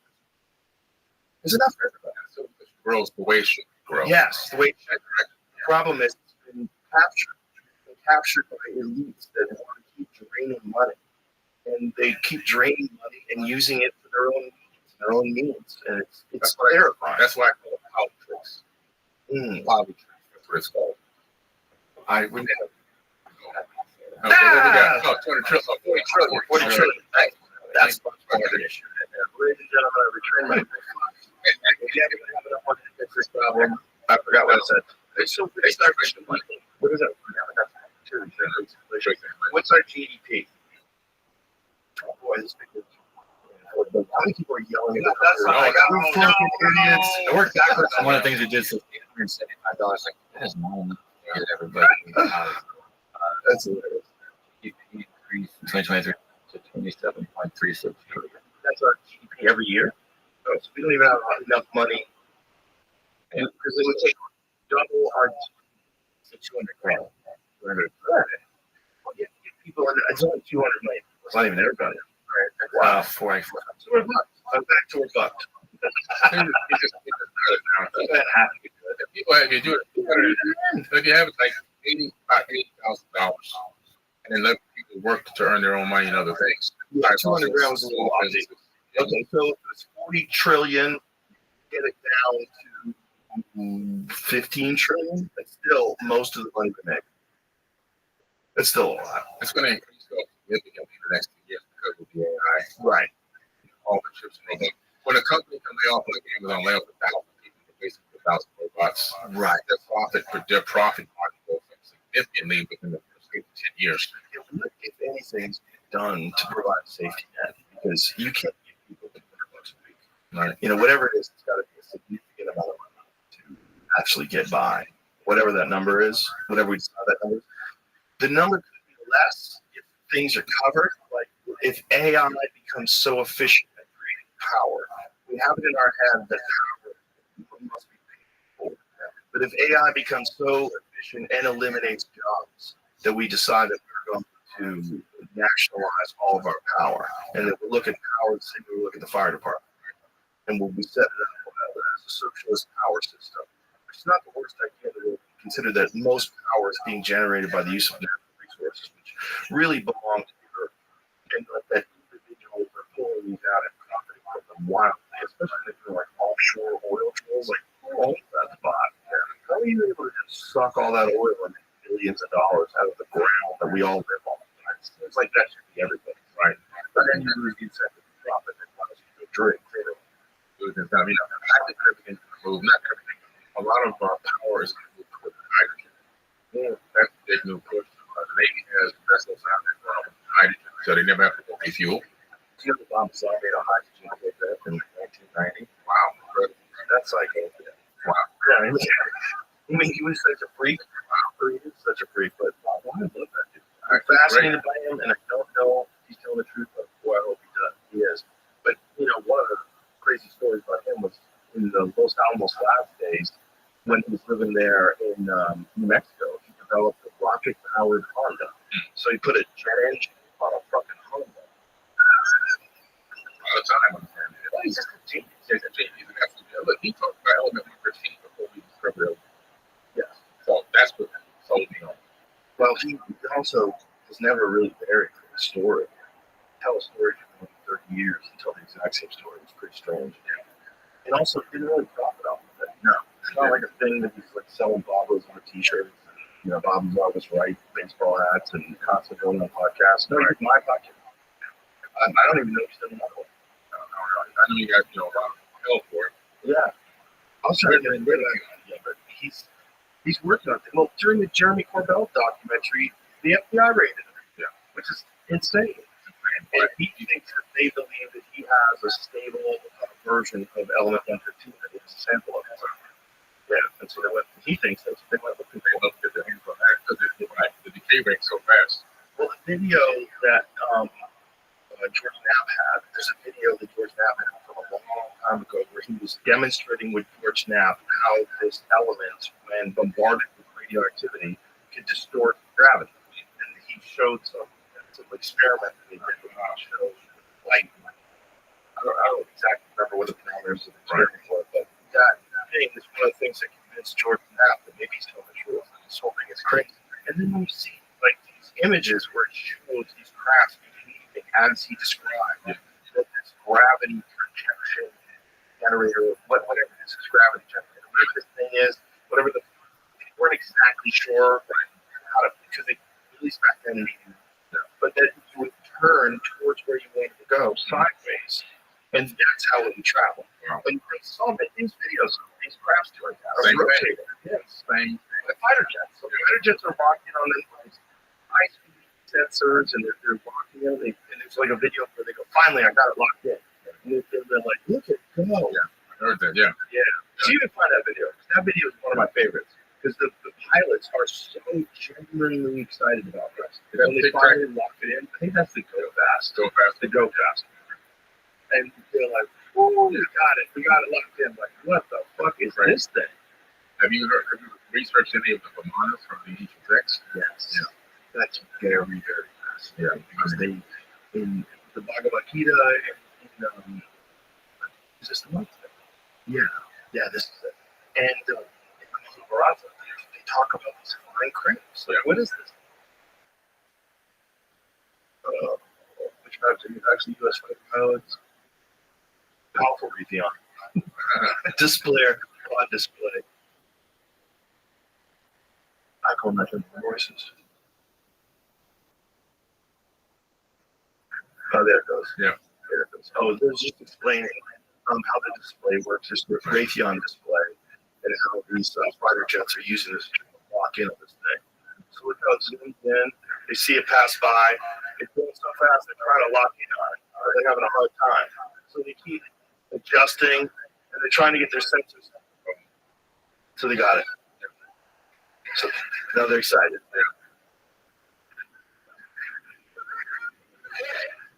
What the fuck is that?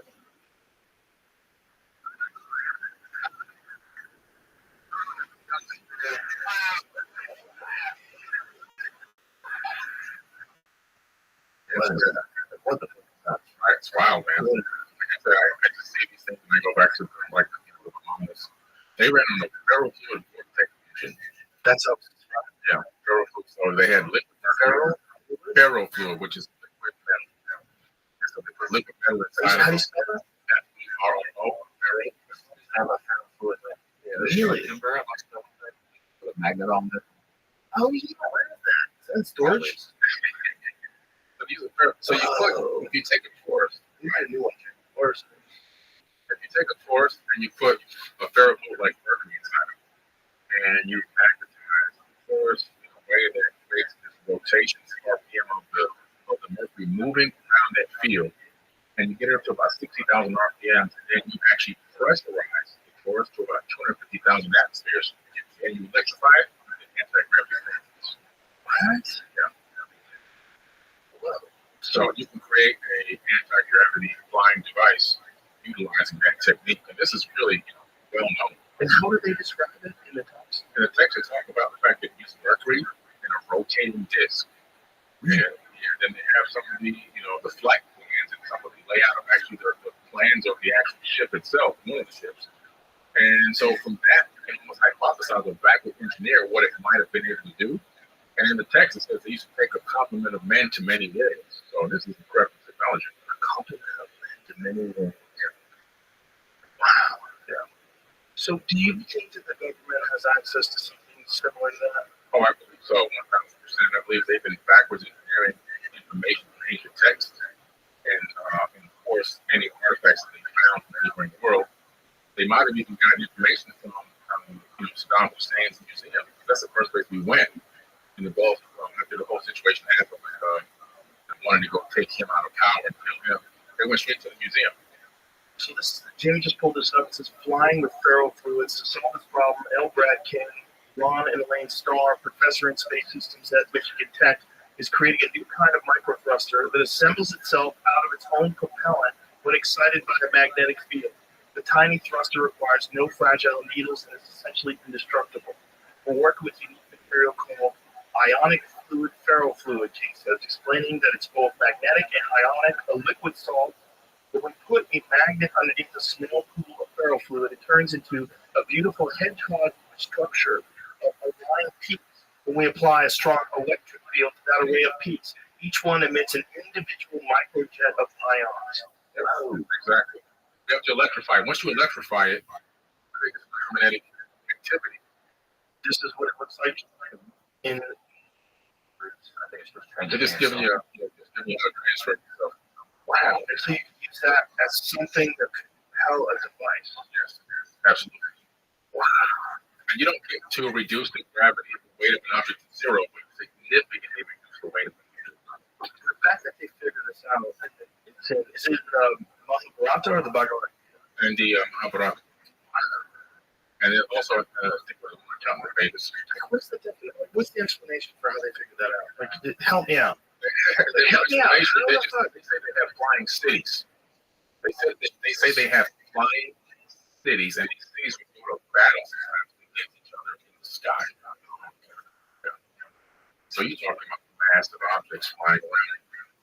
And how do they explain that away? That's what I want to know. How do you explain that away? How do you explain somebody thousands of years ago sitting down to write a sci-fi epic? Not just that, but writing about a process Oh, yeah. of creating this field that now has been documented all these thousands of years later. It works now. How did you figure that out? This What were you happens, guys doing? this happens over and over again in text. In the Animal Tablets, which is the book I wrote, Doth talks about using cymatic frequencies and light waves to create manifest solid matter. And what happened 4 years ago in the laboratory, they used cymatic frequencies and photons to create solid matter out of nothing. It just happened about 4 years ago. What did they create? They just create particles, you know. But the fact that we can do it, but it was in 40 of each text. Wow. So now we know can how do to it on a very small scale, just like we can create element 150 with a collider. correct. Same kind of thing. And it's a very small, unstable version of element 150 only exists for a fraction of a second, but they can measure it. Right. So, but if it's sufficiently advanced technology, you can create it in the form of a stable version of that. Imagine being able to build an entire city by manifesting the matter needed to build the city. Instead of harvesting the city from rock. 3D print the city. With nanobots. Nanobots to build the whole city. It was manifest as it went. And then you could also do that for the air. Absolutely. So you would never have to have construction again. Everything would be self-replicable. Correct. Self-repairable. Correct. Yeah. Well, like, of course, if you just scale up, think about what we can do now and keep going. They do it much better and much more efficient. We're talking about programmable matter. Programmable matter. And what you're saying about DNA, the fact that you can code into DNA, that you can actually code information in DNA. Yeah. Microsoft has created the very first DNA hard drive. So it's a molecular hard drive that works on hard, technology that's hardware and also biological software. And so a device, a hard drive besides my cell phone can store an enormous amount of petabytes of data. So things like teleportation can be possible in the near future. We already teleported, I think, a couple of particles from Earth to the space station, right? But the problem is teleporting a human being, understanding and knowing the location of every atom and the rotation of the pyramid of every atom. That's a lot of information, a lot of storage space. Now with DNA hard drive, the storage space problem is great. You'll be able to teleport biological big objects into space. Like Star Trek. Like Star Trek. You're going to be the first guy to get beamed up. Yeah, we're going to have to find some. Because when we teleport, we die. I don't know if you know that. Oh, Yeah. well, that's So- a bit of a... You're reborn again instantly in another location, but it's a facsimile of you. Anytime you teleport, even the molecule that we teleport now, the original version, the original molecule, the starting matter is destroyed, and the data is then transmitted and it's reformulated. So a teleportation is actually the death of you and the reformation. Maybe they could do a better job with Instagram filter. You know? Maybe you just like tone a few things up, clean it up a little bit, Give it some star, get a little body fat. Right. Yeah, maybe they can make a better version of you. But yeah, if you want to die. Yeah, but maybe that's hell. Maybe you come back and you have no soul. Well, Maybe when you teleport, your soul is good. Well, they're transmitting your consciousness, so everything stays. The only information is safe. We know that was the answer. Goat talks in the Animal Tablets about being able to go into these halls of a Amenti where he had rejuvenation chambers, which is what I believe is the Serapeum in Saqqara. And he would go into these gigantic stone boxes, and he would then transfer his consciousness from his body into another body, and he would leave the body that he left inside of one of those gigantic boxes, or those gigantic diorite stone boxes for 100 years while it recharged itself and rejuvenated. While he said he walks amongst men but unlike a man. Right. Yeah. And he would do this for eons. He would transfer from body to body. Not bodies he stole, bodies he created that he created himself. Probably some advanced form of stem cell technology. And he would walk amongst men but unlike a man. And he was no more on the planet because of this guy lived for, according to the ancient Egyptians, he ruled over them for 16,000 years. Yeah. So is this those ancient texts, like the ancient hieroglyphs that show things going back like 30,000 years? Well, that's the Sumerian kings It's located in the Ashmolean Museum in Oxford, England. I was there myself in person to check out this stonework. And it's an incredible tablet that talks about the reign of kings. Some kings ruled for 28,800 years, 14,000 years. I mean, 20,000. The numbers are insane. These are not Egyptian. This is not Egyptian. These are Anunnaki. This is pre-flood. This is post antediluvian. And then when the flood comes, they talk about that the flood swept over the land. After the flood happens, then they send these kings from heaven back down to humans, and then the reign of humans begin. But they're not really told they're demigods. They're half human, half Anunnaki. And then their lifespans are like, much shorter because their ruling time is only like 1,000 years and 800 years, 700 years, and it starts to go down. This is why I like Right. Exactly. So these tablets, what do they call them now? Are you talking about the Sumerian Kings list? Can you show me that? It's a giant four-sided tablet located in the Ashmolean Museum in Oxford, England. And so, what exactly does it say? Like, they give you those right here. Those are all four-sided. How old is this? This is, they're saying 6,000, but Can you make it bigger, Jamie? it's much older than that. The copy only takes 1,000 years in my opinion. But this text is reign of kings in stars. That's the star is 3,600 years. So one star is 241,000 years of rule. Whoa. That's Now, this is right. This is all true. What a mind-blowing idea. The humans have been around originated hundreds of thousands of years ago. And that this is the reason why this is all shit on it to us. Which you don't see in any other animal. There's nothing like it. There's nothing like it. we have 46 chromosomes. Right. Perhaps the 48. Exactly.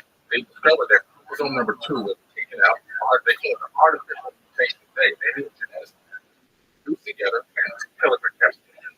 1 telomere cap on each side. Over in the world, the chromosome number 2 out, fused it together and put telomere caps on it. They say that it happened an estimated 200,000 years ago. Right at the time that Sumerian tablets say they decided to make mankind to do the labor. There's no coincidence that the tablets are working with modern science. And this means that a couple things. The first thing, it means that we were genetically modified this way.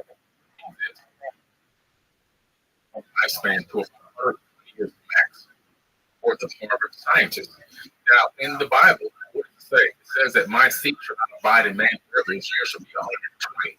That was Sumerian tablets, even further back than that, thousands of years before the Bible was written. When Yahweh, aka Enlil, shows back up, sees the human beings building a tower into the heavens, copying a tower that they themselves had built. It pissed them off. He said, wherever their hearts decide to do, they shall achieve it. My seed shall not abide in man. His years will be 120. And he did a genetic modification at that point, I believe, with the telomeres. And he spread mankind out around the planet. He confused their languages. He had us speak different languages. They couldn't collaborate. Now we're in competition, no collaboration. Divide and conquer. And there's a tower. That's it. That's it, man. It was all done to keep us from rising. We were advancing too fast, and they had to slow us down. If we shorten their lifespan, then they won't have enough time. By the time they realize who they are and what power they have, they'll be dead. And see, that's what's happening. So, I'm not going to read it in the Beerians. And the Beerians are an elliptical cycle that comes between, it's like Mars and Jupiter, right? Somewhere around there. Well, it's further out now. Over time, this orbit has been pushed out. That's just one planet that these Anunnaki don't think of for many planets. But do you think that this planet, Nibiru, that's in an elliptical orbit, if it's coming every 3,600 years, wouldn't there be some sort of documentation 3,600 years ago, at the very least? Well, you have to look for geological disasters and opportunities. This object, this Nibiru planet, which is mentioned, by the way, in the English, is not a fabricated name. It's a real name. The oldest version of the English says Nibiru as ruling the planet. But look at the time frame when this thing gets close. It orbits another planet or another star. It orbits a brown dwarf star. This brown dwarf star has the same mass as our sun, but it's much smaller, right? But it generates enough heat and friction in orbit orbiting planets. You can see it in two-mass infrared mode coming out of the constellation of Leo. You go to the worldwide telescope and download the software and all of that. But the fact that modern science now admit that there's an object out there that they say orbit our sun every 4,200 years. Right? And that's Corey Powell from Discovery Magazine. He's a real astronomer. He said that on Fox News. If I can find a clip, I'll send it to you, matter of fact. And so, yeah, we'll find it. Fox News, Corey Powell. And so what's happening is we are seeing evidence that there is something out there that's orbiting our sun. And our sun is a binary star system. So we used to think that our sun, one sun, solar system is normal. But as they look at the space of Hubble, now the web, they discovered no, binary is more than plenty binary. And so, like, wait a minute, if binary is normal, they start looking for this object that gravitationally should exist, and they believe that it's out there far beyond over to Pluto. And that Corey Powell says a solar system exists within our solar system. And he goes on to say, we come from there on Fox News. It's crazy. So the idea, to follow Terrence Howard's theory, is that matter comes from the sun, moves away, coalesces into planets, it gets to a Goldilocks zone, life comes out of that, life is far more intelligent as time goes on, develops more capabilities, and is also assisted by the beings that have been through this process already. Yeah. And then if this scales out for hundreds of millions of years, get to a point where this new bureau is, or delete, or whatever it takes for it to get the fuck out. Well, I just think that they're about it ahead of us technologically. Now, it could And then there's things that are millions of years ahead of them. way ahead of them. There's things that are far ahead of them. It's just, this is what's hard for us to scale out. Yeah. We like to think that the flying spaceships, that's the top of the food. Right. Not even close. Yeah. Like I was saying before, I never got to it, really, there's three types of things that exist. One is a corporeal being. That could be what we see flying around these UFOs, not all of us, some of them that visit us, that interact with us in the past. Not all are little green men, but they have various different body types of the same kind. And I believe there's potentially multi-dimensional beings. Okay, that there's life in every different dimension. And, you know, Michio Kaku was famous for saying that the universe, they believe, has 11 dimensions. So that's 11 dimensions. We're only in the third. There's all the way up to 11 at least. So if you're in a being in a higher dimension, you can see the past, present, and future all at once in the third. If you say that's an interesting place, I'd like to visit it. If you can actually create a spaceship in your atomic frequency, or match the atomic frequency of this dimension, you can walk right in and then you can walk right back. And then you probably have something else that's outside of this entire universe that has the capability, maybe the universe, right? Universe, maybe there's a force that has a hand in creating this ancestral universe itself. Well, it also makes sense that if you scale intelligent life up infinitely, you're going to reach a point where you have godlike powers. This being or collection of beings, this hive mind, whatever it is, it could essentially, if given 100 years, harness the very power of the universe itself and even create Up universe. Yeah. Yeah. Which is the ultimate mind blower. That intelligent life is the reason why this thing exists. That it creates. We're creating universes right now as human beings on this planet. 14 college kids created a video game called No Man's Sky. No Man's Sky is on one DVD disc, and it has 80 quadrillion planets and unlimited life forms, and the game never ends. We've talked about that, right? Yeah, that one's a weird. Yeah, you put AI in it, Right. Then what's going to happen? Right, scale up to a quantum. And all of a sudden, we're going to have a virtual reality headset. Boom. Yeah. People in there, who are we? Where are we from? Where's the Big Bang? Well, we're trying to come up with the Big Bang for you. Yeah. The Sims are going to get AI now. They're going to be asking questions. Right. They're going to be creating their own software within the software and trying to build their own copy of the universe. We're not even close to base reality. We're literally living in a stacked reality. We're just one reality out of, who knows, Googles of actual realities. Do you think the simulation theory has weight? Oh, I believe so. I wrote a book about it. That book is about the fact the holographic universe. I believe that we're living in a simulation. No, I just you're right. 4. The one that came out today, the Fractal Holographic Universe, is the Emerald Tablets, the Ethic of Humanity, and my financial woke doesn't financial literacy book, not the political woke either, but the real woke. When did you start going down this road of exploring all these interesting subjects? Well, it was a long time ago, 1977 in Miami, Florida. We moved from New York to Miami, next city, Opa-locka Airport, living in the hood. I used to go out in the backyard, you know, back then, no cable TV, no cell phones, no tablets. Go outside and play. So I'm outside in the backyard, but I'm looking at the air telescope. And just one day, this plane goes over, but it's not really a plane. It clears the horizon in seconds, minutes. It just goes straight across. I know as a little kid, the plane takes a long time to go from one point to the other. It went straight across. And it was more like not both sides of a cigar, but not an egg, kind of in between the two. It went almost like a tic-tac, glowing metal, yes. And then it came back and it stopped right over me, completely silent, about 250 meters. And then it just went gone. And I ran in the house and I told my mom, I said, I can't believe what I just saw. And my mom said to me, son, back in the day, there were advanced beings that came to this thing. This is 1977. Mom, yeah. That's why I dedicated the book to her. And she said they used to live on tops of mountains like in New York. Why? Greatest places I've went. There. And so I went to the library at Rainbow Park Elementary the next morning, and I told the teacher I had to go to the library inside the school, Rainbow Park, and I said I need to get all the encyclopedias on space, on aerospace. She gave me the encyclopedias on aerospace, and that's when I started researching from that exact moment. Wow. And I haven't stopped since. You were how old? 8? 7. 7 years old. Oh my God. You just got locked in. I got locked in. I started researching swept wing, delta wing, this intercontinental ballistics. I'm looking at submarines. I'm looking at hovercraft.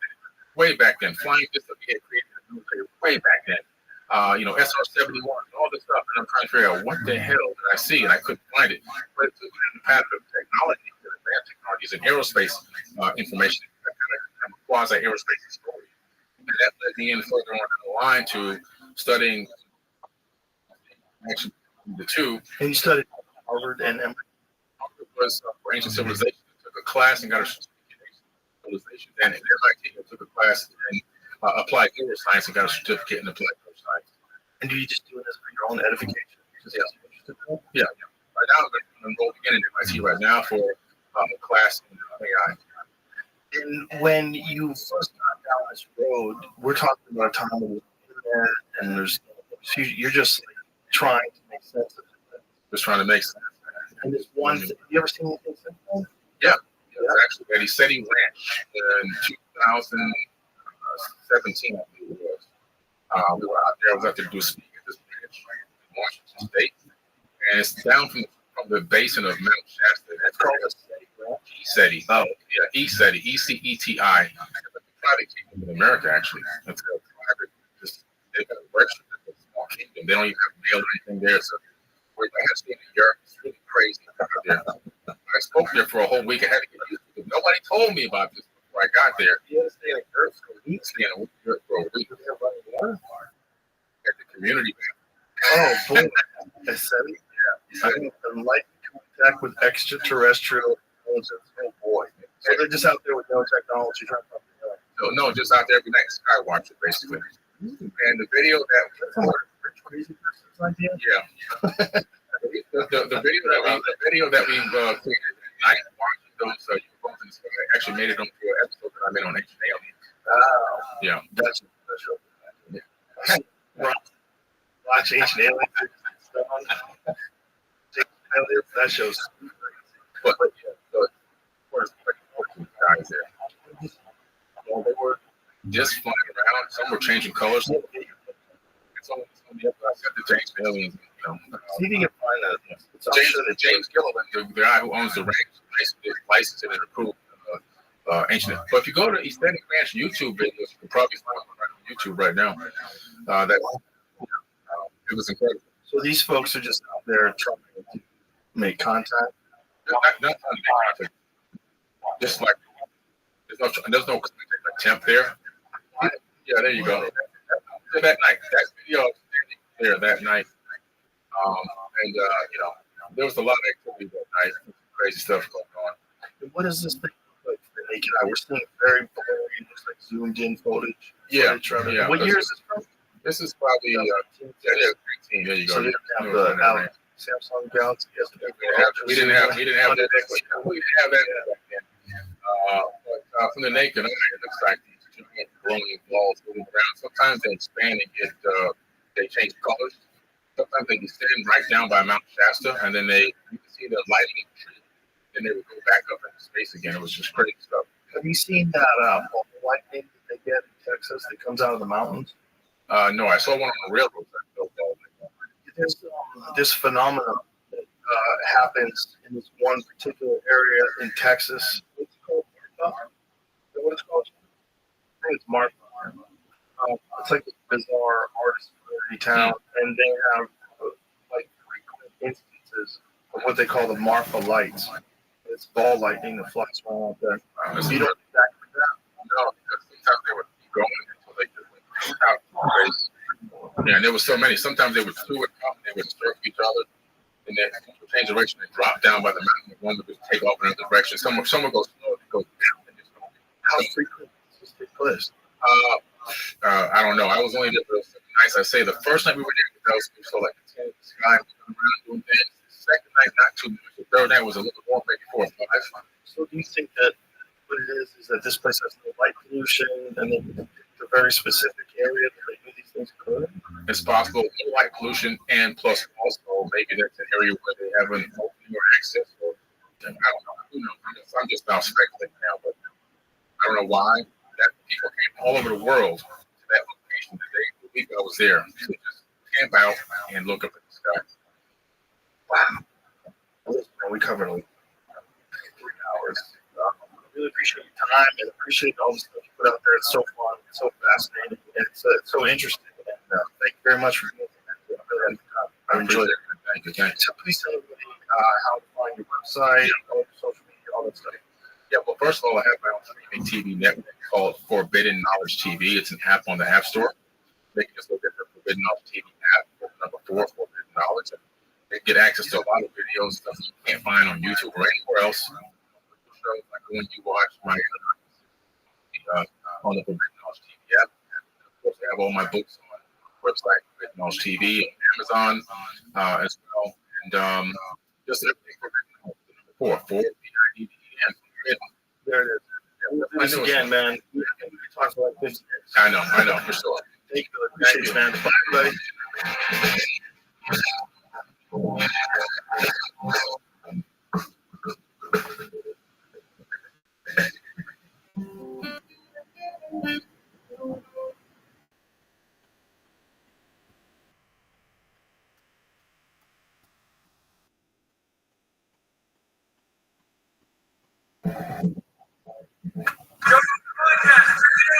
Good job.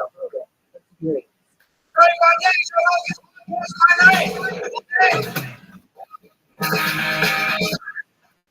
What's up, Sal? It's cracking. Thanks for having me. My pleasure. What are you doing out here? What are you doing in Austin, Texas? I got a special coming out today. Oh, shit. Special Terrified? What's up? YouTube? That's the move. Yeah. I'm very happy with that. And easily accessible. That's for like distributing your stuff. People share it. It's nice that it came up of the collection now. Everybody turns you down. It's a great option. I would think about it even if if I had other options. I could just take the best distribution cloud as long as you don't fucking censor it. But that's a little bit of shit. Whenever you're dealing with these corporations, there's some local kids working plus that you things happen. Yeah. But as far as a platform, it's the best. Oh, it's so good. I don't really like. I'm not like an entry like that, so I don't really know what to do your thing. Your stuff is not that entry. That's good. Yeah. That's like, it's like you should hear what he's putting it up over and over. He's executive producer. Oh, he's executive producer. So we were just talking about something. These isn't. They're so short-sighted. They're so stupid. I'm looking at it now. Yeah, it's fucking huge. What is that, like 7 million downloads or something like that? Yeah, people are stupid. They just have a silly idea of like these gatekeepers, fucking institutions, which, look, you get a Netflix special, it's great. Like the Tom Brody roast is great. I'm happy. Yeah, but Netflix is doing cool shit like that. That's awesome. But you watch Bruce? I watched Tony Mitchell's set and Andrew Schultz's set. That's it. So Nikki's? I heard Nikki's was awesome. I haven't seen it yet. I heard Nikki killed it. Yeah, she can. She goes hard. Yeah. She kills those roasts. She's really good at roasts. She's strong. She's got strong delivery. You know, she's got. And even like she was shitting on Jeff Ross, I did see that part, which she was apologizing to while she did it. Which is so Nikki Gazer. She's so sweet. That pink stuff with the River King. You look like the. I'm gonna fuck it up, but the River King and the Tiger King had a baby that looked like Martin Luther King. Get a beat up by Rodney King. It was a ride. It was such a ride. By the time we finished it, it was just like when I said if it was one king shorter, I think it was good as well. But the king was a monster. 5 kings, I think. It was a monster. And then the other one, the Jeff was so Jewish, and we watched us put a ball in the coin toss. I fucking love a roast. I love a good roast joke. You know, it's so funny. It's like, they're Jewish. It's like, you know where you go with Jeff, or you know, you're Jewish or whatever, but it's like, you still, I feel like I still find a new way. Like, you watch it over the coin toss, you know what I mean? It's like, tell that joke a million ways. Yeah, I'm still like, oh my God, that's such a good way to tell it. Yeah. It's just, I think people have relaxed more with comedy over the last year or so, for whatever reason. It feels like it's dipped a little bit, that whole, people are tired of it all. They realize that it's all just fucking sanctimonious horseshit. Mm-hmm. Maybe I'm going to see this. They do a lot of shows. Actually, I have. The COVID. No, I bought my Dave guys. That'll do it. Yeah. Those little kids get sick a lot. Yeah. I was like fighting her for a while, and then a few days ago, it just died. You take vitamins? Every single day, and I get months for it. You get months. My dad growing up used to take, we had one cabinet in the kitchen, one, and we opened it, and it was basically a movie see. Not like kids, but it was like just every day. My whole life, I'd watch it fall down like 30, pills in the swing. And but for me, I think I have a weak immune system. I got a weak constitution, so like I try to take like I take like it's all like a D, a B, a C. I was taking like a multi, and then you start hearing, it doesn't absorb, and you gotta take this one and that one. So I take all immune stuff. I can eat raspberry. What do you think causes your weak immune system? Yes, it's the whole entire life. It's just genetic. I don't know, because most of my family is like that. So that's what led me to becoming like a bit of a germaphobe. Because you want to call it germaphobe, but I just know that if I put myself in the way of, like, if someone sneezes, if I put myself in that, sometimes I can get a common cold. How long do people get rid of a cold? Yeah, you're like, you eat alcohol. Yeah, just, I've had a few that last a couple of days, but it's usually one day before I don't feel good. But I've only had a couple of those recently, and I assume they were the new COVID. Oh, really? Yeah. I assume I assume this last one I got was the new COVID. This last one I got, I didn't even do that. But so I was just too busy to sit down. What are they called? There's so much strains now. Yeah. I think we did a thing where we were reading about it online. They were trying to document all the strains. How many were they up to, Jen? It's a crazy number. There's a lot of strains. I thought it was like 40. No. There's dozens. Yeah. They keep coming around. New ones come around. New variants come around. But what they're saying is, like, this is just how we're going to be forever. That stuff's just out there in the wild now. Yeah. Gremlins. So that doesn't go well for me. But common cold, 2 weeks, and I've had a cold like 5-6 weeks, many times. Lingering, not like. Did you ever do IV vitamins? I've only done it twice in my life. It's so funny. I shot a special in December in Chicago, and the day up, I woke up and I had a cold. I was just moving myself. So I woke up, my throat was like, it was hurting me, it was like scratchy, my voice was raspy, I had like noise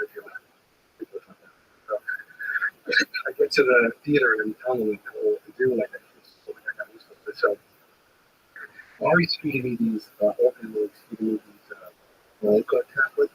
They're like these vitamin dissolving tablets. Right, he's into those. Yeah, they're like 100, billion percent. So he's feeding me those. And then I get to the place and they get me the IV. And the guy gives me a B12 shot. And then I had just started Vyvanse. It's for ADHD. So it's like an Adderall almost. And I had just started it a few days earlier. So I'm like, no, it hasn't really I'm not really regulated to it yet. And I just didn't realize that the tablets already give me back afterwards. They all had caffeine. And then I got this B12 shot 20 minutes before I had the first shot. And I was on the Vyvanse, which is Adderall, and it was the highest dose. I didn't realize that this was all happening to me. And 3 minutes before I went out, I was the most wired I ever was in my entire life. I was 40, I was literally, and then I had the adrenaline just because it was the first tape, you know what I mean? And I got fucking ready to stroke out. I was holding my hand and it was doing this. And I was like, oh, I gave you 3 of these fucking today. Every one of them has 200 milligrams of caffeine. Oh my God. He's like, I didn't give you 3. I'm like, you gave me 3. You didn't give me, how did you put me in the face? You were both there. I was thinking, I'm not doing this thing. And then I think the B12 shot just put it over the top. Oh my God. And it was like, it's What just a combination. I didn't use 1 second from show 1. Oh my God. So 1 second. Is it like an Adderall or is it like Adderall? It's yeah, it's like something like that. And why did you use that? Why did you use that? I mean, I suffer from ADHD and OCD for my whole life. And What does that mean? When you say ADHD, how does it manifest itself in your life? so many ways. Really, the thing that affects my life is I can't focus. I can't focus on something for this up and down days. But I can't focus on something for more than I'm trying to complete something I won't complete it. That's what kind of stuff. I'm writing or I have just stuff to do. Payment, anything at all. Anything that I can do. I'll plant my ass down and I'll be trying to write or send an email or whatever. My leg is shit crazy because I don't sit there. I just and it's just it helps because I can multitask 500 things at once, but it also hurts because it's really hard to get something done. I can't remember anything, so I only have 50 lists in between. They're all labeled and prioritized. That helps me, but I have to use that, otherwise I don't remember anything. I can have trouble reading. I'll read a page and then I will I have to read the page again, so I end up reading really slow. Is it with everything you read, or is it with some stuff? Is there anything that you read that's not a problem? Books are tough, long form reading, Like fiction or nonfiction? just a lot of pages between 2 covers. The genre doesn't play into It doesn't. It's not even a really there's not one book that just captivates you and you read it. Yeah, I mean that's what I'm really. Like I said, there's good and bad days. So if I'm reading a biography, I'm really into it. I don't really read fiction. Oh, okay. Yeah, but I like biographies really. So if something like that, I'll but honestly, it's really tough. Actually, I really don't read as much. How many books I bought? I have a lot of books. I just so many books that I have. One day I'm gonna read that. I have this book that I think about that. I know I'm not doing. I went to myself to read all these books, and I just keep picturing myself on my deathbed. The books. I just want to read that book. It's wasted money. It is. But it's nice to have books in the house. It is. I have this weird theory about books that I have forever. They're cool. It's at least I'm getting the energy off of that book. That really good book. Whoever wrote it, whatever it is. Yeah. The book's awesome. It's sitting right there. Yeah. So I can't even listen to audio because you think audio books would be a solid. It doesn't I matter. can't listen to someone unless it's really, really good. It's hard to listen to someone drawing up. It's hard, but a lot of them are really good at it. There's some really good voice over actor guys. Yeah. Including actually do a bunch of different voices. Real hardcore. It's almost like old timey radio stories or something. That's what I love. I mean, I love it. My buddy on the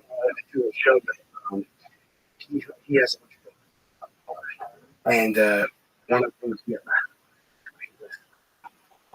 So we do a lot of things for each other. Right. And then surprise on the show. If you do know people know it's just called Impact Jokes and their buddies for 5 years. Fucking huge. It's great. Congratulations. Thank you so much. I remember when guys were talking about it in the parking lot of the store when it was just blowing up. We're talking about your shows you were doing. You guys are doing shows. I'll take the phrase it's like that show is huge. Yeah, it was not great. So true TV. Yeah, which is like a non-network really blow up, right? That's true though. But it just shows you something fun to find. Yeah, they had 2 different porn shows. Three. This is what we got. They had 2 different porn shows. Three different television shows, and 2 storage shows. That was the whole. And then they showed like stupidest criminals of all time. Yeah. And that was it. So we were the first comedy. So I guess it kind of resonated on the channel because we were like alone. I heard a lot of those storage shows that were gay. It's so much more than reality shows. Oh, so a lot of it is. Yeah. I think 95%. There's a lot of finagling going on behind the scenes with the truth. Just the narratives. If you talk about the credits, like the credits, I would want to say that they're allowed to use it to create a theatrical piece. It's not necessarily representative of what actually happened. You probably don't have to Bigfoot. No, it's more than that, right? Nobody comes and finding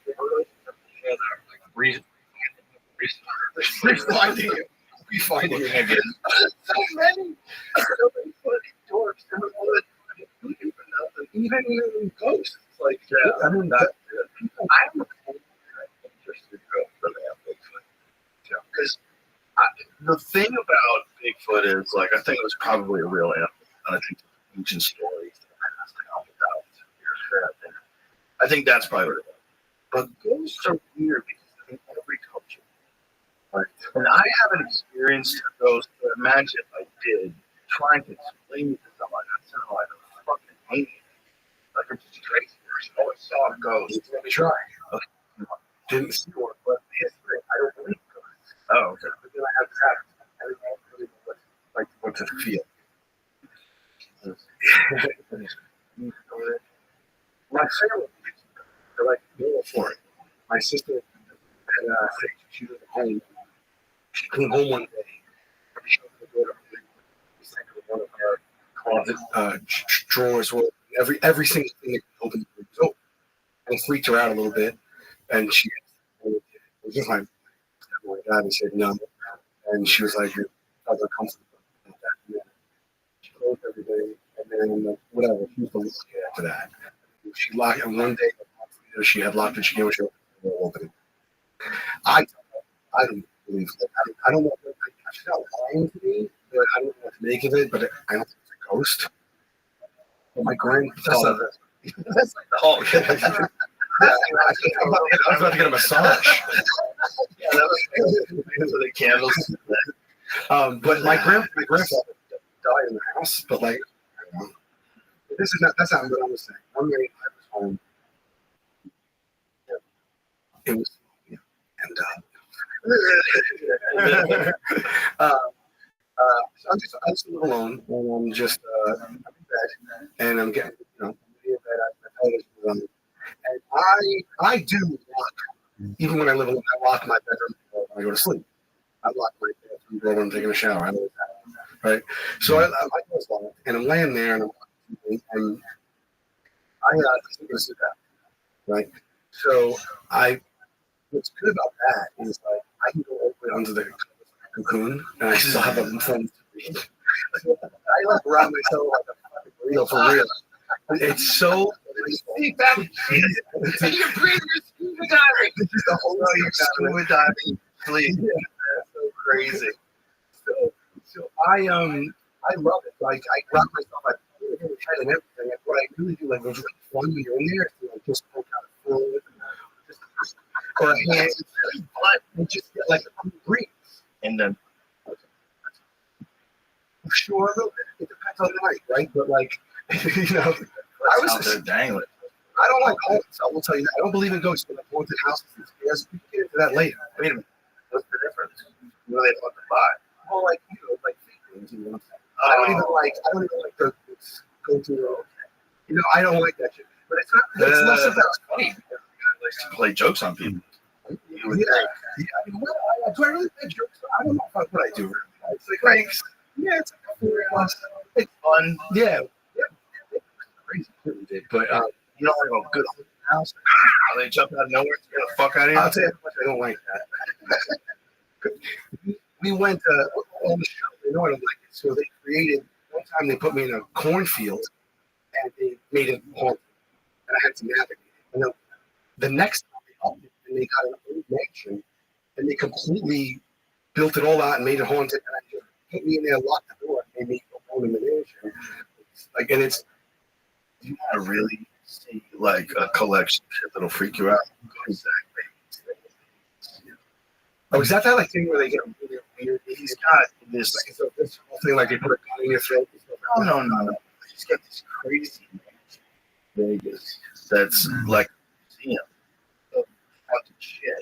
A museum of like they have Dr. Kevorkian, the van that would kill people. They have a van.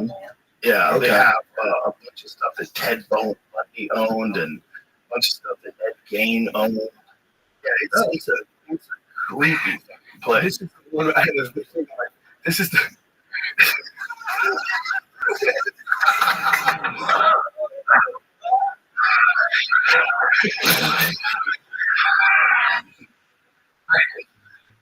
Yeah, I mean, I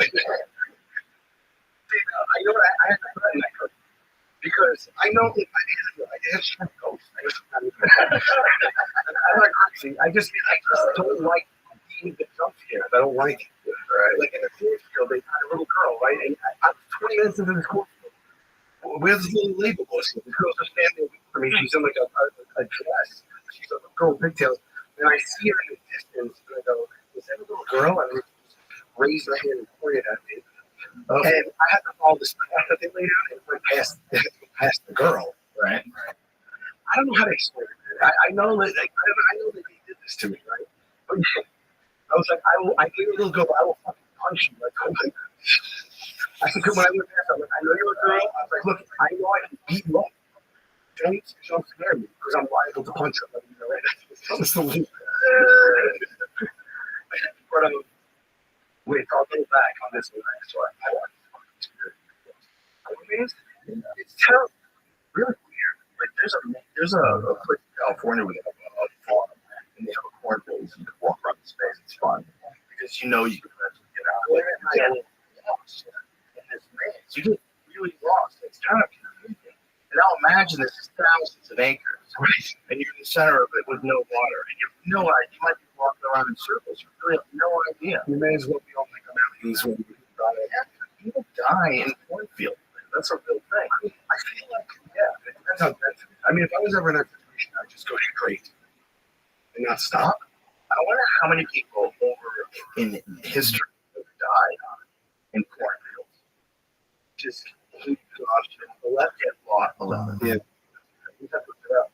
For real? No. Let's guess. Say guess. I want to guess. I think 11. No. I think 11 for 11 people over the course of America died in cornfields. No, back in the day. But they didn't have on a crop agriculture back then. That's like these giant cornfields. Okay. Where like in this country right now, look this up because I think it's true. I think 5% of the land mass of the United States is cornfield. That's crazy. That's crazy. Wild. That's so crazy. I think that's correct. On my show, I just read the headline of that. I'll be real clear. Yeah. You need to read the whole article. Oh, okay.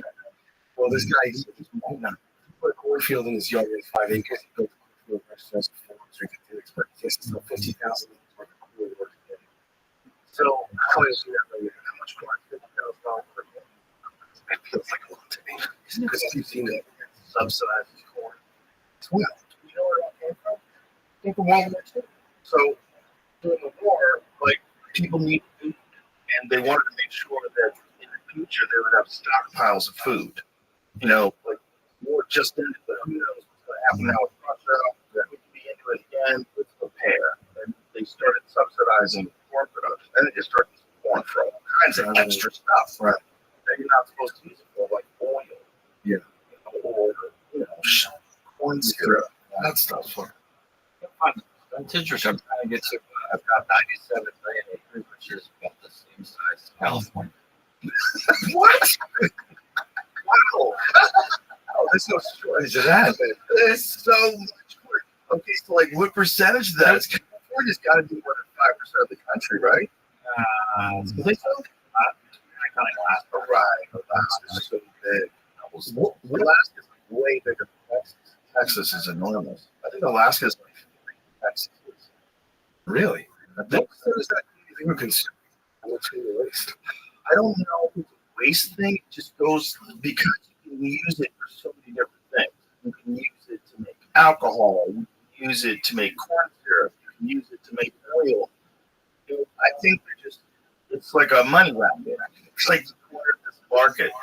And people were better off when they were using actual sugar. People were better off when they weren't eating corn syrup and fucking everything. It just doesn't. And then, you know, what people think is corn canola oil. That's not canola oil. That's rapeseed oil. It's an industrial lubricant. They figured out a way to refine down to where human beings can eat it and not die immediately. What about everything? This is the first time whatever. When I was a kid, I mean, like, my parents like we didn't eat fresh vegetables. We got canned everything. Just about a third of America's corn crop is used for feeding cattle, hogs, and poultry in the U.S. Corn provides the carbs in animal feed, while soybeans provide protein. Takes a couple of bushels of American corn to make corn-fed steak. By some estimates, beef cow can make a ton of corn if raised in a feedlot. While dairy cows and beef cows also use silage, which is fermented corn stalks and other green plants. So a third of the corn crop is used to make ethanol, which serves as renewable fuel or additive to gasoline. The rest of the corn crop is used for human food, beverages, and industrial uses in the U.S. or export to other countries for food or feed use. Used to make breakfast cereal, tortilla chips, bread, canned beer, soda, coconut oil, biodegradable packaging materials. Have you ever watched that documentary King Corn? Yeah. It's great. It's King Corn. It's a good one to watch. It's a giant industry that's not good for us. It's like all the things that it does. Like you can do with other things, and you'll be better. Right. It's captive. Never change. So corn on the cob is delicious. That's the best. It's The great. best form of food. It's another one. Corn's great. I like corn. Maybe I got 3 times a day. Corn, like a steak. Yeah. Corn's great. But on the cob, it's like the best. Sweet corn. Oh, with butter. When you make the butter and the butter like takes on the shape of the corn cob, it's reckless. You run a whole stick of butter around that. That's how you do it. Oh, yeah. You hold the stick and go like this. Sweet corn, fresh off the grill with butter. Oh, that's just oh my god, so delicious. 3, 4 of those things. Delicious. I don't know why. And same exact kind of put it just take it off. It's good. It's just better on the cob. It's also you get it the melted butter and all the kernels and it's in your mouth while you're biting into it. Oh yeah. What else? What? And the Pipes. Popeye. Whoa. Christ. Yeah. Can you imagine how rough their assholes were back then? Yeah. Why? Because of the shaving. Because they just were just a day. They were living in a dumbass time. Really making it like corn. Oh, God.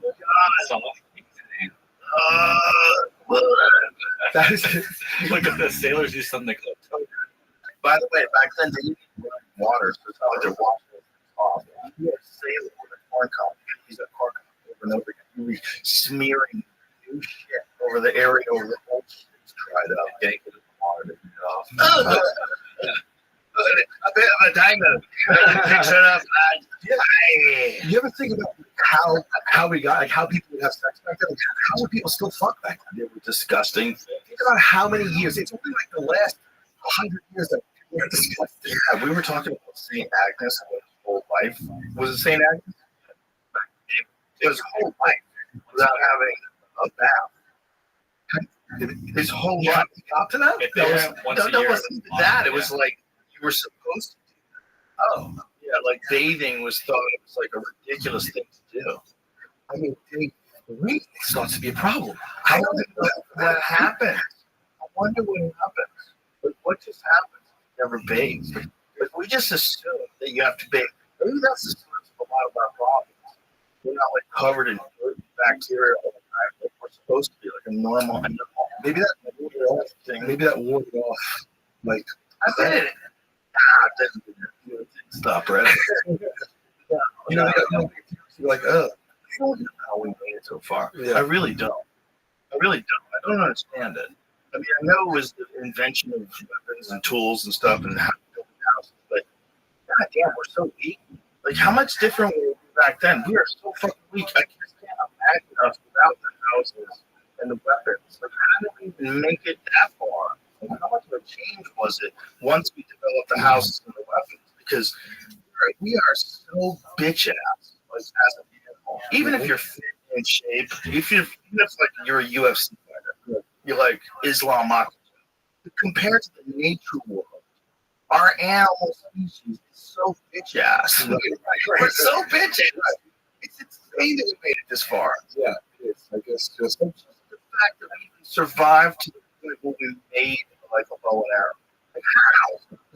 Everything not just run up on us and eat it. I don't know. It's like I always think about this too. Like the first is always the first time, first person. Like there was one person who was like, oh, shit, hold on a second. I guess. I know. I guess they probably like stepped on things and cut themselves with it, and realized they could pick those things up and cut other things with it, and then they figured out how to make those things. Yeah. You know? And then yeah. Yeah, I mean, you can imagine being born, you know, in Africa 100,000 years ago. If you put me in Africa right now, if you put me in the forest right now, if you put me anywhere right now, I don't know how to make a phone there. I don't know how to. I can't explain how mirrors work. Some places, like I was reading this thing. No, it was actually Paul Rothschild. Paul Rothschild talked about this. So, like, if you get caught in the Amazon, do not try to because you won't be able to. Like you're not. I didn't think it's very like that. If you're lost in the Amazon, forget about it. It's not going to happen. You build experience. You will realize how hopeless your plight is when it's impossible for you to make a fire. And now you're going to realize that everything that you eat is going to be rare. You're going to have to catch things and eat them raw to stay alive. And now you're an animal. No, I don't even know. Like I'd be trying to catch a snail and strangle it. What I mean is the likelihood that finding you is so small. If you just go and walk about, if you're like some wacky dude who goes off his meds and decides to go on a walkabout in the Amazon, you're not going to find so many walkabouts just don't turn out a lot of them. Why walkabouts so romantic to us? You know, like that movie with the kid who in the bus in Alaska, yeah. Into the Wild? Oh, yeah, the Wild. Why is that so romantic to us? For someone who just goes out in the wild, and even if the dude dies out there, like that guy did. Maybe there's some type of, like, whether it be just finding yourself or, like, just being at one with these elements as much as possible. It feels like something romantic, I guess. Yeah. It feels like this understanding that we're disconnected from the rest of the world. It doesn't make perspective, for sure. Perspective is also like the more disconnected we are, the more ridiculous we behave. Like, because where do people behave the most ridiculous? In big cities.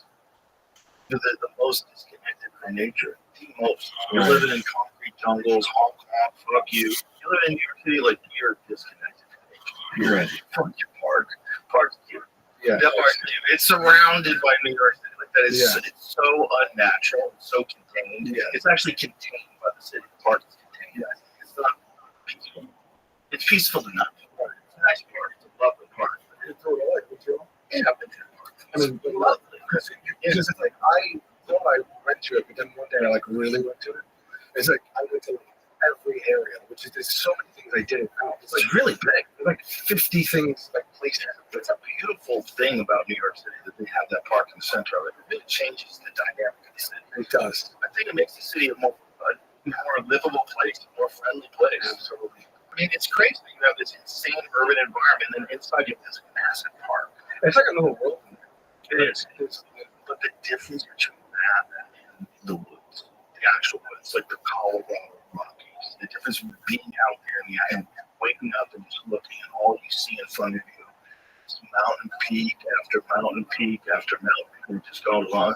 That is a different feeling. That's the real feeling.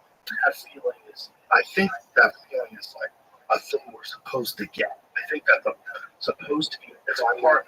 It's a part of our requirements of being a human being to connect with the earth. The earth sees us, we see it, we're out there in it, and we realize our actual place. We get all cocky. Now, take an Uber from New York City and get out, buy a slice, and you think you're all disconnected. You think you're better than Well, we're just trapped in our own little fucking zoo, the little zoo that we created. But when you go out in the world, you feel so bummed. You feel so minuscule and but connected. But you're right. You start to feel there are places. Yeah. We are not as we are bitch ass. Yes. That's a bitch. That first thing that comes over you is the bitch ass way. Right? The other thing, I don't think I'm catching anything. I don't think I'm killing it. What do you think you feel like when you're not even at a point where like it just happened, but you know what I mean? So it's like your survival mode is gonna kick in. How long you last, I don't know. Probably going to shock. Like right there, you probably could just go shock. Well, I had this conversation yesterday actually. So would you be able to play dead? you know, it depends on what the bear wants, man. See, there's two types of bears. Black bears and brown bears. Black bears are more like there's two types of bears. Yeah. There's black bears, they also brown. A lot of black bears are very even blonde, like blonde. Sometimes they call color-based bears. They're more like black bears are more likely to try to eat you. Oh, I thought They're more likely. No, they're more likely to try to bite you until you eat you. Whereas brown bears, for the most part, when they're killing people, yes, brown bears are the big ones are the ones that are the coastal bears. They have access to all this food. That's why those are like those Kodiak bears. Yeah. Enormous bears. It's the same bear, same species. Yeah. It's just that the human one eat mostly animals and berries and shit like that. The coastal ones just gorge salmon. They're fucking huge. I think we're going to engage with them. They're actually less likely to try to go out because they have an abundant food source. Like there's people that like camp out by the river and watch these enormous fucking bears eat salmon, man. But the bears won't have nothing to do with you. They're just eating salmon. But like the Revenant, right? I don't care what kind of bear it is. If it's a bear coming at you. The bear has bear attention. It's black, brown, white. And they tell you to lay down and just stay there. Like I know that like the bears will catch you if you die, but you think that you could stay dead in that moment? No, it doesn't matter. It'll just start eating you. What is it? Why It's like because it's a mama bear. So if a mama bear goes after you because her cubs are there, you stump and you scare her. Like if you come too close and she doesn't know you're there, she thinks you're a predator. She may charge you. If she charges you and bites you, you should play dead. You should play dead with her because she's not trying to eat you. She's just trying to protect her cubs because she wants another body. Doesn't mean she won't eat you. Yeah, how do you explain that when she just sometimes she just wants to eliminate the threat and get her babies to safety. Yeah. So that's why playing dead works with mama bears sometimes. But it's a big sometimes. It's a big sometimes. Because sometimes they just eat you. like they're bears. And we don't have like a fucking like treaty with them. Right. That's why my strategy is just not to put my out in a place where there are bears. That's good. You know, I mean, that'll help you a lot. Yeah. If you want to avoid any by bears. Or something like that. Like if you look wild. The scariest thing I came across on about 2 weeks before the podcast, to tell you, I saw a big mountain lion from about 30 yards away. And it was inside my friend's truck. And he spotted it. It was about dusk. It was in Utah in the mountains. And we were taking this corner, and he hits the brakes. He goes, "Look at that cat." And we looked, and about 30 yards away under a tree is this enormous yeah. Like a head like a pumpkin, dude. Yeah. And these giant forearms. And just sitting there like, holy fuck, man. And I had binoculars, so I pick up the binoculars. So I have these power binoculars. I'm looking at these. Oh, she ain't protected. I'm inside the car. We have a gun. I'll protect it. And I'll be shooting. That's like, I felt like some primal fear. Yeah. Some primal recognition of an actual monster. Yeah. Yeah, that kicked in from the inside. I mean, that's on the inside of truck with the car, with the binoculars. Yeah. Dude, look at this. I got eyes and chills because of the dust. The eyes are kind of glowing a little bit. Yeah. Those are the real monsters. And I had a collie dog fight with us, and I was that scared. So it's like, I'm not gonna if your cat wants to fuck you up, that's a real problem. Yeah, I don't do cats. But imagine a cat that's 170 pounds. Yeah. Dude, it's so scary. This is so cool. You ever see these guys on like, Instagram? Like, they live with lions. Those guys. Like, they talk like on the couch, and they're like, come over, and they just eat like a sandwich. You know, Melanie Griffith grew up with lions. So the whole house was filled with lions. Yeah. How does that do something everybody knows? House three lions. I mean, enormous pet lions. Where did you know these photographs of her as a child in California? Right? Which her family was kooky. These were kooky lion pets? Yes. It wasn't like they were like carning them. No. They're crazy lion people, and they did a movie with these lions. And the movie's supposed to be like the dumbest movie of all time. Is it illegal to do this? This is the movie. What's it called? What is Jimmy? Roar. So these are all their lines, and a bunch of people got fucked up in the making of this movie too. By the way, no shit, I don't believe it because they used actual real lions, man. And so, like, they fucking scenes. Melanie Griffith is in this stupid movie. All these kids, these actors are right now. They're acting with their pets. Those are real lions. Yes. I got one of those people. Yes. How was that? What was the insurance for that? Insurance. They locked me in a motel room with a tiger. I banged a tiger. And in a joke this movie. They pushed me into a hotel room. I turned around, there was no one on the inside, and I just was like, what is this for? And I heard a rumbling, and then literally, like, I plastered up against the wall because I was like, it's just a white tiger just coming out. The behavior of that thing. Yeah, that's what I fucking said, too. Bro, that's so dangerous. And if you look on a chain out, it's on a chain, which is, what are you talking about? It's chained to the pole in the shower. Bro, I also want you to look at that bitch ass chain. I thought you were going to say, look at that bitch ass chain. Look at that chain. You don't think he could break that chain? I know he could. I was saying, bro, that is so crazy.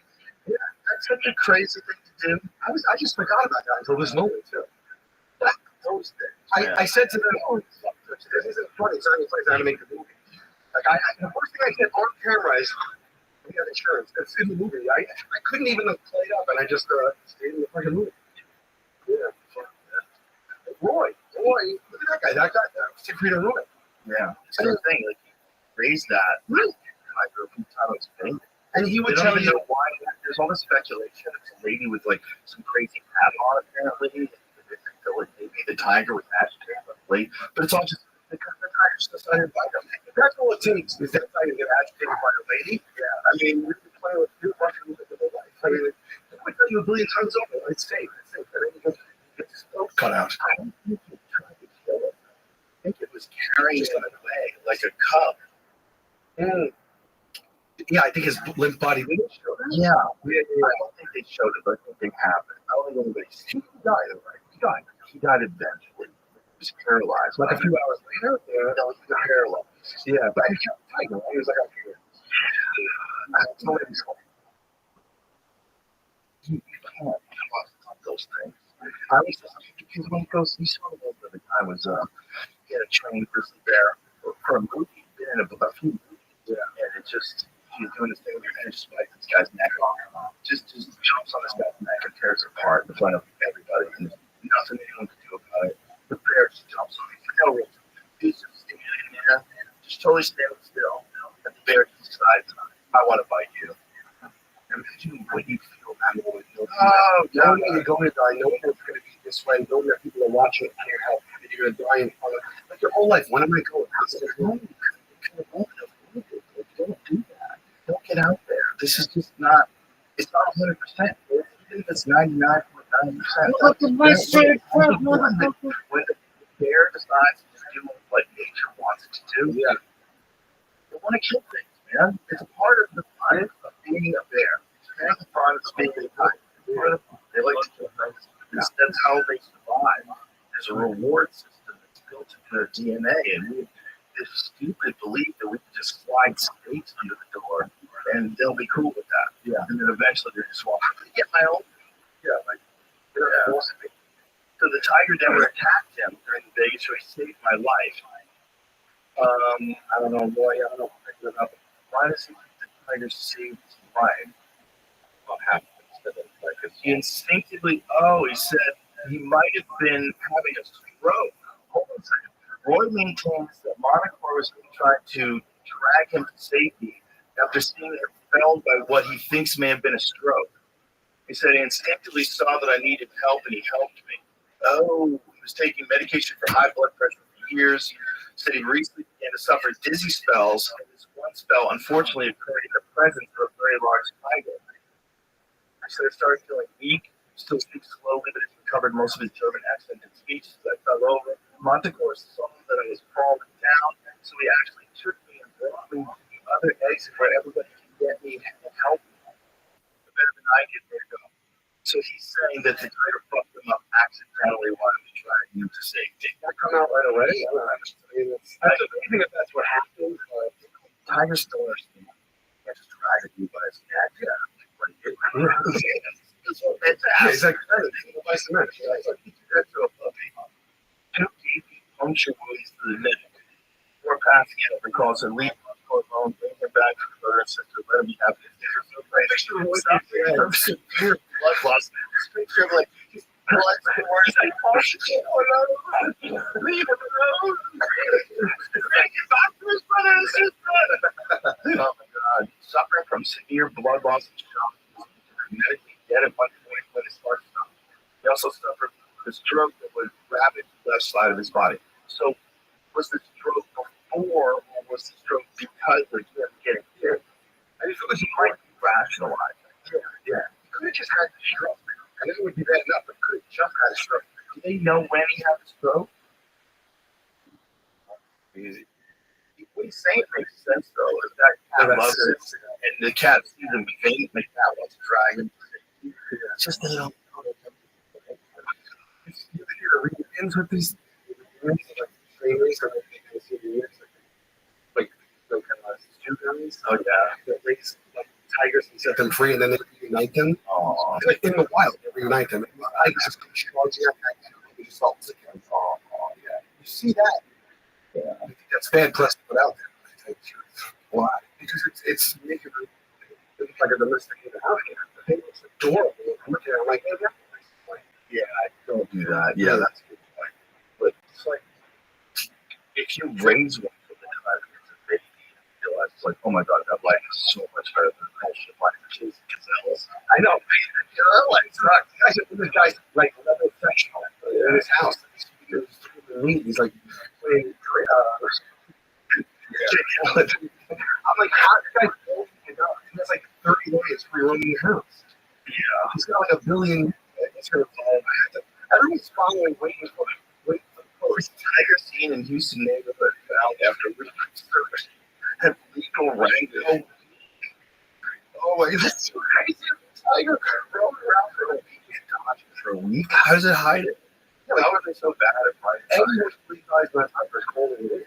Don't you have helicopters and shit? Like, no, you don't let it go for a week. How do you do that? Where's it going? Where'd it go? Nobody gets home until they find it. It's like, you can't just, it's overtime, boys. Come on. Every night, they were like, all right, let's go to bed. Tomorrow we'll wake up early. Not tiny. Doing? Says to sit off to do someone's away. Oh my god, so this dude grab it. That's kind of cool though that they just let the guy grab the tiger instead of shooting it. Until they find like a bunch of dead dogs and cats. I went to the National Zoo. I got like a backstage, whatever tour, and they had 80 crowds that were just they held them in my hand, right? They were just, I mean, right?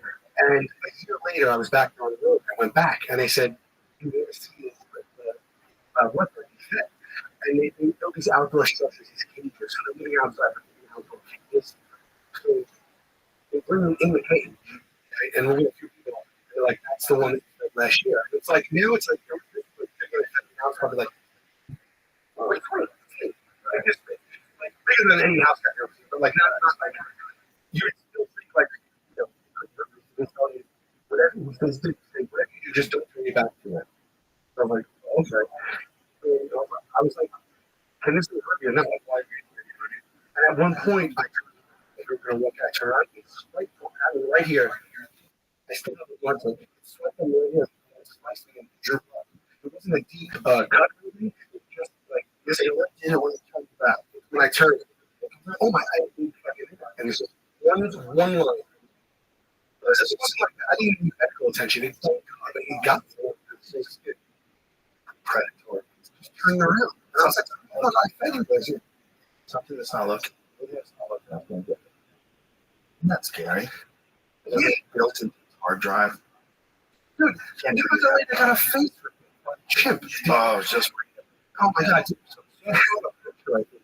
Don't do it. Yeah, don't do it. It's a terrible story. That's horrific. I think it was like audio or something where she's just like Audio. oh yeah. No, I mean those people just like she's just trying to tie her face. Yeah, they try to ruin. They try to tie your fingernails.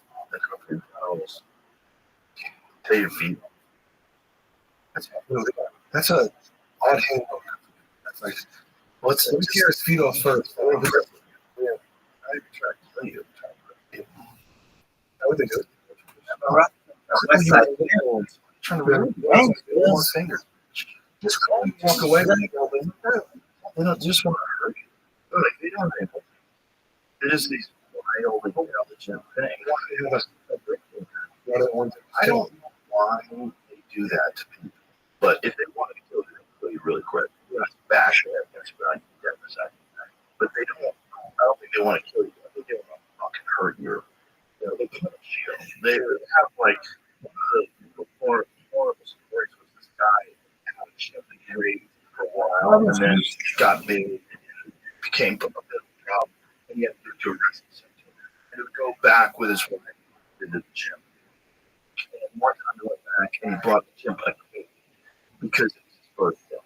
And the other chimps were so hungry that they didn't get cake. And someone fucked up and left one of the doors open. And the chimps got out. They figured out a way to get out. They opened the door, attacked the guy, and just tore his hands off, tore his face off. The guy who raised, but the chimp he raised did that with the other chimps. So the other chimps were jealous that they didn't bring them cakes too. They're evil. They can be evil. Like they don't care. It's not like a proportionate response. No, so I think that's a little bit. So they're intelligent, but they're also like ruthless in this crazy way that is incomprehensible. But the worst possible characteristics you ever imagine having these are just common. It's common with chimps. Commonplace. That's another thing. Explaining death. Like, like it's history down the line is Angel Big to did not kill him. Just tore him. Kill him? No. And then say, what is, no, his face is gone. His hands are part different. It's God roll. He just tears apart with the dick. I wonder how it feels. They're probably the I would say working. It's probably a cookie guy only now. When the he wants the eyeballs. And it's not like, I saw a chick. When I was going to you familiar with like New York? Sure, I know what it is. Yeah, and like or even the cats. Beautiful. Yeah. So we would go up there, and I remember like this like little resort or whatever. And we had like a failed show, and it happened every day. We were there for a few days, so I would go to the show every day. It was like a little like theater. And this guy would come out, I had all the whole sequence in our crib, he hosted the show. It was for kids. And there was all different actors. The stage becomes an ice skating rink. And the ice skating rink, I'd say, is maybe the size of the stage. It's just enough to do like twirls, and the guy comes out and he's dressed as a cowboy in ice skates. And he's dressed as a cowboy in ice skates. And they start skating together and holding the chimp and they're twirling and twirling and everything. And then the chimp loses control, flies. He lets go of the chimp. The chimp flies off the stage, and the woman at a little cocktail table in the front. He lands on her right here as he lands him. Right here. She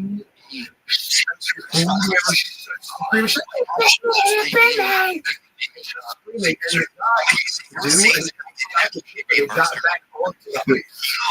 And he was like, okay,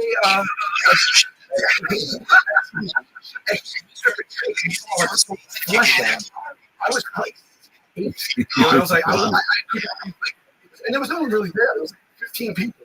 The place was empty. It was like a weekday chimp ice cream show. Literally, no one wanted to see it. It was like at lunch. It was all dark in there, like a whole movie and everything. Oh my God. So a new experience. And this guy just was like, all right, that's going to be your show for today. And the next day they did the show with you. The next day they did the show with you. No, the woman was a patron. Okay. I don't know what happened. Did for a swimming day? I mean, did you hear anything about it? I mean, I kept my head. Nothing came up like that. I mean, I got to imagine it was something. I can't know that, like, yeah. Well, maybe it did. Maybe it did. I don't know. It was wild, though. It's time that they clamp down. They're trying to pass laws. Ice skating too.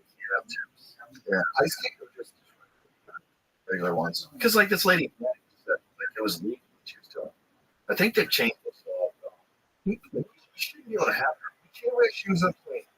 Because one time, one guy failed at doing something with the shoes. Right. This lady gets her face ripped off to the skull. Don't have shoes.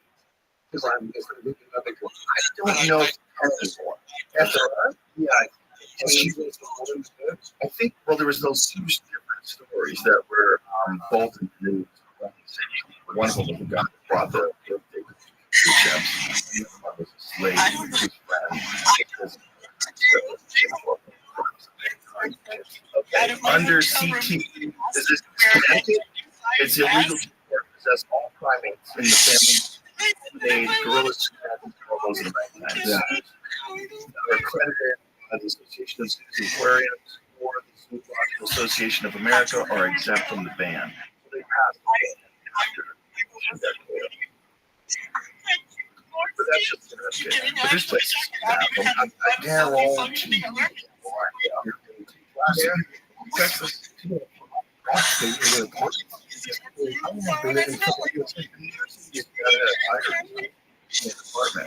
cops are like famous photo of the cops going at the fire escape, and you look in the window, you see just like this here, and it's picture. Shoe or dart. I don't think a dart. I don't know what they did. I don't know what they did. Oh, good Lord. Who's going to be close enough to a cat in an apartment? Shoot with a dart. Are you fucking sure you're going to hit it? I'm not going in. You only get one shot. Darts? What are you talking about? You can go in the apartment and shoot him with a dart. You're out of your fucking mind. He's the guy that like gets the call. He's like, Right. He's used to like, yeah, a dog. Yeah, I'll Yeah. shoot a dog. I was surprised that Tiger just doesn't live there. So Yeah. Well, what if he figures out the windows are like right through them? And it's virus. People, kids and dogs get crops and houses every single day. Every day, Joe. They don't have very many. More than I happen. People have their houses like Yeah, it's out. There's a difference in tropics or wind. But did they come Apparently now, a lot, but they did have one-sided tile in the Everglades. And there's some biologists have speculation to my population. Really not because there's release things in the Everglades. You know the python situation there, right? You see that? Nothing. No. The Everglades are infested giant pythons that are all indigenous. They're all or from research. Yeah, so these are from research place where people were working. There's some of them definitely got released there. The other ones are released just because there's people's pets. Some assholes introduce it detrimental as a python. It's like, I can't teach you right now. I'm gonna let you go.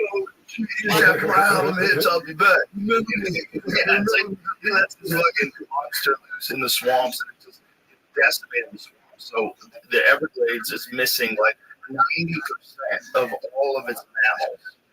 Everything. They're eating alligators now. The pythons are eating alligators. It's this crazy photograph. I guess Well, they died doing it because the alligator like worked its way partially out of the python's body with its tail. It's like that's a lot fucked up photo. they threw me in the swamps in the bayou in New Orleans.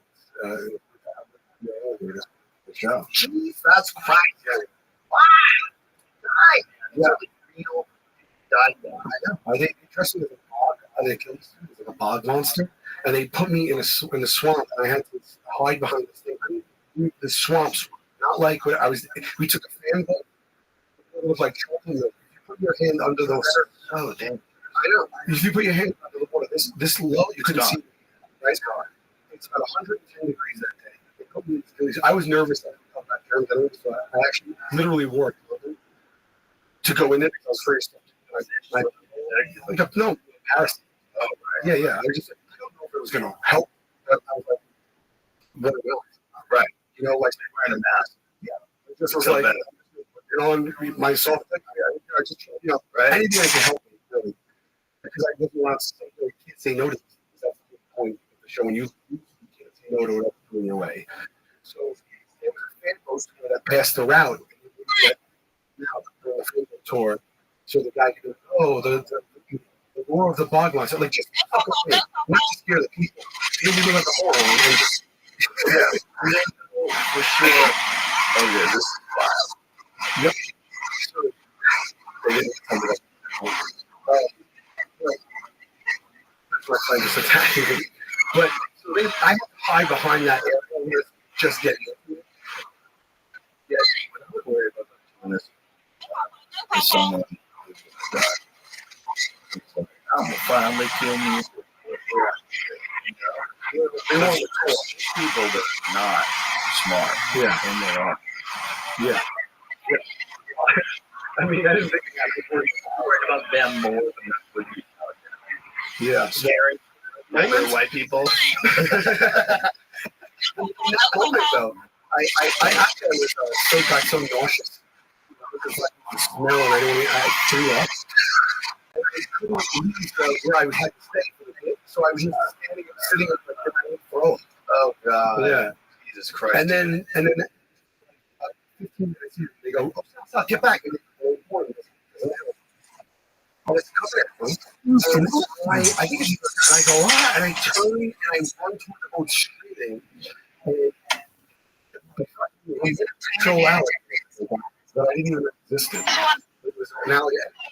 For 10 seconds, my reality is that one of you was taking me.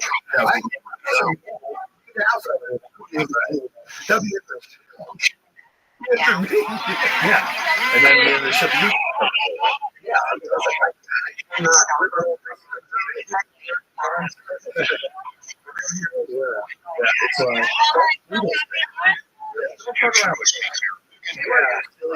Humans.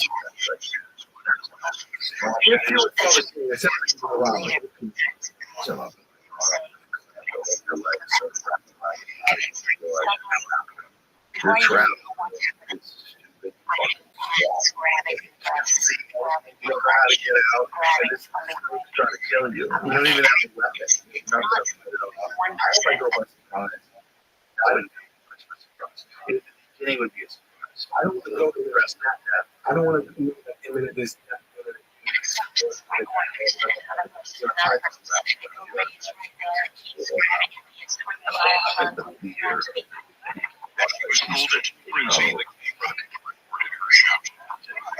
We can't.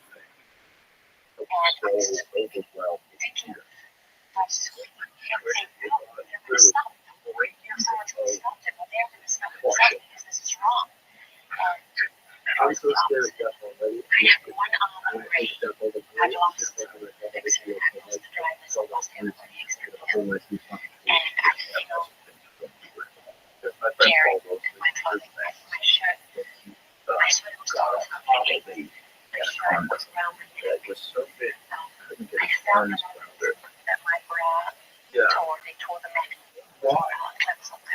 Seeing this thing slither through the wall, and it was kind of dark out, and you have to go listen to the clip on YouTube, exact wording of how you said it.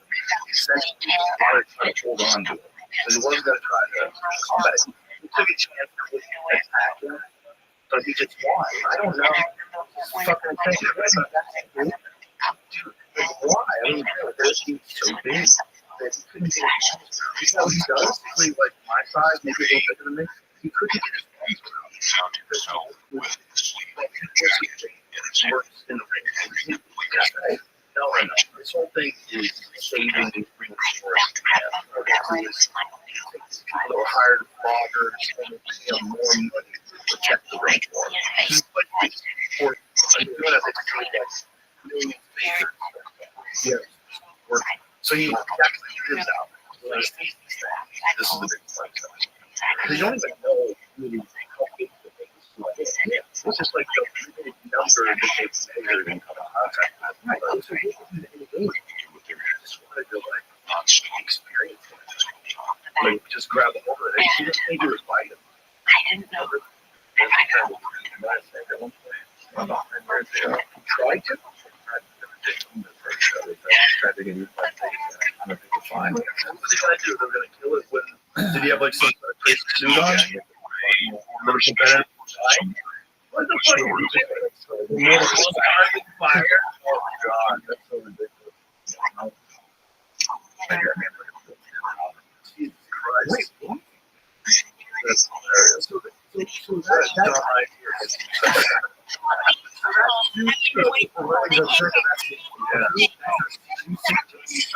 Find that video, the largest anaconda ever discovered. These guys are swimming under the water. These guys are swimming down in the water, and this thing's moving along the bottom of the water, and its head is like this big. It's like a crocodile. It's so big. Its head is like way bigger than you think a snake's head should be, like bigger than a human head. Underwater is scarier to me than the Mars. Underwater, yeah, they're aliens. They are aliens. Yeah. And there's no doors. No doors. You ever lock yourself in a room like, woo? Yeah. That's wild. It's unobstructed. Yeah, there's no doors. Yeah. Look at this fucking thing. Look at this thing. It's 26 feet long. What is that swimming by? What is that? To sustain that size, what does that thing need? Everything. He goes right to it. He's got on the Fisher Price gobble stuff for CBS. What is he doing? In this outfit, He's got his watch on. It might be one of them. But whoever this fella is, or maybe it's just a scientist that's invented it, but whoever this fella is, just assume that thing doesn't want to. But it's not really false, though. It's like, but he's just, his name is Dr. Freak. So he's still going to Dr. Nicholas to that. I don't know. Freak Funk? Is that what it said? Dr. Freak dies. Fucking with a polo. I can see it. What right there? Sounds like he's like one of the DJs on the EDM show. Yeah, Dr. Freak's here. It's the best marshmallow. Best name I've heard. Sweden, boy. That's a human name, yeah, like just as someone's first and last name. Oh, yeah. Just said something. That is the fucking coolest name I've ever heard, but I don't remember. But like, it was something like a nickel block, so like something like a good flair. Yeah. If you have a flairful name and you're a fucking loser, that's gonna suck. You know, you have some beautiful name, that's awesome. So he's everybody's Dr. Freak. If he's not free. That's a real bad thing. That's real. That's a fair with that's a perspective that he's still getting behind it.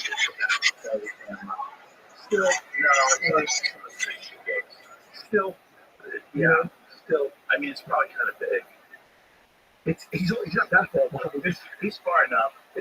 I mean, yeah, but if you get like right up to it, it's not that big. No, the rat body, the body part. I think that you got to it. I don't know, which kind is it? By the way, how do those things exist that we don't talk about the mosquito more? Wing length is 5 feet. Okay. Like box size. Oh, fuck. How really? It's like box size? Okay. Physics. That was fucking. That's like Bram Stoker's Dracula with Harry Oldman turns to that's what it was. I was even going near those things. What are they? We're so lucky they just like fruit. Yeah. So like sort of the same way cows feel about vegans, like so happy. There's new bats? Oh yeah. Is it really 1.5 million? I didn't know. No, that's a stat they give. Yeah, that's a stat. I don't know, but it's an insane amount of bats. It's a scientific. Oh yeah, I've seen it from a distance, but I've never gone and stood there. Not really bad. You get shielded? Well, probably would if you're under them. You know, like where it is like where the bridge meets the water. So imagine when they're flying out, they shoot up water. You know, there was a couple down because they were staying with this cave in Africa. They're bats. It's like fucking millions of bats in this cave. And every night they would come out and they wanted to get photographs of these bats coming out of the cave. So they're sitting there waiting. These bats come out of the cave and just drench them in shit. Millions and millions of bats just shitting in the face. And they didn't think of that. And they got some crazy hemorrhagic virus. And they went dead like a matter of days. Again, just into the open. Or like, tell them that you get 3 grades. Like, my grandfather got shit on by 2 bats at one time. Yeah, it just went south with that. He's a bad scientist that didn't think about this one thing. No one thing. How do you not know that's about to happen? Or maybe we just didn't think of it. Even with the in that case. How did they come to be down there? Why are they all? That's a good question. I don't know, but I've heard the mosquitoes. There's more. Really? Yeah, that's a migration. Like they fly from Mexico. They come out at night. That's how they make.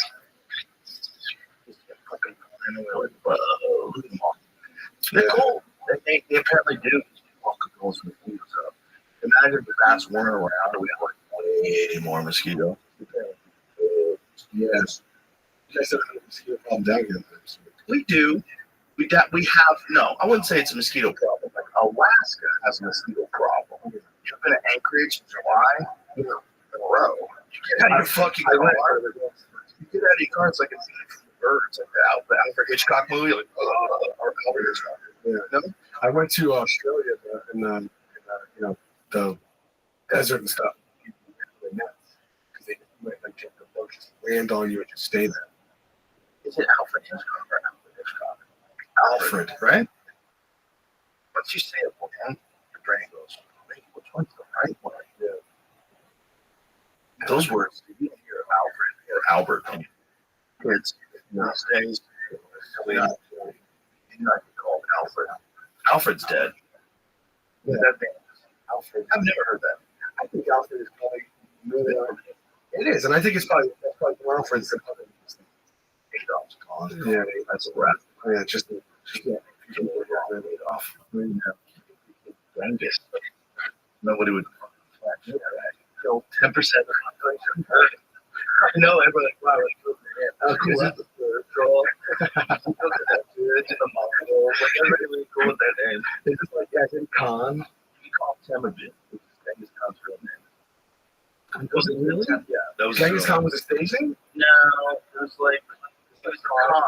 He was a Khan. Khan is the ruler. And I think, I don't know what it means. What does Genghis mean? I think that's something about who he is as a ruler. But his name, he was born, his name that he was given the birth was Temujin. So you could call your kid Temujin. And you can name your kid after someone who killed 10% of the population for a part of his life. You think Genghis ever told us his ancestors were home to It says Temujin formally adopted the title Genghis Khan, the meaning of which is uncertain. At an assembly in 1206, carrying out reforms designed to ensure long-term stability, he then transformed the Mongol tribe structure into an integrated meritocracy dedicated to the service of the ruling family.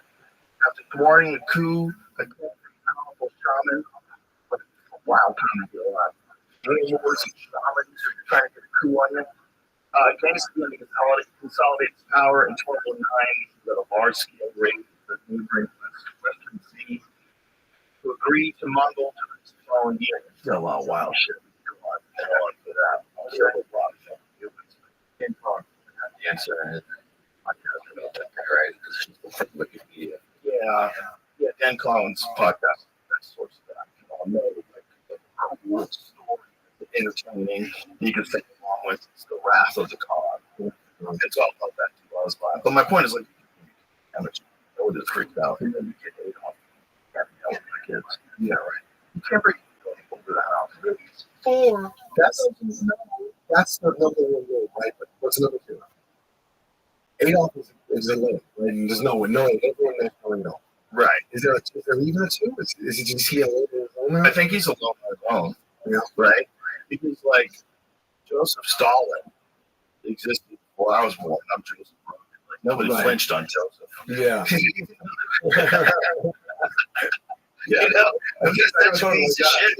Such a piece of shit. Yeah, you still said Osama bin Laden. Yeah. Oh yeah. Well, yeah, Osama would be a hard one. Yeah. Hussein would be a hard one. Really? What? Jesus Christ? You can't name your kid Jesus Christ. You can't name your kid King. You're kidding me. You can't name your kid Santa Claus. You can't name the ads. You can't name your kid Magistrate. It says they were. You can't name your kid Majesty. Why not? Why can't you name it 1069? Wait a minute. You can't name your kid Messiah, but you can name him Muhammad. Right. Help me out. No, doesn't make any Help me sense. out. There's a lot of kids who name Muhammad. Yeah, but why 1069? That's illegal. No, my friend. No. We draw the line, my friend. You know what's funny? It's not like they get caught in the hospital, so it has to get worse. They're knocking at the door one day. It's the police are like, "We gotta bring your son right now." Senor, RoboCop. RoboCop Martinez. Oh my god. Oh my god. The N-word on it. Yeah, there's a lot of them. There's a lot of illegal names. I didn't know you couldn't name your kid Jesus Christ, but I know a dude named Jesus. Sure. This is Jesus. mean, it's just Right. right. He allows you. If your last name is Christ, name you can't name Bruce. There's some Christs out there. These are dudes, their last name is Christ. Yeah. What are they supposed to do? Limited. I can't name my son Jesus. Yeah. Right. You know, how come you name son Muhammad? How come you can't name your son Jesus? Yeah. Think about how many Muhammad's were. Think about if it was like it was in vogue to name your kid Jesus. Like just millions of Jesus. So many Jesus. Because if you think about how many Muhammads there are, why are there not equal number of Jesus? Because we don't allow it. It's a weakness in our religion. That would be because Jesus be really our yeah, Christians should get together. It's a weakness in our religion of Jesus. Yeah, I mean, it's encouraging. It's a billboard. Jesus Robinson. Everybody goes Jesus, and then I knew a Jesus, and that's something.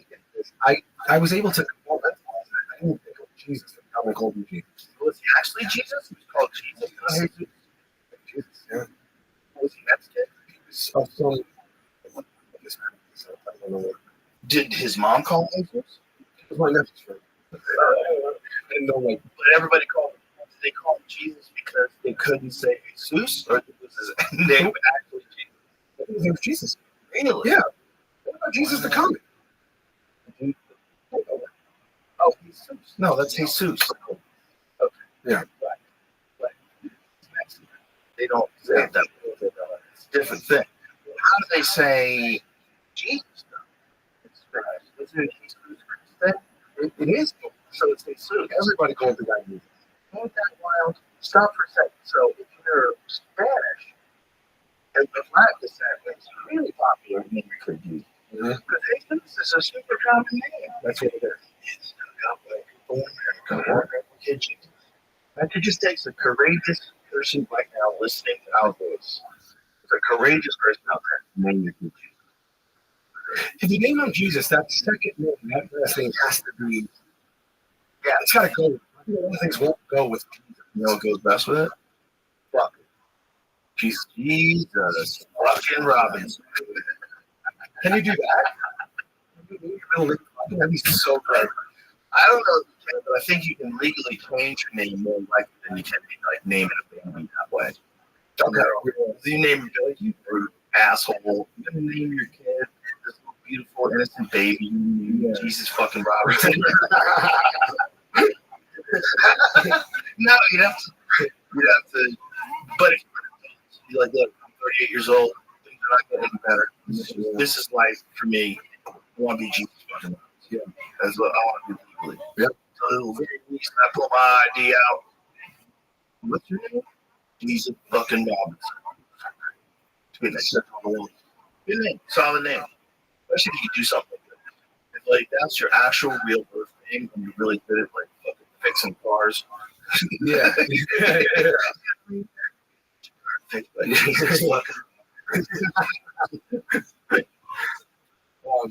I was almost a Steve. I was almost a Steve. So that's a better Italian Steve. You know, you can look at that. I actually just did 23 and that was also a couple of days ago. Pretty crazy. Did you do it? Yeah. Did you do like, what did you like? Did you do like was it interesting? Or? It was pretty much what I thought. Yeah. Somewhere in the neighborhood of 3/4 Italian, 1/4 Irish. There's like percentages less because there's 1.6% African and 1% Asian. This is mostly just Italian now. Yeah, it goes back to the same. Yeah, it's more related directly to. It said there was like about 100 from people 150,000 years for the male. It was 175,000 years. They said if you trace everyone to that, it'll go to 1%. Because there were a few thousand, a lot of those that DNA and that lineage died off, and this is like there was this one just kind of literally just let it I took a picture of it before actually. There's an unlikelihood of you making 2024. Like if you were a person that lived 50,000 years ago. Your kid had a kid, kept going. No, yeah, they had kids, someone had a kid, kids. Here we are, 50,000 years later, your genes are still popping. It's insane. It's just wild. Yeah. So the first man to carry this that I have, that means in southwestern Asia, or the Caucasus between 46,000 and 54,000 years ago. Waterline descendants remain in the region for tens of thousands of years while the ice age was in full swing. Then around 11,500 years ago, the ice age finally gave way to the world. This is the guy. Human species was confined to a relatively small range in southern Africa. Over time, members of this gene migrated. So you can trace it. Every person living today can trace his or her maternal line back over thousands of generations. All of our lines would meet a single woman who lived in East Africa 150,000, 200,000 years ago. Though she was one of thousands of women alive at the time, only with the first branches of her DNA as far to today. The story of your maternal line begins with her. Holy shit. For the guys, it's 275,000 years ago. Evidence suggests he was with them in East Africa. However, while his male line descendants passed down their Y chromosome generation exchange, the lineages from the other men died. At the time, he was a lone guy. And they told me how they did this. Ready? A little see ice. Oh, wow. I swear to God, let me that story 100 times. Yeah, that story's crazy. This is what it says. Let's see, the ice dam was discovered in 1991 shooting from Spain. Look at Jimmy. Show some pictures of this. Yeah. We've shown it before. Oh, yeah. The exact story. So that's it right there. They found him as the glacier melted. It's got an arrowhead stuff. That's like that's nuts. That's nuts. You're related to that guy. Holy shit. I mean, isn't that funny? A lot of people are, that tattoo. Did he really? Yeah, it's really like the world's oldest tattoos. See if you can go back to that thing that you're reading. Just there. Oh, that right there. That's it. I think that's the oldest tattoos. How old are they? The oldest tattoos that I know about, right? He had 61 tattoos. Wow. Yeah, like a trim stamp. Yeah. That's a line art. Interesting. Look at that, all those lines. Even back then, the tattoos. Yeah, no, wow. Yes. Might have been part of ancient healing technique. It said that he was murdered. See that? I did the arrow, but it said he might have been someone, or might have been chemical analysis on his teeth when he came from the Italian side of the Alps. He suffered during the year before his death with whipworm, a stony parasite that was found in his digestive tract.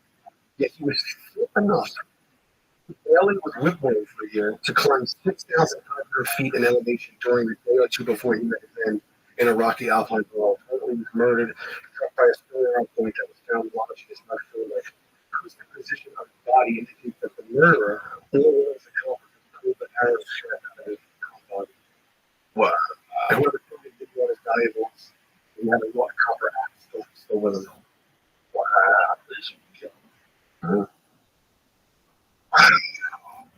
You're related to that dude.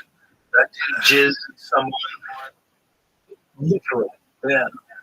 Before he died by an arrow, he jizzed someone that made it 2024. I'm not here. No, you're not here. You didn't get that off. That's yeah. Probably some tattooed up crazy cake lady. Two of them just grunting and smell like shit.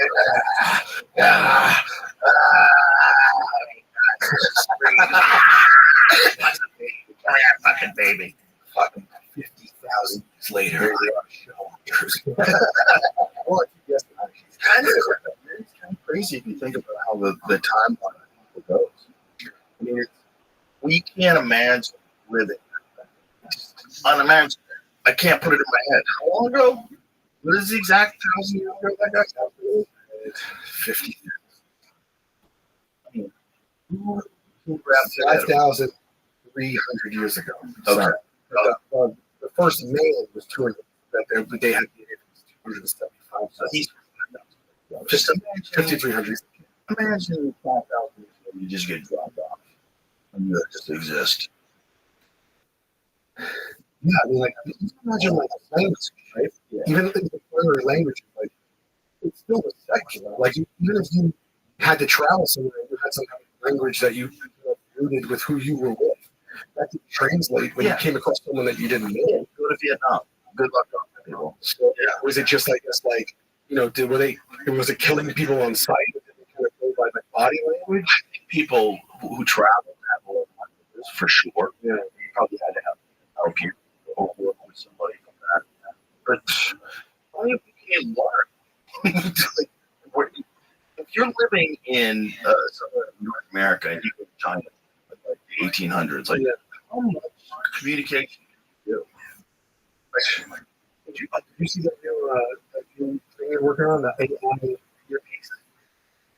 Fucking nuts. And this one, they talk about it. So this guy, he's like, okay, this is an old thing that they're doing. It's like, in a restaurant, he goes, my friends are close to it. I'll have, did you see that? And he isolates his voice. And then he's speaking in Spanish, and they do real time, not translation, his voice. Reinterpreted in his voice in English as he speaks Spanish in real time. Yeah. And he's hearing it isolated from across the room. Yeah. That's fucked up. I mean, in one respect, you're eliminating every single language barrier of Earth because of technology. Yeah. But on the other, you're still What did Chet conversation. benefit? You know, the thing, Oh, You can only isolate that conversation. Those people have those things on too. if I were to- Really? Well, you'd have to let someone use it. You know what I'm saying? Like, if you were talking to someone through that, the other side, am I wrong? They were talking. Listening to these conversations. You just listening to the people in the room having the conversation. This guy was in a room. This guy was in a earpiece on. He could clear across the room at two people at a table talking.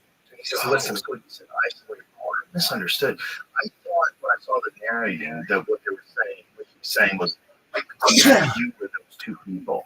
You could isolate them. Oh, listen to that. Yeah. Well, that's what he but he wasn't pitching like it's a textbook. So it's like, I don't know what the technology is.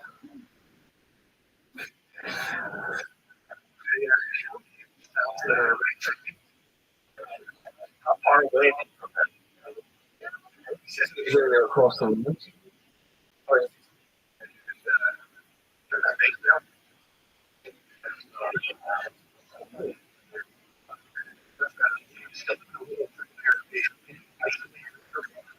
He's on stage right now for the TED Talk. She's not with him.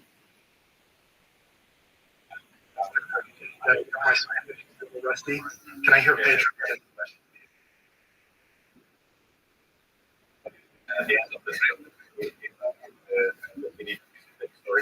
That's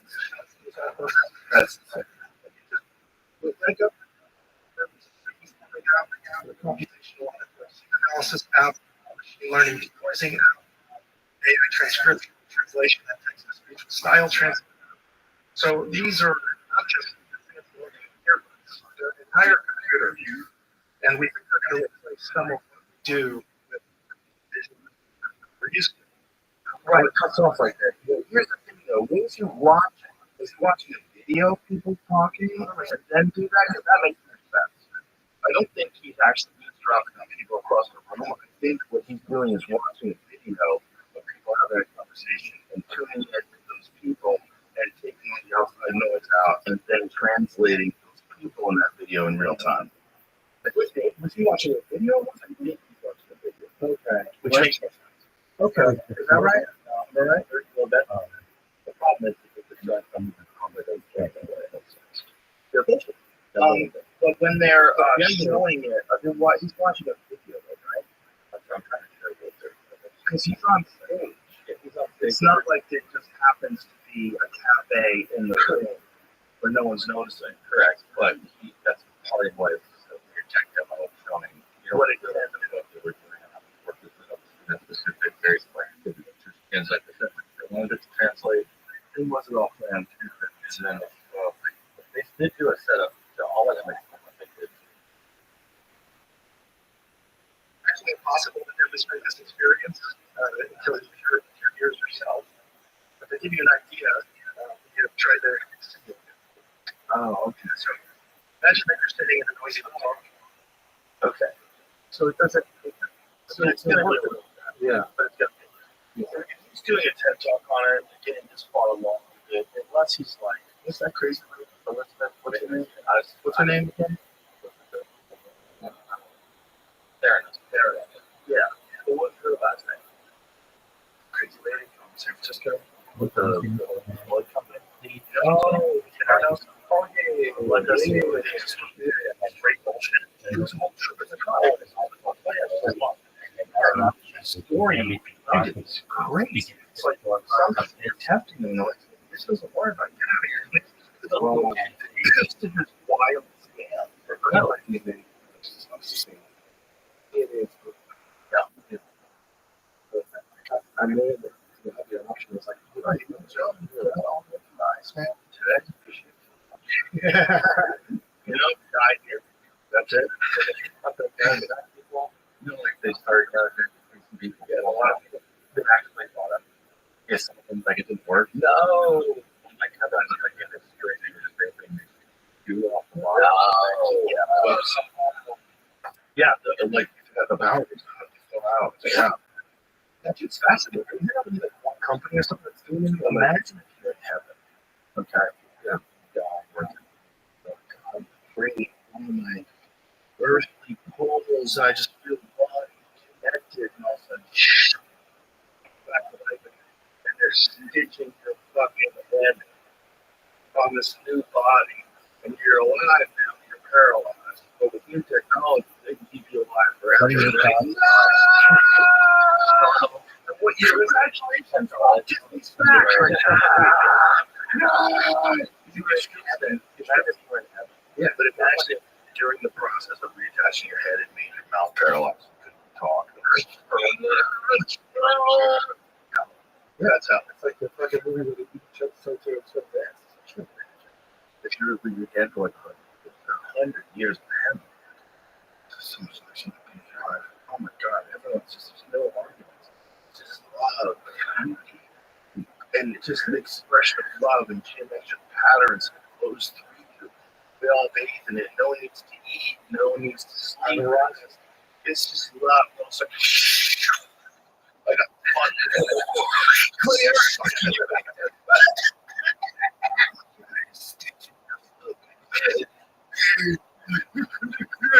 You can't talk. His mouth paralyzed. Yeah, and they pay for that. That's what it is. The one thing I was thinking is like, let's just say, right, it works the way they're made, the way that they do. When you come back, everybody that didn't do it today, you never know what. Probably I'm not going to be able to adjust to the society right now. Who knows how people will treat you? Like, you really sign up for something like, it's like, what are you signing up for? I think they're signing up for the hope that if they do get reincarnated, it's like Space 2001. Get reincarnated to this crazy futuristic world where they can welcome back.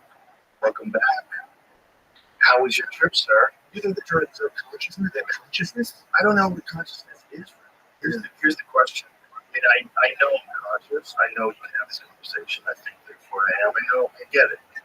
I don't know if consciousness is something the brain tunes into, or whether the brain is conscious. I know if you damage parts of the brain, it damages parts of your consciousness. It damages different things that you can do, and they're pretty clear on what parts of the brain are responsible for different things. But I'm not sure that consciousness is something as simple as neurons firing and your brain interfacing with the world using all the senses. I have a feeling we might be short-sighted because we can't. And again, this is not scientifically proven. This is just speculative. But I have a feeling there's probably quite a few things that we're not totally in tune with to the point where we can measure them. Yeah. And I think consciousness might be one of those things. But, yeah. But I also think we are all weirdly connected. Some strange consciousness web. some strange net of human beings. I think we're all connected, all of us. It's just the further those people are away, the less you feel that connection. But I think we're all oddly connected already.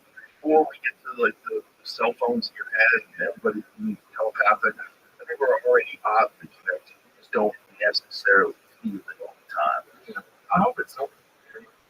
Did you ever think, where you think I might die? Like, did you ever come across like try to feel it? I was a kid when I was like 14.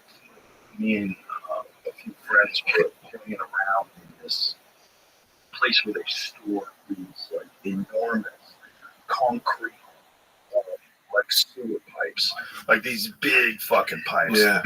And there was this this giant metal thing that I guess part of it would have to cranes.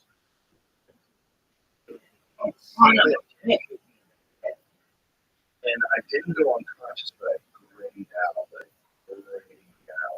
and it was poor. A lot of stuff, a big ding inside my head from that. And I went to the hospital, and like I thought I was going to die. I did think I was going to die. I was also 14, so I was probably just freaked out with the fact that I got hit. Sure, like it hit my head, and it only fell like a certain amount because there was other concrete things in the place, so it banged my head, and it didn't fall on. Luckily. But you're like in the hospital, like picture. You had this feeling like I was so hard, it was so big. I was like, this can go real problem.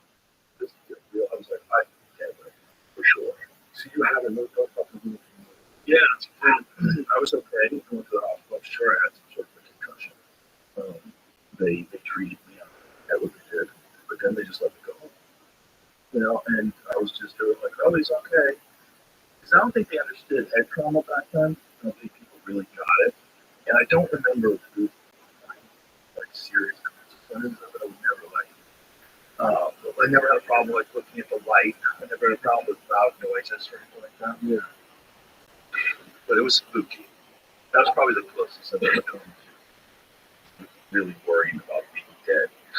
I had one, but it wasn't that. It was in a complete. Yeah, it was bad. To this day, like, I think I actually have like an anxiety attack. It was a small plane. We had to do a show in the middle of nowhere on the road and off the plane. So, and we were flying back home, and it was like a 18 minutes. I didn't like flying at all. Anyway, never mind. People are like, "Oh, cool, what to do?" I'm like, "Yeah." I mean, I don't. It's like you see everything. There's no door in the cockpit. You see like all the motion. You know what I mean? I mean, like it's just like this feels unsafe. It's like I'm flying in a toy airplane. You know what I mean? Any gust of wind, but that's normal. We kind of glide with it. It's like I don't really feel like we're up there like surfing. You know what I mean? And we're going to land, and we're just bullshitting with the guys. Like I have a friend, and talking, and the guy goes back up again. And I look at them and I go, "What just happened?" I'm like, "Why are we going back up?" And the co-pilot comes back and says, "Guys, we have a little bit of a situation." So we were about to land just now. You might have noticed. We were talking to air traffic control, and our panel was saying that one of the wheels the left wheel. So what we do is it could be the panel's broken. It could actually be we almost like a flare up, and we're going to ask them to look again to make sure. So it'll just be a couple of minutes. So we know this big, we go down to landing, and again, we're getting down like low, pull back up. Comes back out. This is what the little button says. It says, okay, so we can't tell exactly. And we're speculating it's like a so we can't tell. We don't have enough fuel to get to the. So we're going to land the third time, and this time we're going to land the plane, no matter what. So I'm looking at it. I immediately start crying. I'm just holding up and just I'm going, God, one of the biggest fears is dying in a plane. I didn't really think about it because I didn't want to put it out there. And I'm like, oh my fucking God. And I'm like, what's going to happen? And he goes, don't worry. If the wheel doesn't come down, if it doesn't exit down, don't worry. Act like That's what he said to us. Because the wing is made to act like it doesn't really comfortable. It does. It flows down the plane. But we're still spitting out and sparks flying in a little plane. Yeah. And well, actually, no, that was the nighttime was it was the same exact trip there and back. The nighttime trip, it was like a storm. We were flying over. This was daytime because they had fire trucks and ambulances and cleaning on the thing. Because by the time the third time we went out, they would ask. So they were bleeding. That's another scary. I actually took out my phone and I wanted to text my entire family. I saved text. I'm just like, there's a problem with the wheel. I know exactly what's going to happen. I'm literally, I love you. I sent out as you hit. I literally, as I was crying, I wrote it in full as I was crying, and I had it open with my hand right on the thing. Oh, fuck. So I was just going to wait. If it just, I felt like it would hit it. I have the text of the thing. And my friend's such a fucking asshole. Like, I'm everything I think I'm showing at the most. My buddy's a nutcase. So he was freaking crazy. He's trying to calm me down, in the car. And he was just calm down. And I'm like, all right. He goes, yeah, and he starts singing fucking oh no. And it breaks the tension and everything. I'm like, dude, and I'm crying and laughing so hard because when you're in that hyper state of emotion, I'm laughing as hard as I'm feeling. Like now, like I can't even. I'm laughing so hard I can't breathe. I can't tell him to stop doing it because I need to be focused right now on the end of my possible life. I mean, and I'm holding my thing and I'm laughing, I'm crying, and then he goes, "Hold on, let me call my wife." And he goes, "Hello, baby," because the big fucking dog.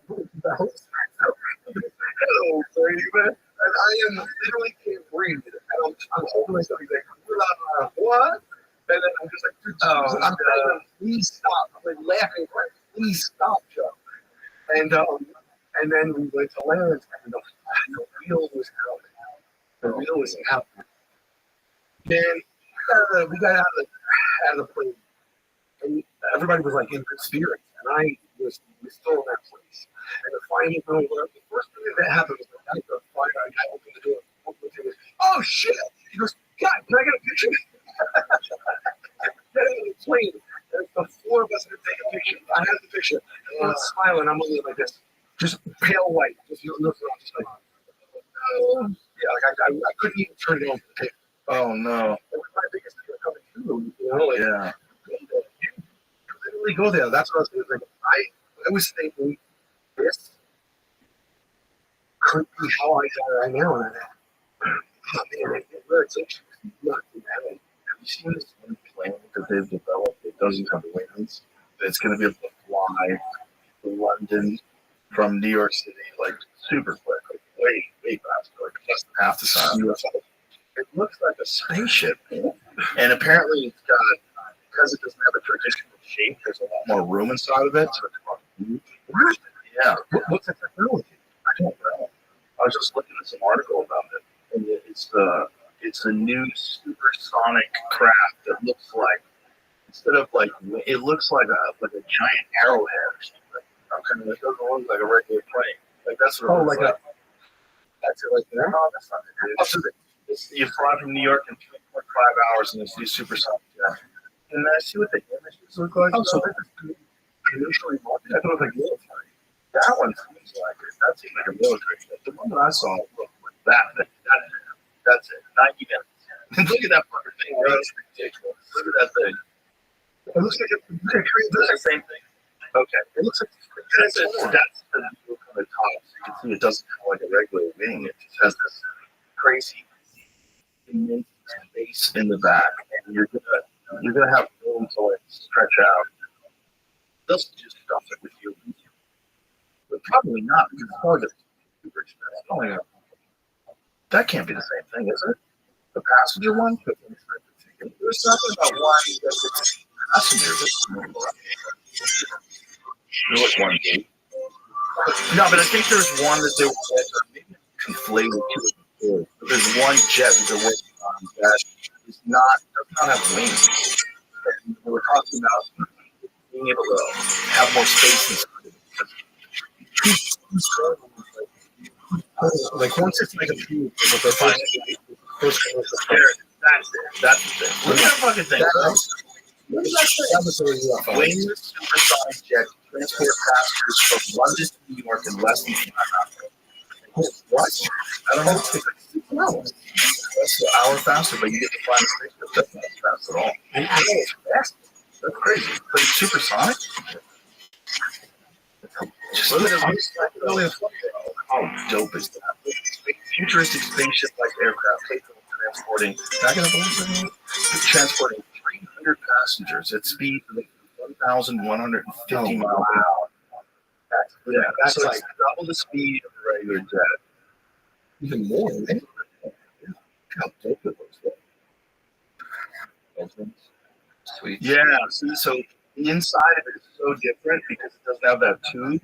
But it's got like space. How are we commercializing here? Like that cabin is going to be comfortable.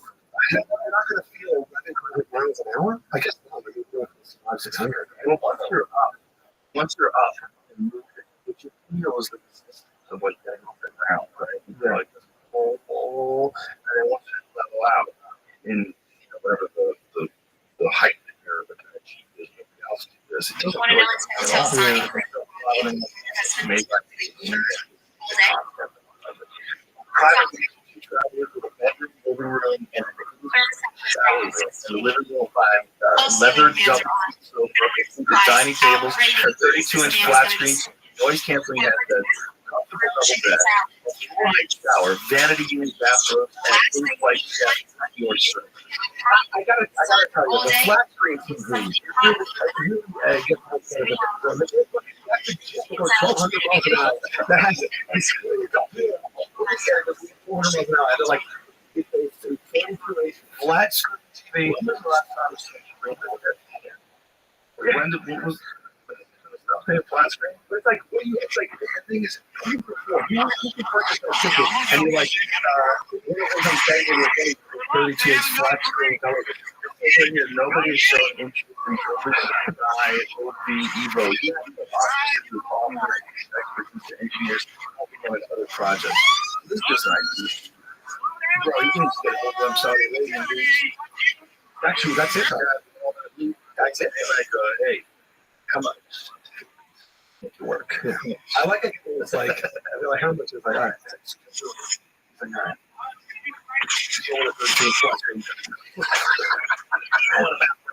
I can't do it. I have to tie, man.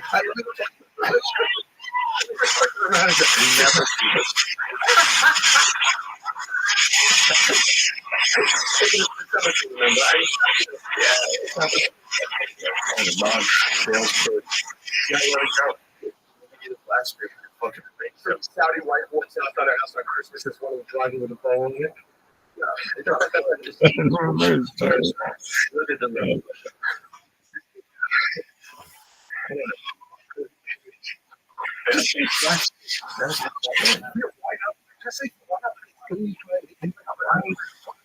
why say that?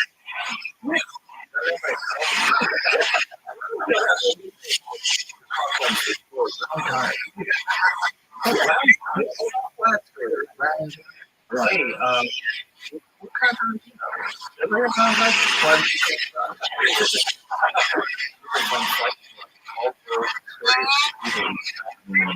oh God, what's this?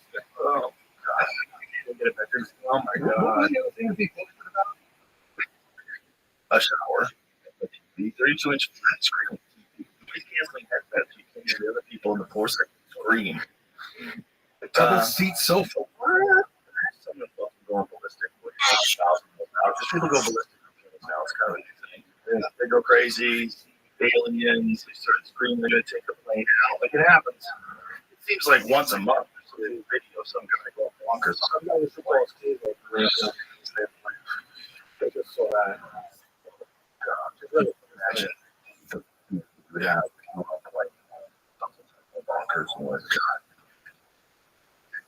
The anxiety. Story. You're like, what's this going to be? Workers like that. Chips definitely better. When they shot for chips off of this big ball. That was like that's the first zombie. Yeah, that was silly. Yeah, that, in my opinion. best zombie movie. I saw it. Fuck that. It's one of my 5 movies. The second one, I went to it opening night because I was like, Virus is amazing. And I didn't like it as much. Well, the first one was so revolutionary. You know, it was a different concept. Like a man created zombie virus that just infects everybody. Like turns into a fucking monster. Yeah. But the thing is, that virus is kind of like what rabies is. Rabies isn't as effective. It doesn't turn you into a scream and try to bite people. They have no fear. It's rabies. It's something in the composition of rabies. Yes. To pass it through. How does that? There's a lot of examples in nature of viruses, parasites, tricking organisms into doing things that are not necessary. And I think a virus could find a way to hijack the way an animal's mind works and to force it to be aggressive if it wanted to transmit a lot. That's the only reason why it makes sense they want to be aggressive. They can risk death. Like an animal being recklessly aggressive is not good for its longevity, right? You could be recklessly aggressive with a wolf or something that can carry you. You run up on it. But if you can bite it first, then you can give it rabies. Right. And then that thing's going to fight a bunch of other things that are big enough to kill you. Now you fight everything. Like there's a bunch of travelers that went across the country, like Lewis and Clark. There's a couple of them like really got rabies. I think more than one of them got rabies. But it kills everybody. It's not now. You really have rabies shot, but without the shot, is that fucked? Yeah, it's like 99.something% certain death. There's a few people that have survived now. Figured out a way to put people in medically induced comas, and the problem is this is not my stuff. The United States is a very, very new virus and a dangerous one. Because what it does is it works faster than your immune system to fight it off. And so your immune system is fighting off rabies, but it can't win. Rabies, it just hijacks everything and makes it through. Putting someone medically into a coma, they found that it reached equilibrium. Whereas the research his body on their body, the more immune system to fight off the rabies. And this makes it really perfect. They also just got very low time. Oh, really? The hospital and they'll test, the whole people the animal, they put people on test the animal, they'll give you shots for a test, but they're going to the stomach.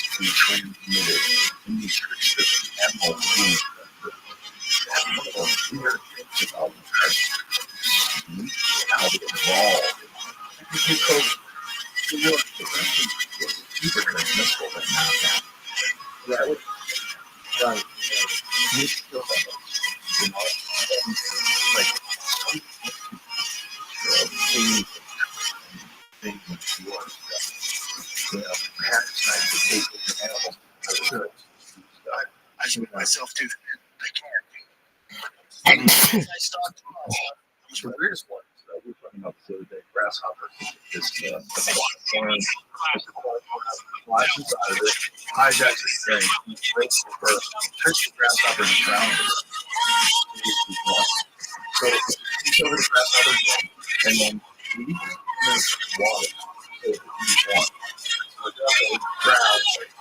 So it does drowns. What's the evolution? Exactly. How did that? Yeah. That was so insanely powerful.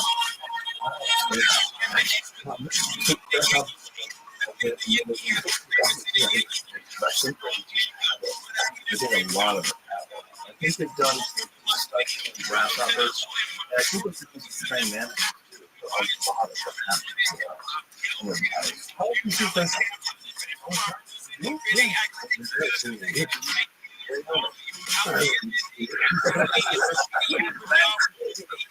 know, but I know grasshoppers don't come this way. Where do they just grass?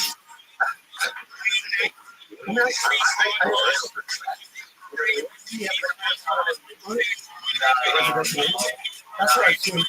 I have a big one.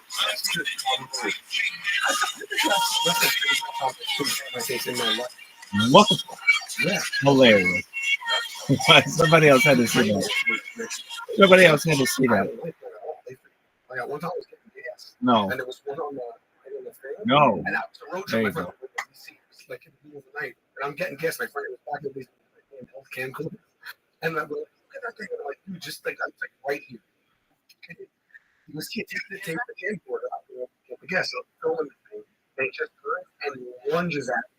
And I literally was like that fucking, like, what's that movie? That, no, the movie with where the person standing in the corner with like that horror movie.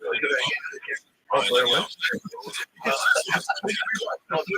You just see me and my voice got so high, and then the camera just stopped and just goes like just. You see it lunge at me first. They're little. What do they? What is that about? What is called? This. Is that it? That's a lot of it. Is that true? Yeah, one of the worst ones is ants. Some ants will take the male, and the females will take the male and cut all its legs off and just drag them to the colony. Yeah, it's good. So, This is like a history of rabies, and that's part of the hair of the dog. what is that? It's a tree rabies.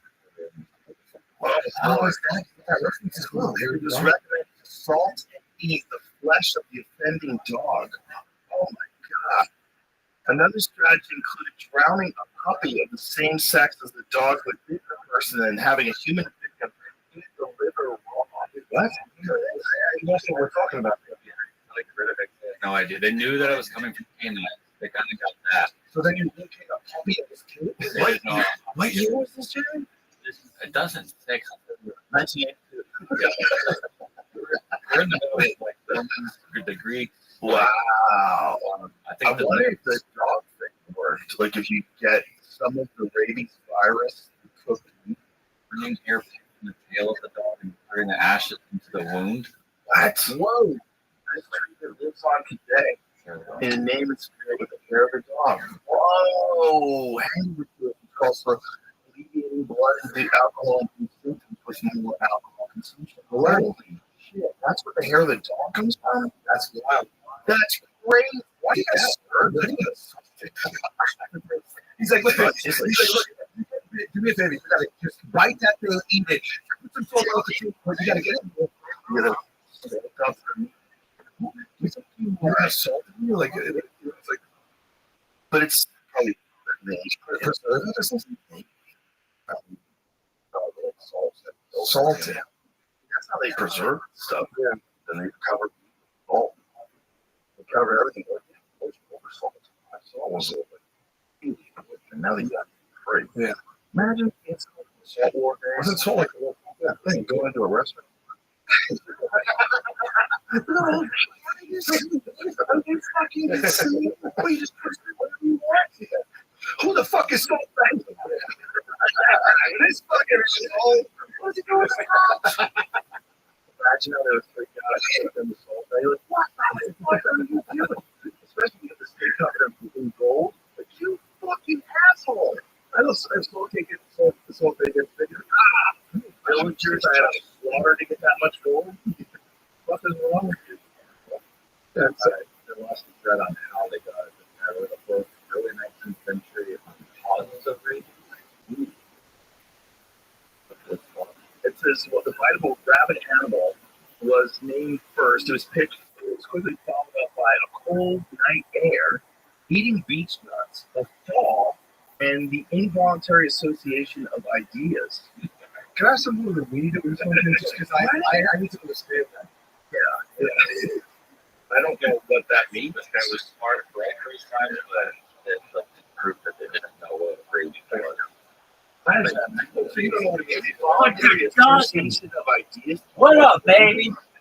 How are you? I think one of the first people that actually described it nervous system. I'm so glad that you're Opposed to bloodborne. Yo, what up to my little brother? How are you? Yo, dog.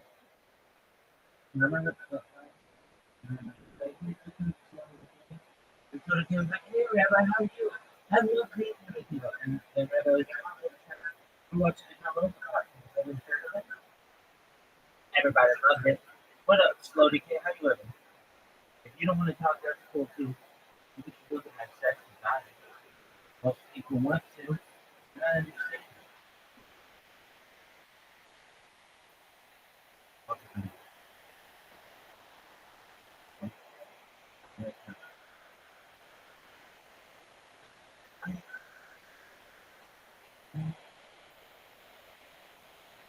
Well,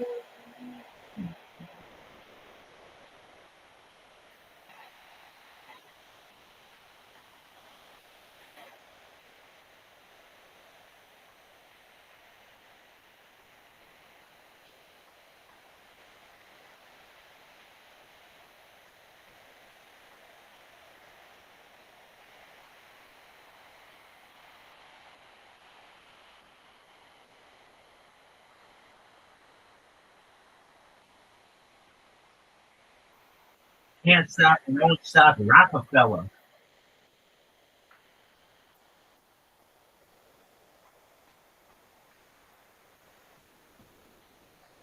Yeah, fuck.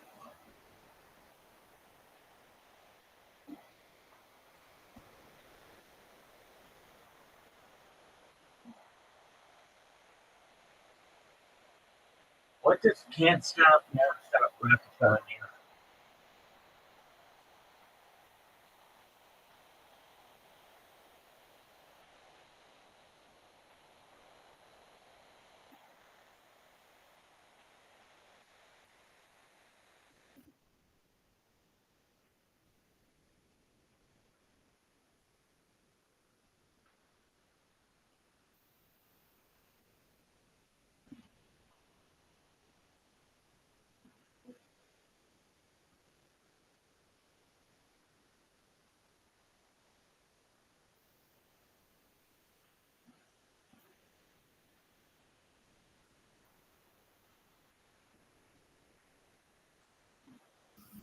Can't stop, won't stop Rockefeller.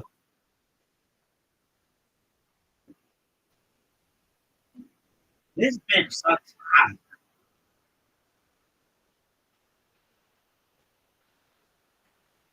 Yo, this one.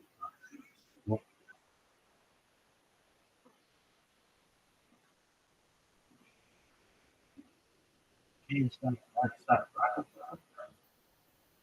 Hey,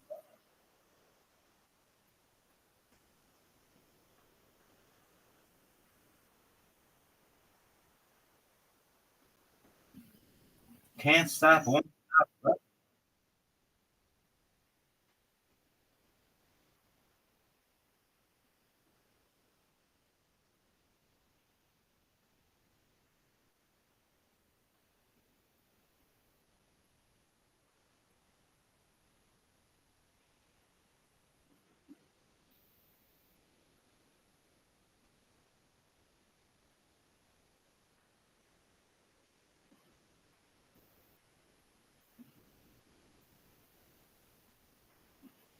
Yo, dog.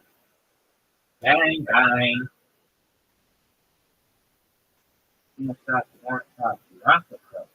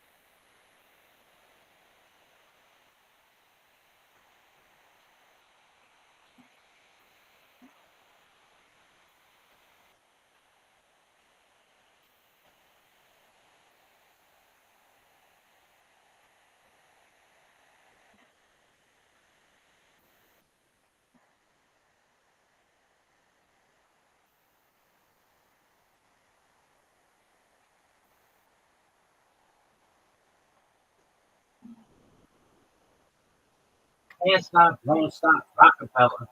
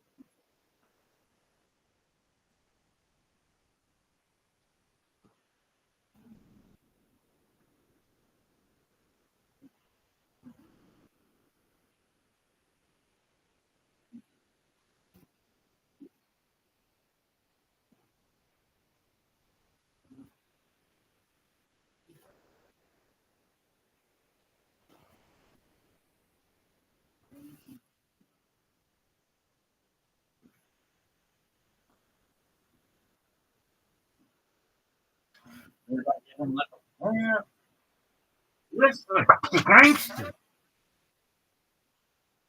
Star, fuck is Starglass? Look over here talk about Starglass. You don't know. Listen,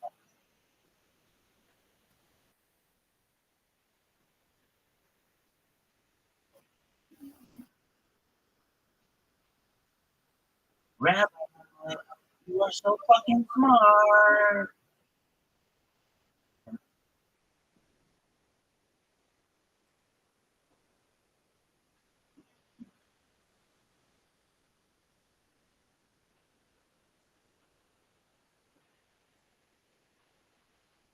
Can you please share it with me, please, and with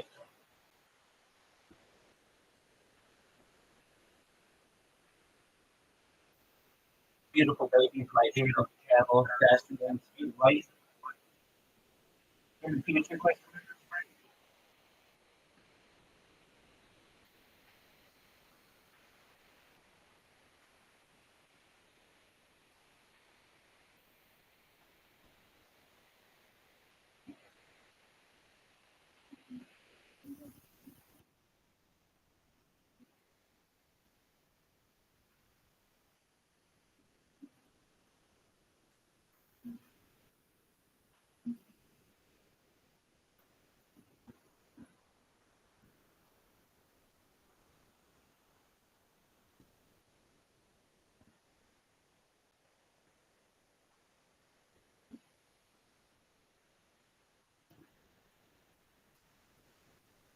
Yo, Em, you must stop, stop.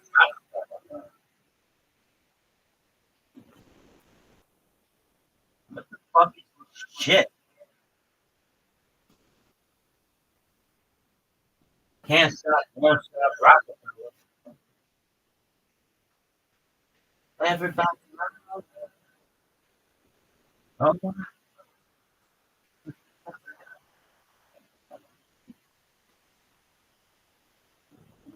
oh, hell yeah, motherfucker. Oh, so like, that's no chance. Go stuff like dog it. Yeah, alright, now what? Yo, happy birthday.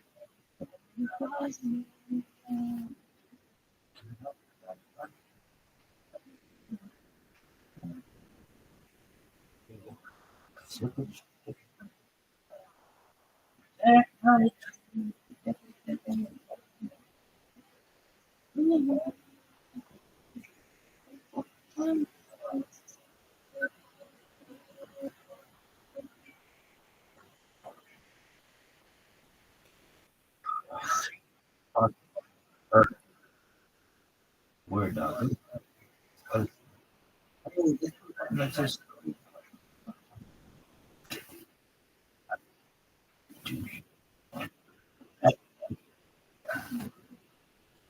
fun.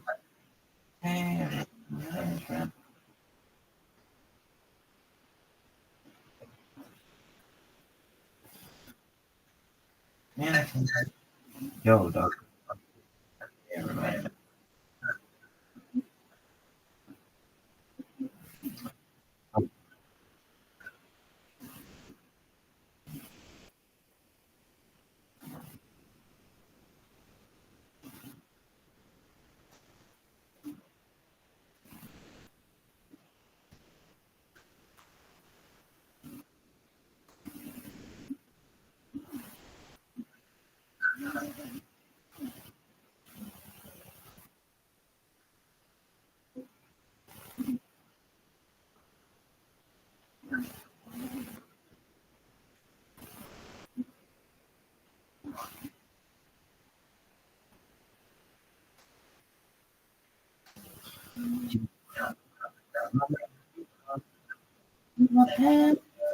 Everybody.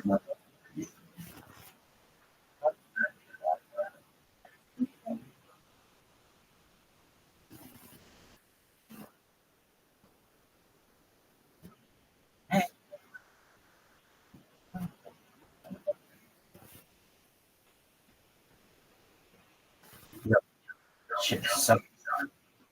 I'm shit.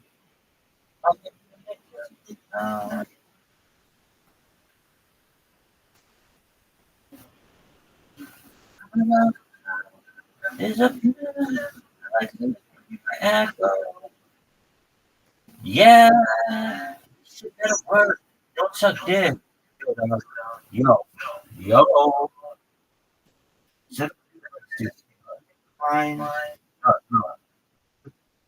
stop. This shit. Uh, uh, uh, forever.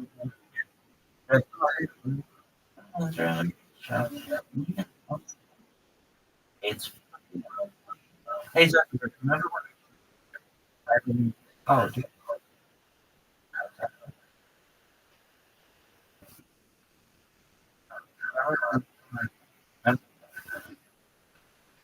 This, oh, yo, this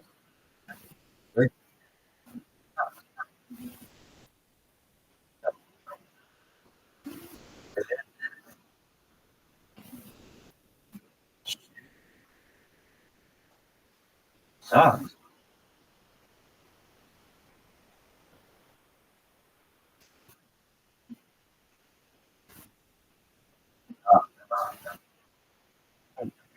Remember you, like, but you love doing and or whatever. And this shit sucks. This shit.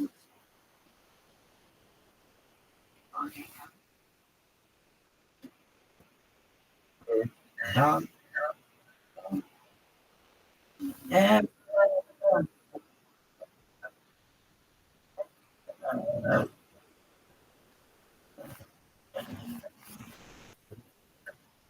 Give me this shit. Oh, no, I'm going.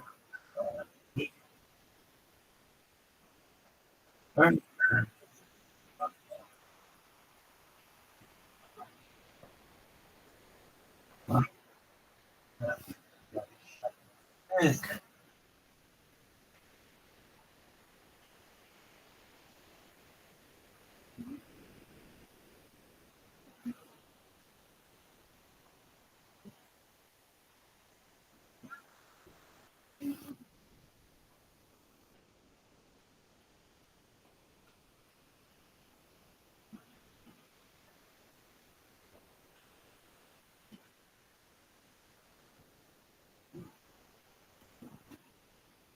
No. Oh,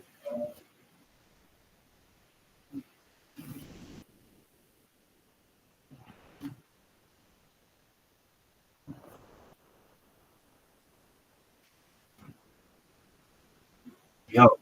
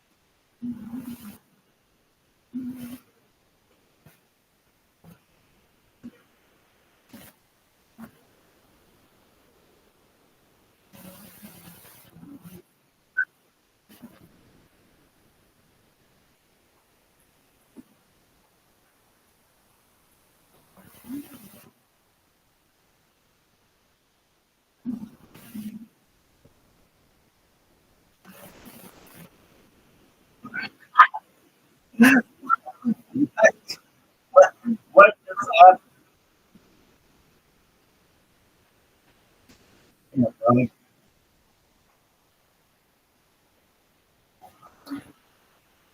Maybe my wife.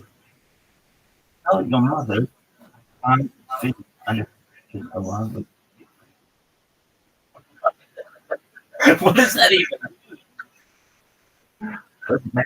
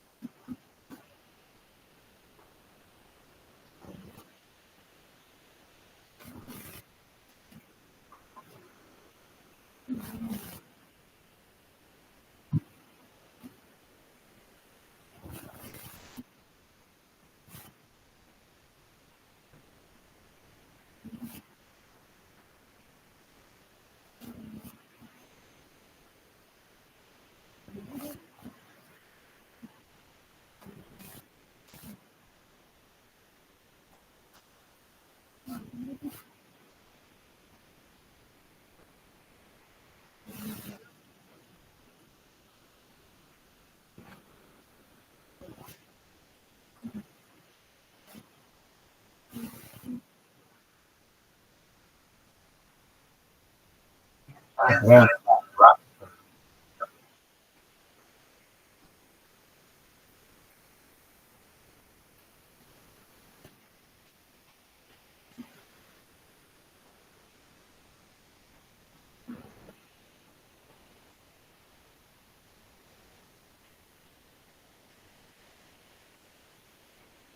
I'm a hustler. I'm a hustler.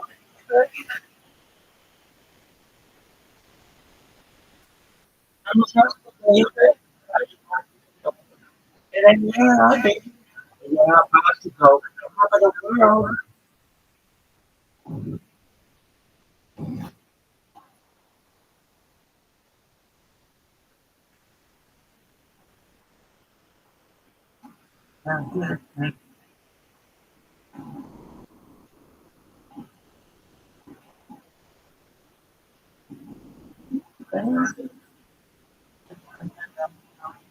It ain't where I'm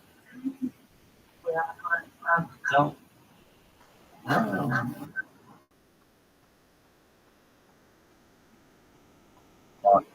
Stop.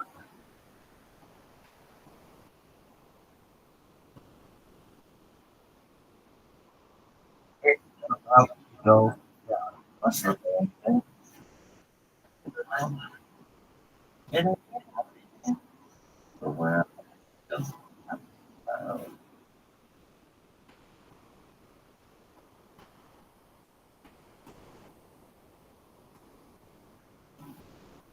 Now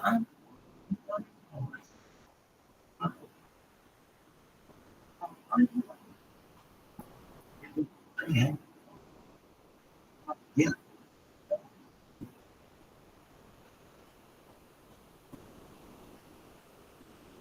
I'm a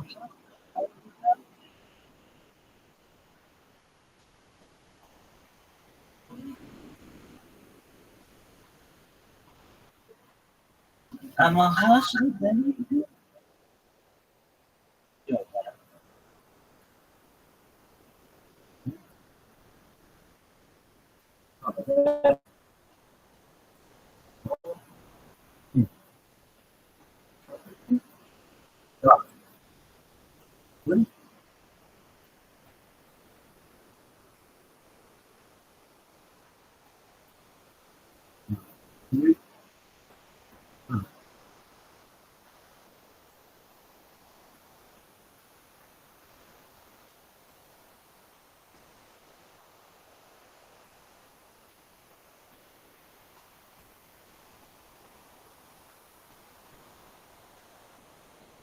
I'm a hustler, baby.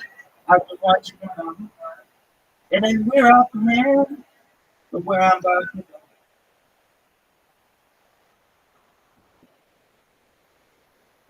be.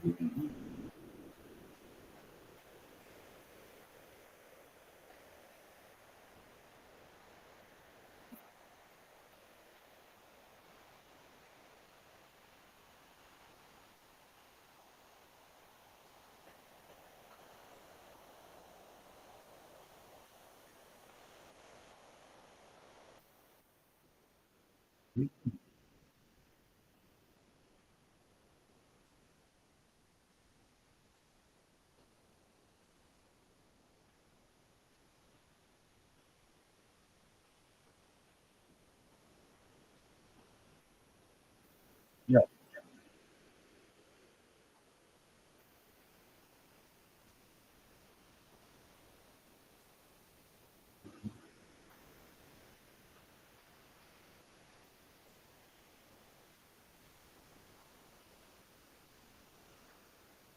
Oh, cool. It, I'm just inventing parts of the fucking language. Yeah. Which is baby. Would it be? Woo.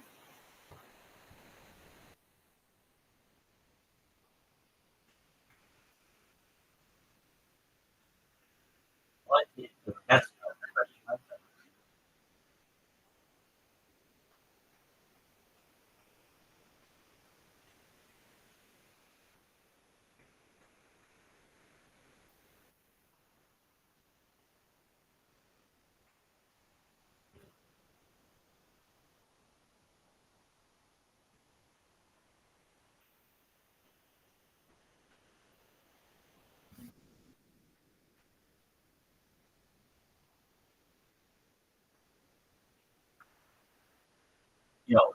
Was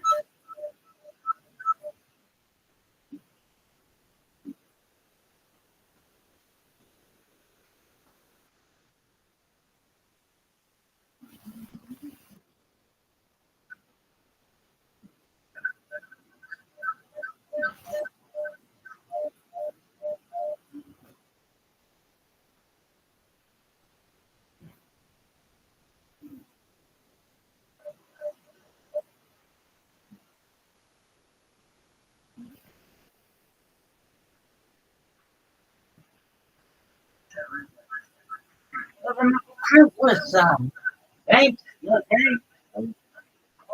Horse.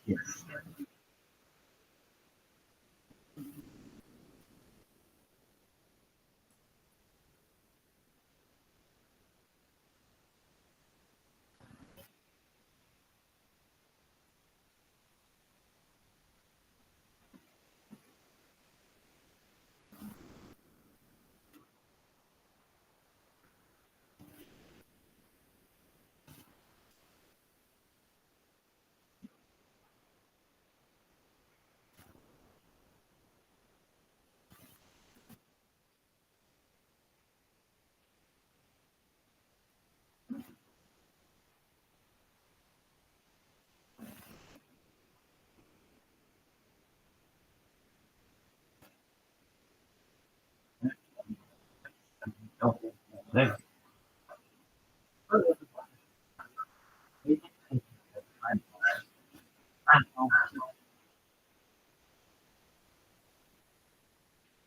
Take a shit.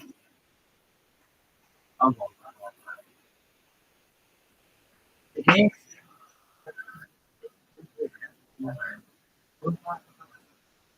Oh,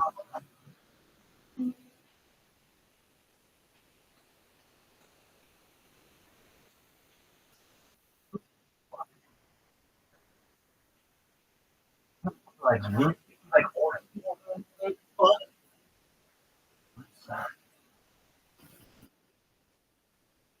Shit.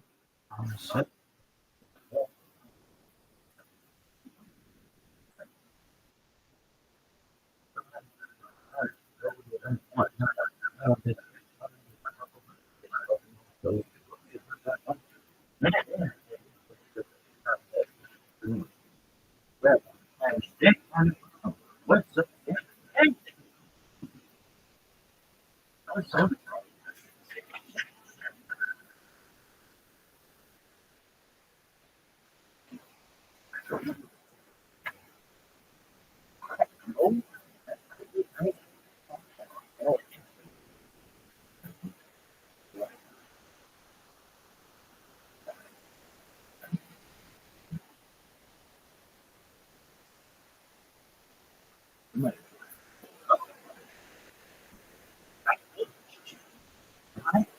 Get your fucking room.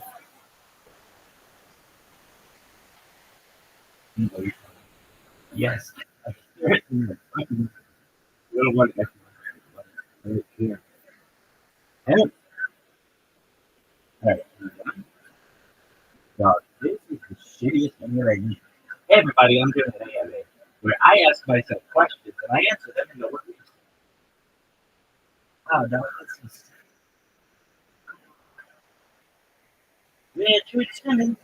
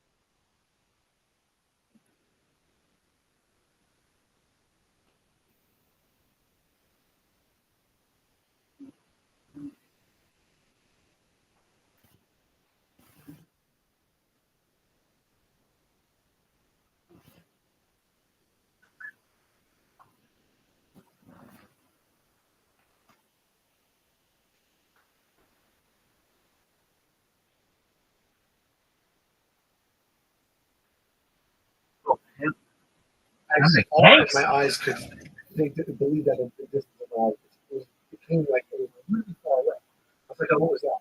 And then in like a fraction of a second later, it flashed again, and it was half of it. And then one more time, I mean, like 1 second later, it flashed, and it was like the flash was where I was, and then it was flash. Yeah, I'm like, yeah, like definitely in the process you should see, and I looked at it. And I actually was looking around at other parts of the field over instead of you just see like nobody was going to stop by it, so here. But I can't explain it. It's how often? I would say maybe like what's it, 8 years, 7 or 8 years ago, maybe. Yeah, I can't explain it. I know what it's not. I know what I'm seeing. You know, it wasn't like, oh, there's a building or oh, this light flash. It was distinct. It was something I had seen before, the way that the light came. I think it's supposed to fit on some planet somewhere with a drone. Covered it. Yeah, it's probably a reality show for True TV, Alpha Centauri. Imagine, like what we're seeing is just like kids' toys. Yeah, right. Kids' toys. Yeah. Like, no one cares about what you're doing with your dog, but kids do. Sometimes kids will start talking to their parents. You know, so it's so possible. It's also possible. More time goes on, the more I look at those little grays. I'm like, why are we even assuming those things are alive? Like, we're the gray aliens. Oh yeah, yeah. Why are we even assuming those things aren't some robot? Like, we're real close to making robots, like super duper close. And why would you risk sending a person or a living thing across the galaxy, fucking billion miles an hour, when you can just little robot people are really good now? Like giant heads, they don't talk, they can't fuck. And you get these little robot guys to go and collect sperm samples from people and fucking fucking take them up to the spaceship and run experiments on them and then drop them back off. Yeah. Maybe they're all Robots. That could be true. Too. Yeah. Yeah, that could be the future of intelligence species. They all become some sort of electromagnet. Yeah, that could be. That sounds terrible for us, but if you're being injected, you go, that could be possible. I start thinking about stuff. You know, I can start thinking about this stuff. I'm in that age right now where I'm having like that full-on existential thing. Like never happened before, but I can all the time. I'm just like, what is going on here? Yeah, that's most people's life. Yeah, that's what most people think. Just like weird. Just wondering what the people will be. Just like, okay, someone will be around to see it. Someone in our lineage will be around to see it. Hopefully. Yeah. Or not. Yeah, that's the thing. Eventually it's going to be not. Everyone wants to look at big picture, but really look at big picture. Like this sun is going to wipe us out. We're not going to make it. We're going to get to a certain point, whether it's a billion years from now or whatever they think it's going to be, where the Earth's no longer having. That's just going to happen. So we're like, oh god, that's so far away. Well, so's 100 years. You're not going to make that either. So let's.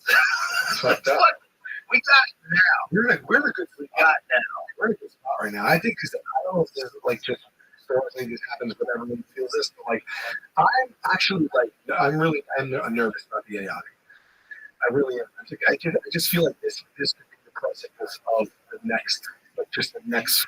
Yeah. You know what life becomes. Not just the next thing, but who takes advantage of it and how. Right. It's like this newfound power. It's going to be so different than anything else you ever experienced before, and who's in control of it. And it's the second most feeling of unsafeness besides war. It's up there with war. You know, you feel unsafe, right? Like unsafe, but not. I feel unsafe like in my lifetime. You know, I don't know. Yeah, it's very different than anything that's ever happened before. Because within a short amount of time, it's going to be a real problem. It's going to be a real thing that's smarter than us. We're not going to be the smartest thing. Now, if we just stop right now and pull the plug, who knows? Maybe we'll be okay. We might not be okay if this thing keeps going. Or we might be. Maybe I'm wrong. But it's like everyone says that. Everyone says that. So yeah, they still. They'll never stop. But the problem is the Chinese government and the Russian government are not going to stop. Right. And for us to stop right now would be very dangerous.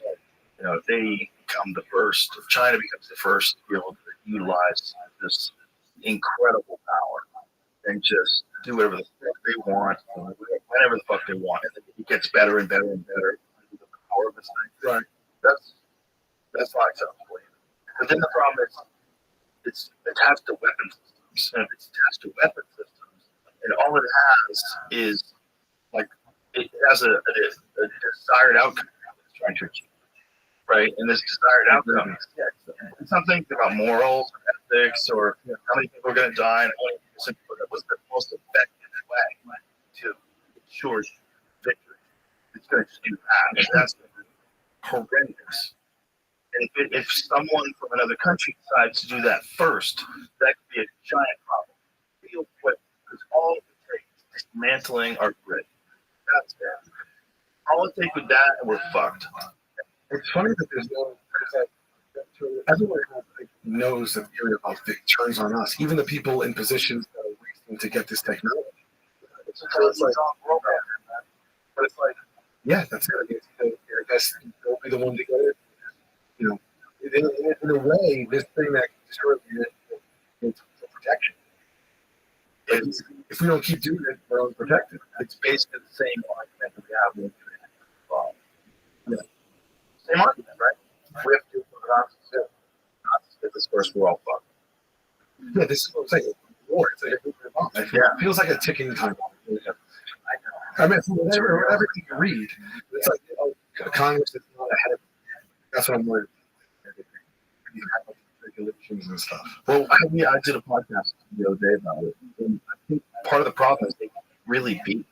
There's no way they can know everything about everything. Right. There's too many things going on in the world. If you want to ask them about cobalt mining in the Congo, and also ask them about overfishing in the ocean, and also ask them about the side effects of oil spills, and also ask them what's going on with pharmaceutical drugs, and There's no way any Congress person, gun control. There's no way. There's no fucking way to be in charge of all that. And what are your thoughts on order? And also, what are your thoughts on what about seed oils? It's just plugging holes. Yeah, there's no fucking way you can be really well read on all those subjects and be objective. Yeah. So they don't know what the fuck is going on, and it's happening, and all these super nerds are out there coding and banging away at it. And they're about to release ChatGPT 5.0, which is going to be the craziest of all crazy ones. That's out of all the ones that have happened before. Like each one of them is more insane. Like for ChatGPT 4 is pretty fucking insane, and then 4.0 is pretty fucking insane. Really, and 5 comes out. 4.0 talks to you. I have not interacted with Apple not one time, so I don't really know. People taking images and stuff, and I was like, if you can, write me an email, I should do shit where it's like, I love you. So like those stories that came out where like it was like it felt so nice, like changes the emails or whatever. But like I haven't really gone past that because I'm like but it feels like you have to. It feels like you actually have to. And you're worse off if you don't do that. I kind of get forced to pay attention to it because of the show and because of my friends like Duncan who's like really, really into it. Yeah. Duncan uses AI all the time. Like if he was hanging out with you, he would take your voice from like record you while he's talking. He would run it through AI, and then he would type up a bunch of stuff for AI to say, like really embarrassing things. And then he'd say, "So why'd you send me this?" And I would just, "Are you serious?" Yeah. That's it. I did it to Tony the other day. It was hilarious. But that's ridiculous. I saw on a forum or something. Someone said someone took my voice and made it the Michael Jackson Bad album. And they sent it out. It's my voice singing Bad by Michael Jackson, but good. But it's my voice, and it sounds like me to me. And I was like, this is such a. I remember I was playing that later. I hit play, and I was like, this is fucking nuts. And that is going to be a living thing. So that's going to be another style. That's going to be another Bobby Lee. That's going to be whoever the fuck they want to make it. You're going to be able to make people that sound and look and behave exactly like that. We're going to be able to bring Rodney Dangerfield back from the dead. He's going to go on tours with nobody. That's it. I'd see it for sure. I would. I just want to see what it's like. That'd be weird. Imagine brought Lenny Bruce back from the dead, but you didn't let him write new material and it just bombed. Like this is the guy we'd all listen to. And he's like stuck in Exit 65. He still thinks he's hey, Dick. It just gets on he's gotten arrested for those jokes that people like nowadays are just like now it's nonsense. My grandfather. Yeah, it's so easy. That's weird. Yeah, because in the context of like his time, what he was saying was revolutionary. What this guy's saying, but it's hard for us to recognize it wasn't that long ago, man. I know, wasn't it like 60, 70 years ago? That guy was getting arrested for telling jokes, and then talking about certain things on stage.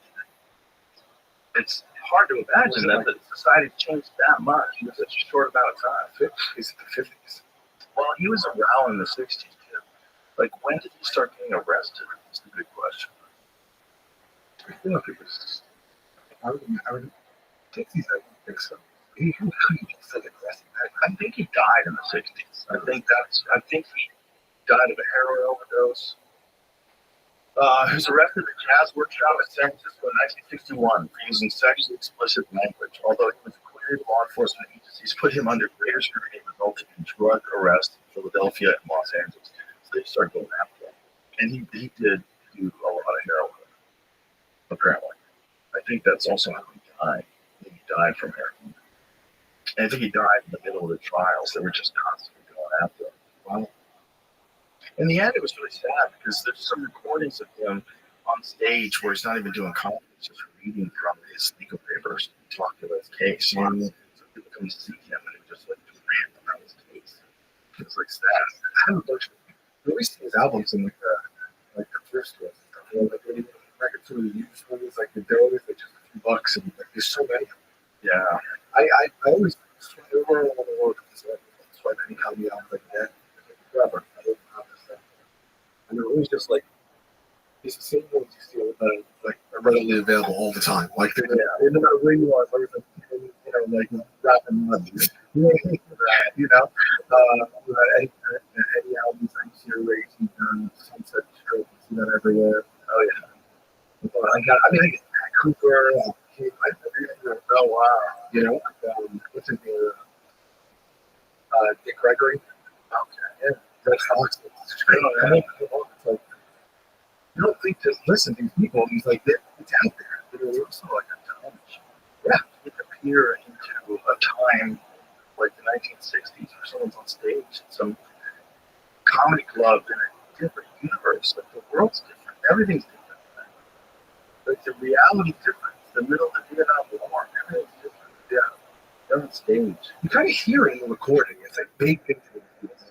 Like, whether it's just you're listening to or just the way they record it. Like I actually really like listening to crowds on the records as well. It's different. Sounds and feels different. How they react and stuff. And different people, man. You know, their context, the civilization they lived in is just so different. It's so little access to information. And the difference between people then and now is so vast in terms of how much we know about stuff, how much information we have. You know, like back then it was wild. Like that kind of copy was only like a few decades old. It was wild. Like nobody was doing it. There's a great series of recordings from Richard Pryor at Red Fox's Comedy Club in LA. And I bought them once at a gas station. Just had them like a cassette thing. And they're fucking great, man. And they're just these recordings of like Richard Pryor fucking around, making up material, working the crowd. You hear like ice and glasses. That's exactly what I was talking about. That's the kind of thing I love. Oh, it's so cool. Yeah, it's so cool. Clicking and the cranking and the shit and stuff. It gives like it's its own thing. It's like you've seen the Potter's Tonight Show, right? Yeah, sure. Yeah. It's just like clean cut. Like, yeah. It was like I know. It's like wow. I know it's kind of weird. Kind of weird seeing that. Yeah. Well, then it was also George Carlin. George Carlin did a couple of days of clean cut and jokes. I haven't seen any of those. Yeah. So you can find early George Carlin. Yeah, you can look at me like, you know what, that's the hippie guy? Yeah. I know that. Yeah. I don't material. I don't know what it was like. Very clean. Very like regular. Look at him. Or it's not realized I've noticed that holy shit. That's something, something Brian done with a black man with a car. The single ice out there,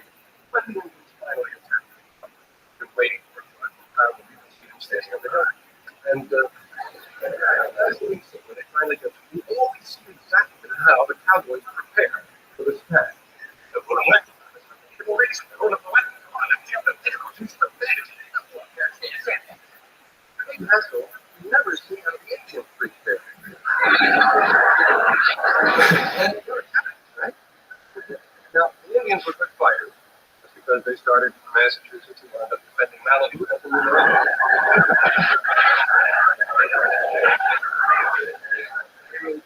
Play the game. I say that now, the Indians were good fighters, and goodness is so they must have been well organized. There must have been a way to divide their manpower. It wasn't just huddle sheep anymore. Like yeah. Interesting. Yeah, I mean, that premise, interesting premise. Did you ever see him? Yes. I met him at the comedy store, and I saw him perform a bunch of times live. Yeah, I saw him live when I was a kid, when I was 21, when I first started doing stand-up. Live. Really? Oh. 7 years later, look at that. Yeah, found out about hippie pussy. Like, hey, I'm going to eat wrong. Probably did a little acid. Like, what am I doing? Fucking stupid tie. I mean, that is a coast-to-coast transformation right Real quick, too. Yeah, just a couple of years. Yeah. Years ago. Pretty That was 65. What? I think it was August 31st, 65, March of 72. Oh, that's crazy. I mean, really unreal. Yeah, he looks way older. Like that was like 7 years. the inside. Yeah, he was hard. I guess. Yeah, that's pretty nuts. One of the greats. Yeah, man. Yeah, I mean, without all those guys, I mean, that's what's really interesting about the article. Without guys like Lenny Bruce and George Carlin, just a few people, just a handful of people, Richard Pryor, Red Fox. Who would this be now? Yeah. What would it be? Kind of crazy. Yeah, Rickles, sure. Rickles was like the original poster. What an animal that guy was. I have it's like if it was fire, it's supposed to. Yeah, That's amazing. amazing. He's awesome. Yeah, so he's so kind of on stage. With Jokes. insane. Yeah. You know, for the time, man, that guy was murdered. Nobody was like him. I saw him live like, in the last like 5, 6, 7 years of his life. I saw him in Atlantic City, and from the back, horns, and everything. Before he even got to the stage, it was 20 minutes insulting people before he got to the stage. It was great. It was amazing. Didn't go back. And then I saw him again later. I saw him like 2 years before he died up in Westbury, Long Island. And he sat in a chair for this one, but he's taken 2 hours. Wow. Yeah. That's awesome. Yeah. That's awesome. I got to go backstage, and it was like freaking midnight. He was with his wife and a couple, and he you know, people come in like, you gotta leave, like, him out, like, like, 15 minutes. Yeah. He was just something live. There's a few guys though. Damn it. You know, I miss him live. Yeah. I saw Guinness live. Oh, wow. I saw Guinness live at least 3 times. I saw him once live at Great Woods, which is like this outside concert area. And then I saw him live at this. I saw his career like I saw it in real time. Even though I was like still a huge Guinness fan. Second time I saw it was like shitty kind of casino-y place. It wasn't that good. It wasn't packed. Then the third time was kind of the same thing. Yeah, I was just starting out. Like me, I wasn't a comic yet. Like maybe I was thinking about doing comedy. It was pretty close. It was like right before I did comedy. But he went from 86, where he was on top of the fucking world, to like 88. It already started to kind of fall apart. Yeah. It was wild how quick it happened. But he had this one amazing album and one amazing HBO special. And those two were like things. Yeah. And everything after that is just too much power and flow. And he got caught up in the life. His career wasn't that well thought out anymore. He's just like, his brother wrote about it. His book, read Brother Sam. It's fucking great. Yeah. Bill Kennedy wrote it. It's really a real fan comics.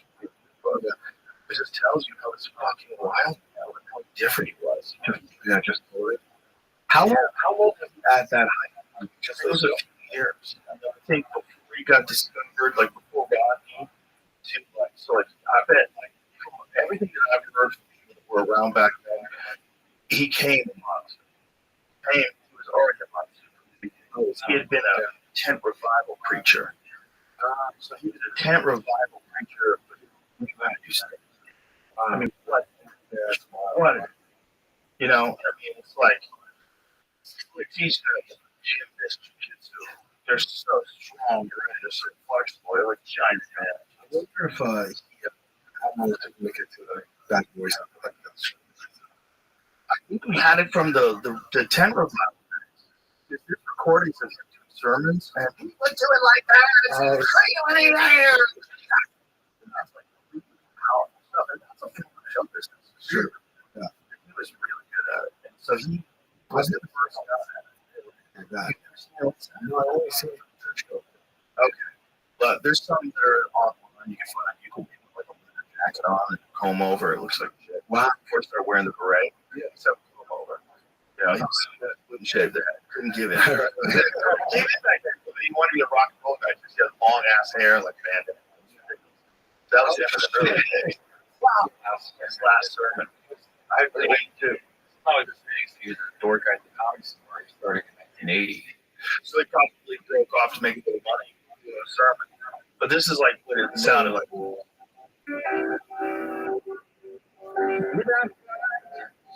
in my life.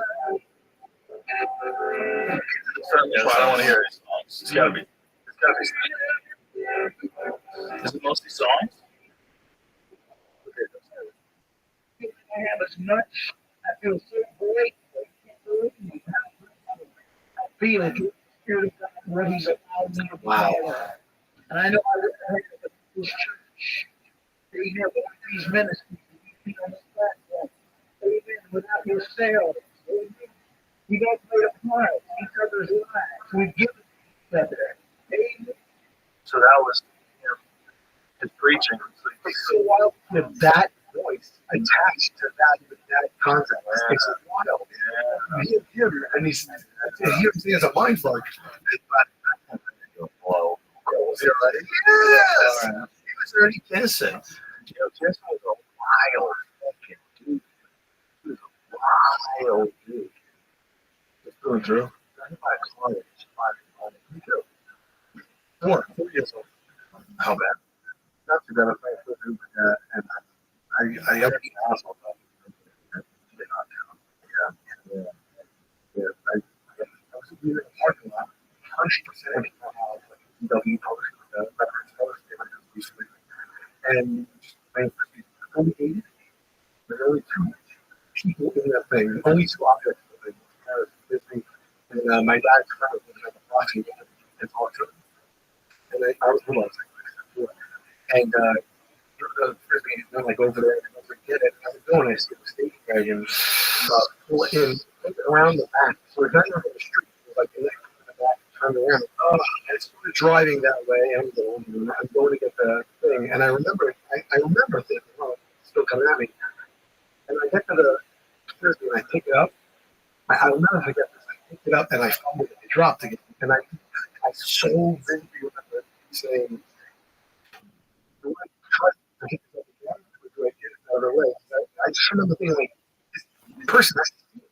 The only object in front of me. And I went to pick it up again. And I woke up and my dad was looking at it. Yeah. But it wasn't bad. It wasn't bad. I don't know if I got concussed. Yeah. Okay.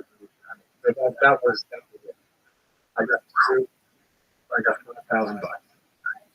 So I couldn't touch a toilet. Yeah, it was Levi. You don't remember? 12,500. That's what was left. 12,500. Oh, because the 5 got done. It was 14 years. No, 14 years of, I guess, oh, that's amazing. Interesting. Yeah. Wow. I that's just interesting. You ain't going to find this car. I didn't find this car.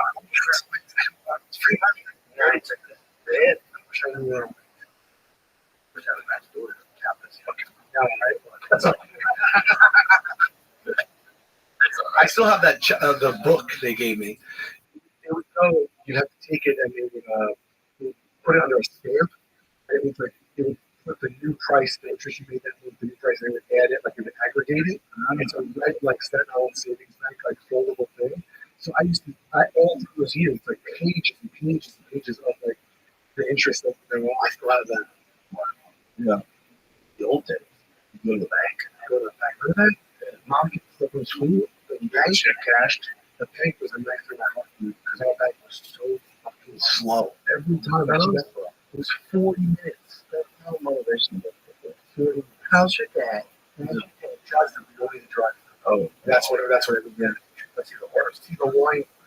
When your car starts overheating, it always did. That car overheated. Used to explode. We used to drive down to the Jersey Shore in the summer. We'd be in the back seats, everything, like, right? It's just my mom. This thing's a fucking boat. It bop, bop, bop, and looking back, and it's shooting black smoke, shooting out of the tailpipe. And she used to pull over on the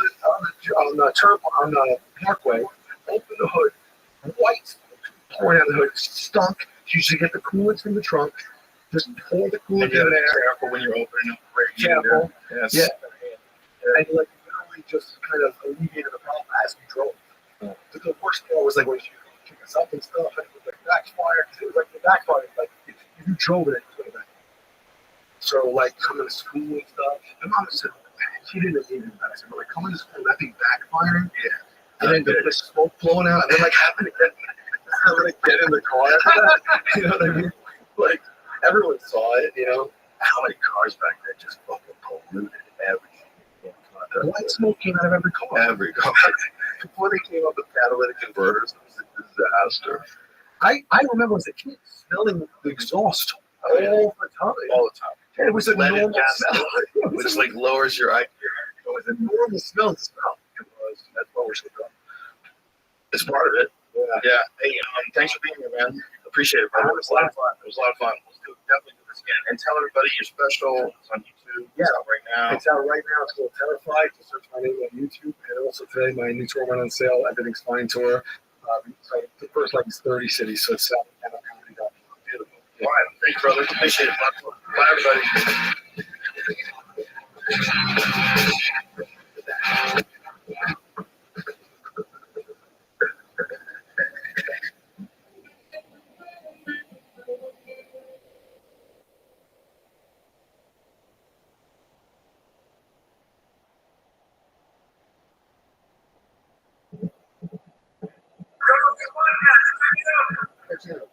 Experience. Train by day, podcast by night. All day.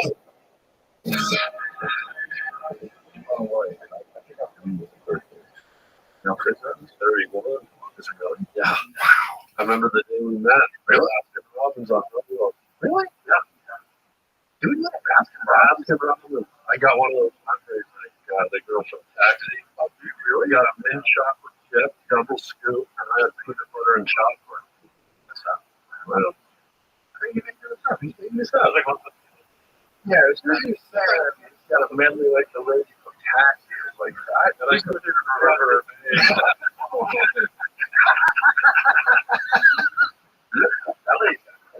She does. She can tell you, like, in 1972 what day it was. Dude, I bumped into her at a sushi joint once, and she reenacted the day I lost my virginity. It's unbelievable. She remembered that. It was her. It was her. So, she bought my chair. She drove my taxi. Yeah. She acted as her. Wait, what's her name? Mary Lou Retna? No. What is this? Close. Mary Iris? Florian. Mary Lou Florian. What was her name? Retna? Oh. What's her name? That's the deaf chick. Yeah. That's the one that everybody had a time was really good at. But she did win an Oscar, didn't she? Oh, she did the tampon commercial. Did she? Yeah. And who better to do them than a Tumblr? They get guys to do that. Yeah. It's New World. Yeah. Yeah, she is. Back in the day when she was on Taxi, but you can't lie to her. Yeah, she knows everything. But you're like, I didn't say that. Like, not only say that, you were wearing this. And, yeah. She knows it all. Unbelievable. It's probably a real issue. Yeah. You never argue with her, but it was right. Sure. Yeah. 100%. You're a body ass, normal human. Just remember. My memory's not that good. Maybe she's an elephant. They're not good. They say they are. Yeah, but like shit that you would remember too. Right, like how can you watch all those nature shows and see like elephants wandering around aimlessly and you know they're looking for their car. They can't remember where they park. Idiots. Drive, that'd be a problem. Fucking car. Big roads have to be. Wow. Anybody else, any other people start developing electronics? I think. Yeah. What are you doing over there? Like, we wouldn't be cool with kids fastening their weapons if they start making guns. Yeah. Chips start smelting iron. Yeah. Figure out the chips on the range. Yeah. Like, hey, only us. Yeah. Well, this is not what Planet of the Apes is all about. Like, similar. They evolved to the point where, wasn't the new one like experiment? Wasn't it like some experiment? Like they were like back in the day, it was like a time machine thing. Like they went, right? Really old ones. Yeah, the first there's a one. time machine. You go forward in time and you realize, like, oh my God, the apes are now humans. And Yeah, they landed so far in the future of Earth. You know who wrote that one? Rothschild. Yeah, from Twilight Zone. Way ahead of his time. With everything. So many good episodes. Yeah. The Twilight Zone's good. No production value, no money for special effects. Incredible shit. And that's what was part of the charm. The music, everything worked. And if you look at a lot of modern day movies, they were predicated on those old shows. Like Chucky, there's an old episode with Telly Savalas, Talkie Tina. Hi, I'm Talkie Tina, and I'm going to kill you. This was a doll. Fast forward to Chucky, the demented, red-headed, freckle-faced. There she is. Tina. One list. Oh, yeah, it's a cookbook. Yeah. And then Julia Childs walks out of the UFO. Yeah. Hello, everybody. We're going to serve your children. The aliens like undeserved man. Oh, Very bizarre. yeah, they had giant bulbous head. Yeah, there it is. Yeah. It looked like Herman Munster without the hair. Look how bad this fucking makeup is. Yeah. Yeah. You can see everything. Yeah. It's so shitty. Like you could have had a high school musical. Speaking of human cookbooks, I have a buddy who just had a kid, and he told me him and his wife made placenta smoothies. And I'm sitting there going, what if you love them? What if you love to taste your own kid? And one day with Billy at the park, and you're just looking at him and you're like, you start licking your lips like, you sure didn't taste good. And then cannibals eat your own kid. I don't think it's actually eating your own kid. I think it's eating the nutrients that provide nourishment to the kid while it's in the womb. It's not. Kid is separate from the placenta. It is? The kid is an actual. Oh, I thought it was covered like, you know, when a gazelle drops its baby on the Kalahari and it like licks all that film on it. It's not placenta. Or is that just like a pasta sauce? It's like carbonara. I think there is placenta, right? I mean, it probably must be. So isn't that what human kids have? Don't they have that like But gazelle? it's not the kid itself. It's the nutrients that the kid was consuming while they're in the womb. I believe, obviously, I'm not a doctor. Yeah, look at this. This They one don't eat drop that. it. They eat that drop. Boy, how vulnerable they would give birth. Oh, yeah. And half of those kids get snatched up immediately. Like, Yeah. some cats or wild dogs or something come run over and steal your baby, and that's it. Carry that thing around inside you for months. You love it more than anything. Yeah. Life. They're protected. Like, obviously, they have like this insane connection with that baby, and then it gets snatched away by a cat. It literally doesn't get its first bleed out. Like it lifts at that knee and then That's one of the things we have to be very aware about in this environment. What bears, what bears are doing to deer and moose, the same thing. It happens that, like, if you really love deer and moose, elk, and stuff like that, half of those animals, babies get by bears. Yeah. They eat like half of the babies that come out. Half. Yeah, like, you know, it's a good thing in a good ecosystem. The herd. Yeah, well, it's not even just to call the herd, it's just to how that's what they're there for. Like, it's a system. We look at it like this beautiful thing. It is beautiful. You see these animals in the wild. Sure, but what it is, it's a system. It's like a mathematical system. You have numbers and the amount of predators. It's based on the amount of prey, the amount of babies they have, and the amount of babies that survive. And, you know, animals that have less babies don't survive as well. Animals that are bigger fight off the wolves better. It's like there's a whole system. And it trickles down right to the vegetation and the ecosystem. You know this, like if they remove the wolves, then the elk and caribou herds expand and they start eating all the growth on the riverbanks, causing erosion. The rivers flatten. It just so you have to have those predators. I'm glad they're eating half. Remember this. If they're listening, eat 3/4. If they weren't eating, I would be overrun by like deer and elk. You know, a situation where you have like a museum where they have to fly over the hills and just gun them down. Moose in No, New they have Zealand? in New Zealand. New Zealand's a wild place. Yeah. Literally, but There's beautiful, so beautiful. Elves. They got there in I guess the 1700s or something like that, the 1800s, and these European settlers, European explorers, like this place is so beautiful, but it doesn't have any things for us to kill. Why don't we bring in a bunch of wild animals from Europe that we like to kill? And so they turned it into like a wild game safari park for hunting. Yeah, so there's all these animals like stags and all these different kinds of deer, all these animals that are not supposed to be in New Zealand. They're everywhere. It's so overwhelming. Like if you buy elk, like if you go to a restaurant, you buy elk, most likely that elk is coming from New Zealand. No. Yeah. There's elk in New Zealand? A lot of elk in New Zealand. And it's probably, they probably are allowed to consider stag elk too. That's a good question. I don't know. They're so similar. They're such a similar animal. Yeah. It probably tastes exactly the same. The only elk have a cool sound. The stags have a really cool. Stags sound like a lion. Heard a stag roar?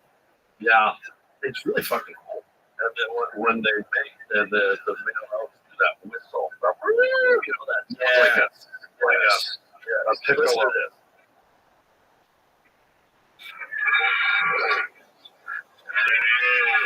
Oh, weird noise. Yeah.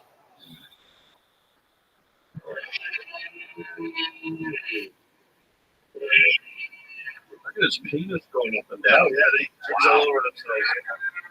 Wow. I've seen elk do it. They just piss all over themselves while they're screaming. Elks are even cool. Give me elk and elk bugle. Elk bugle, I think, is the coolest thing in the world. Oh, me? Bro, if you didn't know, you're in the dark. I think camping. You know what that was. Oh my God, there's monsters out here. Yeah. Yeah, there it is. Couldn't you imagine that being a monster? Yeah. It's sort of like an instrument. Imagine if it's dark out and you hear that. You're like, oh, it's demons. Yeah, that's the kind of thing. It's scary. That's amazing. And then they go into the line. The big cats go into Lemon. You know this? I ran into problems with girlfriends because of this. It's like when the female lions and the leopards they get ripe. You know what I mean? Ready to party. That's good. The lions and the cheetahs and they do this thing where they smell the female scent and they do this thing where they curl their lip up. And it's like a sexual thing. And that I for some reason, I don't know why, but I do that when I'm about to get into some love making. Do a little bit of that? And then like embody the lion. I don't know. I just have the thing. And they never stick around. Yeah. Lemon response takes place when one lion either sniffs or smells the urine of another. Chemicals and hormones contained in the urine elicit the Fleming response. Usually after smelling the urine patch on the ground or vegetation, the cat is doing the smelling will lift its head, his or her head, and hold their lips back in a strong grip. So you know, and I got it's just like I gotta start taking girls that wipe, I guess, because they say you're looking at that right before it and go, oh, you're not getting out of this. There's fucking no escape. There's no escape. No jiu-jitsu move. There's no poke in the eye. It's a wrap. It's a wrap. Look at that mouth. That is a wrap. A rappity wrap. I had a moment when I was on safari in Africa where it's the only time in my life I started shaking. We were on a private Land Rover, came up on 2 male lions, and it just made a kill. We were literally probably, I'd say, 25 feet from them. And one of them got up. We're in the open Land Rover, right, with no protection. Such bullshit. So we got the guy driving from our camp, and this thing, one of them got up, walked halfway to us, and just did that burning stare with its cold eyes. Oh my God. And I was holding that in my hand. Because it was a few times in my life I felt like I was at the door. Like that light could have been on me in 2 seconds. And it was terrifying. But exhilarating at the same time.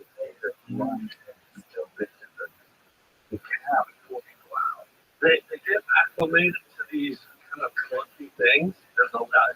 Look, I know nature's unpredictable. Well, I said to our driver, he was parked in front of the stump. I said to him, dude, I know you do this every day. Get away from the stump. We need to have an exit strategy. Yeah. And so he goes, oh, we'll be fine. I said, no, move from the stump. Because nature, you don't know when nature's going to do that. It was going to be an open air thing. Yeah, it's beautiful. But I didn't know we were going to come up on two male lions that were in the middle of eating a wildebeest and be the only ones there and like 25 feet away. And one of them was going to shorten the distance by half. Oh, God, was this before or after the video editor? Just the video editor came across, got pulled out of a car. Oh, she did? There you go. There's your answer. Yeah, it can happen. I think it was a different situation though. I don't think we were acclimated to the open air ones because in this one it was cars. She rolled her window down to reach out to the and the cat just snatched her. It's like a toy. I mean, you're basically rolling a piece of yarn. If you see if a cat sees a thing that couldn't get, but now he can get it, their instinct is just to get it. No. Yeah. And even if they never would have the windows are rolled down from the beginning, the moment they see you get out, like they basically were like dangling. There's This is how it happened. Oh God, it's so horrible, man. Oh my God, look how big that thing is. That's not pulling you out of the car. Oh my God. So I was in Florida and I was doing a gig like on one side of Florida and had to cross over to the other side. And in between, here's where it got clunky, right? I rented a convertible, right? Because it's nice Florida. So I living like a pimp.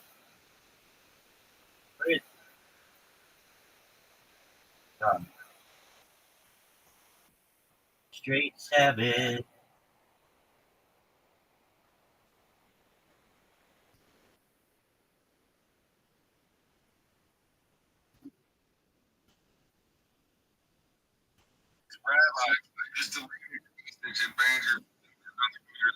I know, I saw it.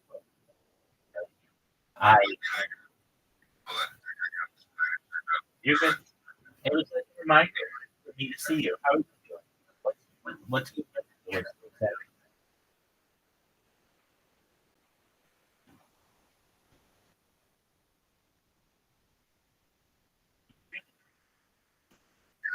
Excellent. I saw you were streaming. I saw my brother on your page, and I was like, oh, I read it. Hello, how are you? Hey, I got a little project. I didn't want to. I was in your Discord, and I didn't want to post something. I've done an anime on Reddit on the page. It was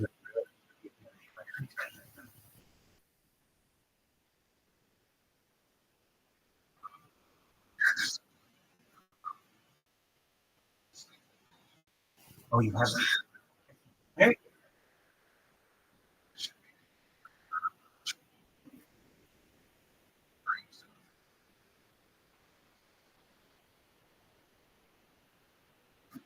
Really?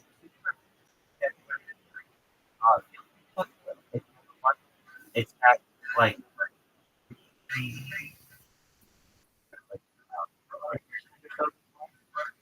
and it's gonna be really big. People from Kick.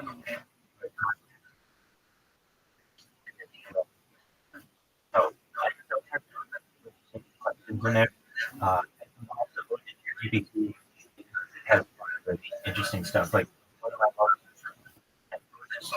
was one of my used to travel back.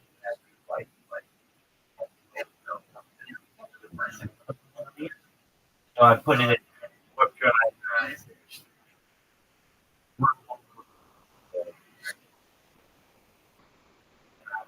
Last month. So check it out. You have it. And I just dropped it. So I hope you have a great day. Yes. Yeah, I'm gonna go.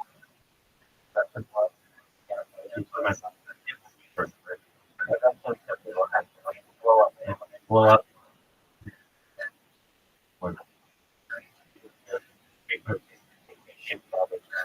Have a wonderful day.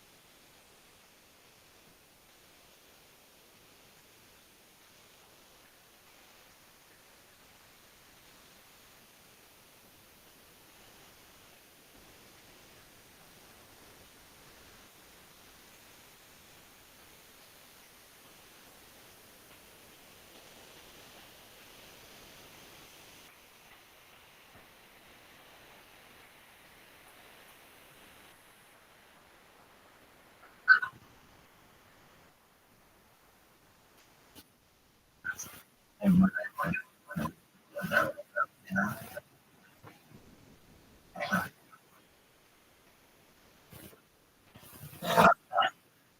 man.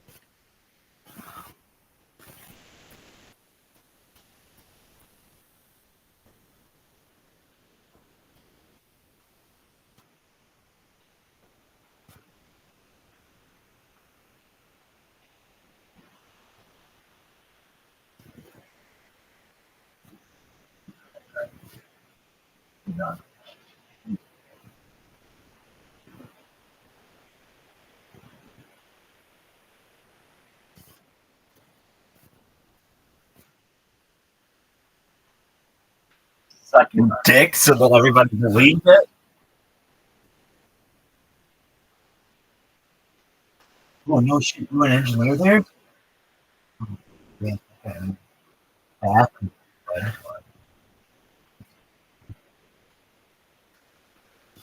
Bathroom.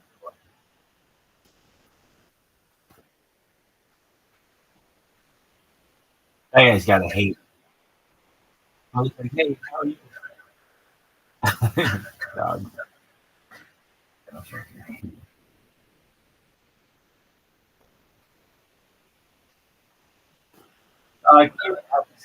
Anywhere. No orbit. Shut the fuck up. Oh, fucking God.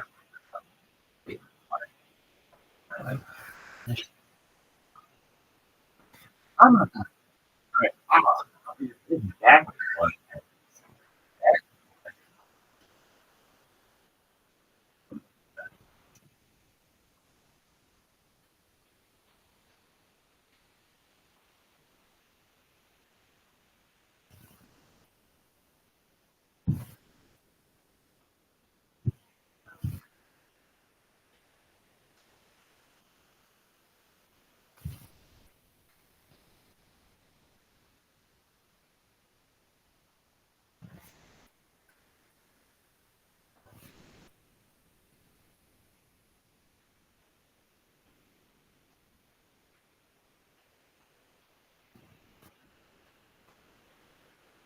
You know, hot sauce. Because if you're not a big See? you have him. The Kiss, the stars of that. Star One, the sponsors of the 420 show up there on March 20th, 8 o'clock. Be there or be square, bitches.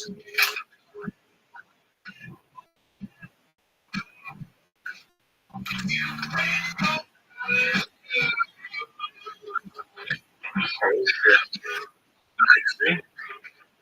Nice, Wednesday. Oh, you fat motherfuckers. We're gonna open up with 7 of them. We're gonna have we sweating, making noises.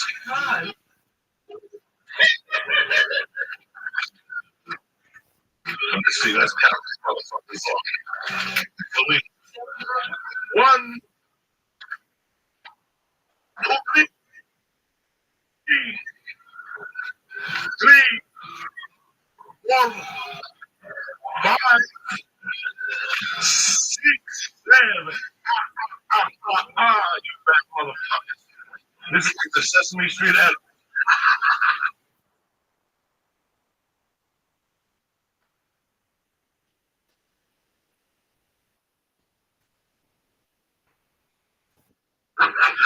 We're not fucking around here tonight. I don't know what your plans are. Just like that. No trouble. You're fresh off the press, ready for your intestines. Tomorrow you wake up and shit, you boom, high as God, you understand? A lot of people don't know that. Once you take the shit in the morning, you know, I don't know, the shower, let your body stabilize. Like with your friends, and you'll be in business constantly. You understand? The power of Christ is always compelling. That's why we don't show up to the church. You're gonna be fucked up.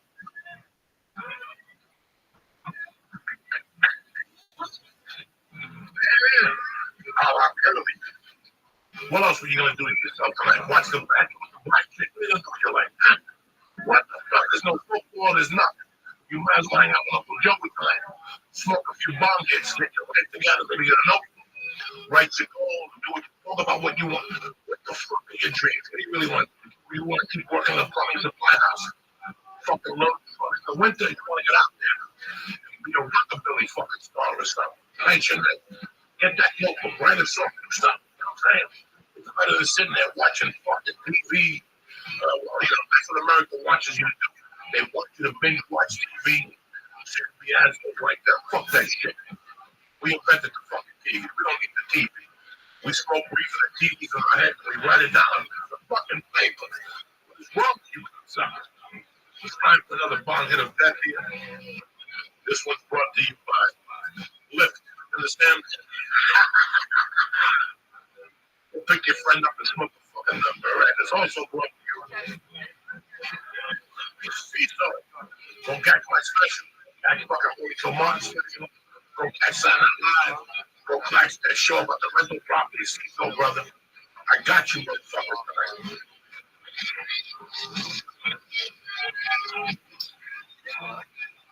For a second, I'm sorry. That bond had fucked up the whole thing. Oh, must be nice. Come on.